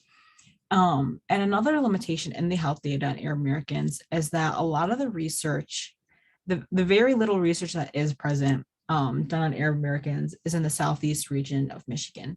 Yet there is little to no data regarding Arab American health nationally, which is something that's also very important. We want to understand how Arab Americans are able to access healthcare and how the quality of their health is across the nation, not just where the largest group of them is. The Arab Community Center for Economic and Social Services, also known as Access, does a lot of research within regarding Arab Americans. And I use a lot of their research and a lot of their databases in order to, oh, thank you for the time reminder, in order to kind of understand what data is available for Arab Americans. I'm just gonna go to the next slide. Just to conclude, because I want to highlight some important facts, is that Arab Americans are overlooked and ignored in health research throughout the United States. By erroneously categorizing them as Caucasians, their health history, their health outcomes, and their health disparities are omitted. And health researchers are doing a disservice to both ethnic groups by considering them as the same population. I want to emphasize that researchers must enhance their understanding of diverse health populations and thus adequately evaluate the ideology and what implementations are necessary for the communities to incorporate to aid their overall health. Because a lot of different people of color and different ethnic groups and even different racial groups are going to have different ways to implement but healthier lifestyles. And these are just conclusions of the overall study. Not just the case study, but there are countless neighborhoods with a variety of people.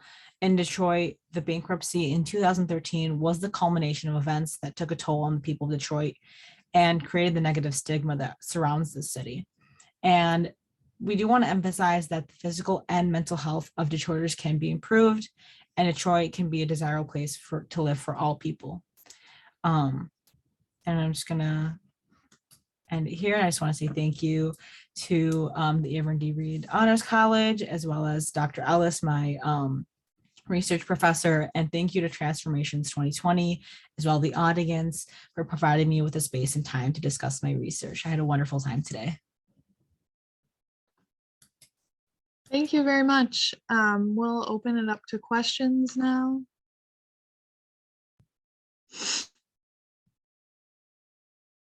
Meg, you have your hand up?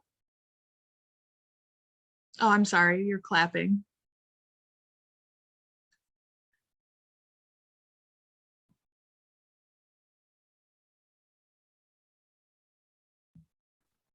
Well, I'd just like to say I'm really glad that you brought up, Malak, the invisibility of the Arab population, because I think one of the things too that also makes highlighting that in our data so important is also that it forces us also to think about the ridiculousness of these the racial categories that we have as well, and how little they mean, and how much they mean in terms of what kinds of resources people get, but also how little they mean in terms of actually what our worlds are made up of.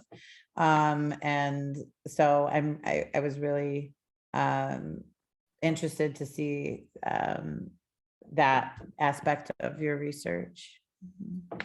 Thank you. Yeah, and that's something, a lot of the work I try to do is through research, and even through my fellowship at the Center of Law and Social Policy, is trying to get a box for for our ethnic group, for Arab Americans. But it's also just, part of me is like, well, why do we don't really need it? Why do we need to know what everyone is? Everyone should have a level playing ground. But because of the society we live in, because of the systemic racism, and because of the horrible history we've had, in order to bring everyone to a level playing field is by understanding who they are. And it's a very difficult kind of topic to conceptualize and talk about. And it just puts everyone between a rock and a hard spot. It's like, we need to know, but do we really? But yeah, I really appreciate your input on that.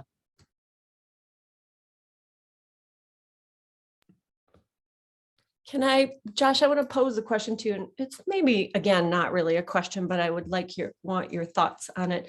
So when I see the research research like yours, I just get so, I was so hopeful that Israeli Palestinian relations would get better over time, and it just feels like they've deteriorated, particularly with the pandemic. I just wonder, are you hopeful? Do you think there are solutions? Are you just sort of despairing at these disparities and oppressions, or? I mean, look, like for me, the solution lies in like direct action, right? So like to me, like the BS movement is a boycott, disinvest, and to me those are the best solutions. Take action, right? Because systems of power of global power, right, and imperialism, they're not going to give up that power just because we ask, right? So part of the point of my project was saying, what civility does is make any protest, it makes it like acceptable, right? Because it's not challenging power, right? So once you step out and challenge that power, it's when they police dissent and they come down on you. So like systems like BDS, they attack these economic and political junctures that actually have real material damages to such global systems of power and imperialism. So that is my answer to the to the solution, right? Get away from these ideological not to get away from ideological things, but connect the ideology to the materiality, right? If the ideology is disconnected from the material, then you have illusion, you have fantasies. It's not really there, right? You have particularisms, right? You kind of have that old style anthropology of that Boasian, right? Where it doesn't really take into account political economy. So if imperial academies like Wayne State and nations like the U.S., if they permit and they allow your protest and not make a much fuss about it, it's a red flag, because you're not challenging much. So a militancy is necessary. I didn't even think that those statements were militant. I thought they were perfectly civil, but I think it was just, for some people, speaking the truth is uncomfortable, and so they use I feel he was using his power position to shut down what actually was a civil comment. There was nothing not civil about it. It's just uncomfortable. Right, and it doesn't make, like you said, they're very mild comments. Very, something everyone can agree, right? Oppression is bad, right? Something, but it doesn't make sense at all until you start looking at all the economic interests that Wayne State has with the militarism over there. When you see the business bridge that prioritizes defense, right? That's being used to perpetuate apartheid. So something that doesn't make no sense at all starts making sense when you start looking at these real material junctures that like I said, the local is connected with the broader and the economic and the political. That makes sense why President Roy Wilson found it so threatening and found it so quote unquote uncivil, because you're stepping outside the order of Western imperialism.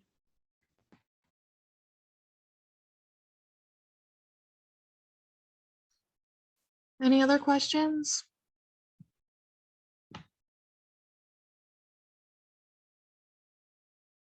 Okay, Justin or Megan, do you have any closing? Yeah, so I just want to thank everybody so much, all of the panelists, everybody who was here today. I think this has been a really amazing day. And I think that I've learned so much from all of you. I'm really looking forward. I hope that you all come back, join us tomorrow.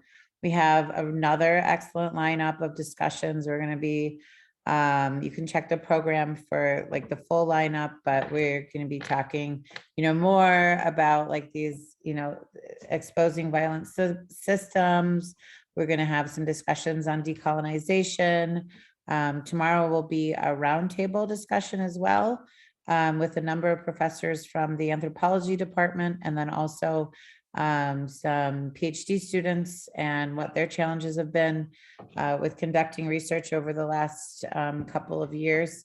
And that'll be like an open conversation that you're all welcome to join. And then in the closing us out, we'll have some discussion of other ways of knowing and being. So just as excited as I was for today, I'm excited for tomorrow. Again, we'll be here from 10 to about 3:30, about the same time. And you would just use the same link that you got in here today with. And so I don't know if anybody has questions, or if Justin, you have anything you want to add? Nope, I just appreciate everybody being able to share their research here today, and it's very insightful, and I look forward to what tomorrow brings. Thank you all for coming. Thank you, everyone.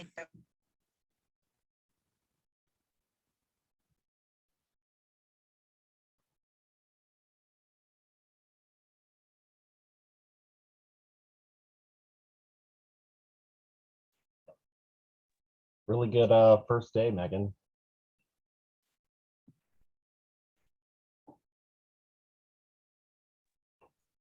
Yeah, I really, really appreciated everybody's talks today. Mhm. Adrienne Marie Brown, like, she just has like this. I love how off rep she was just like, we talk too weird in academics, and that's how I would like to talk. And I'm like, that's literally what I've been trying to say to people all the time. I'm like, you get more people into the like the meat of everything that you're trying to do if you like speak to like the layman, really, like, you know, we make it too heavily scientific, and that's kind of how I'm trying to write my master's essay right now. I mean, I have to like be overly scientific like in some areas, but you know, like when I'm telling a story, like I'm telling a story the way that like people want to hear it, not like how it sounds nifty to like maybe some of the people who are going to read it. So Yeah. Yeah, it's hard because part of becoming a part of an academic tradition is to learn all of the jargon and then get indoctrinated in that way. But I think this also goes along with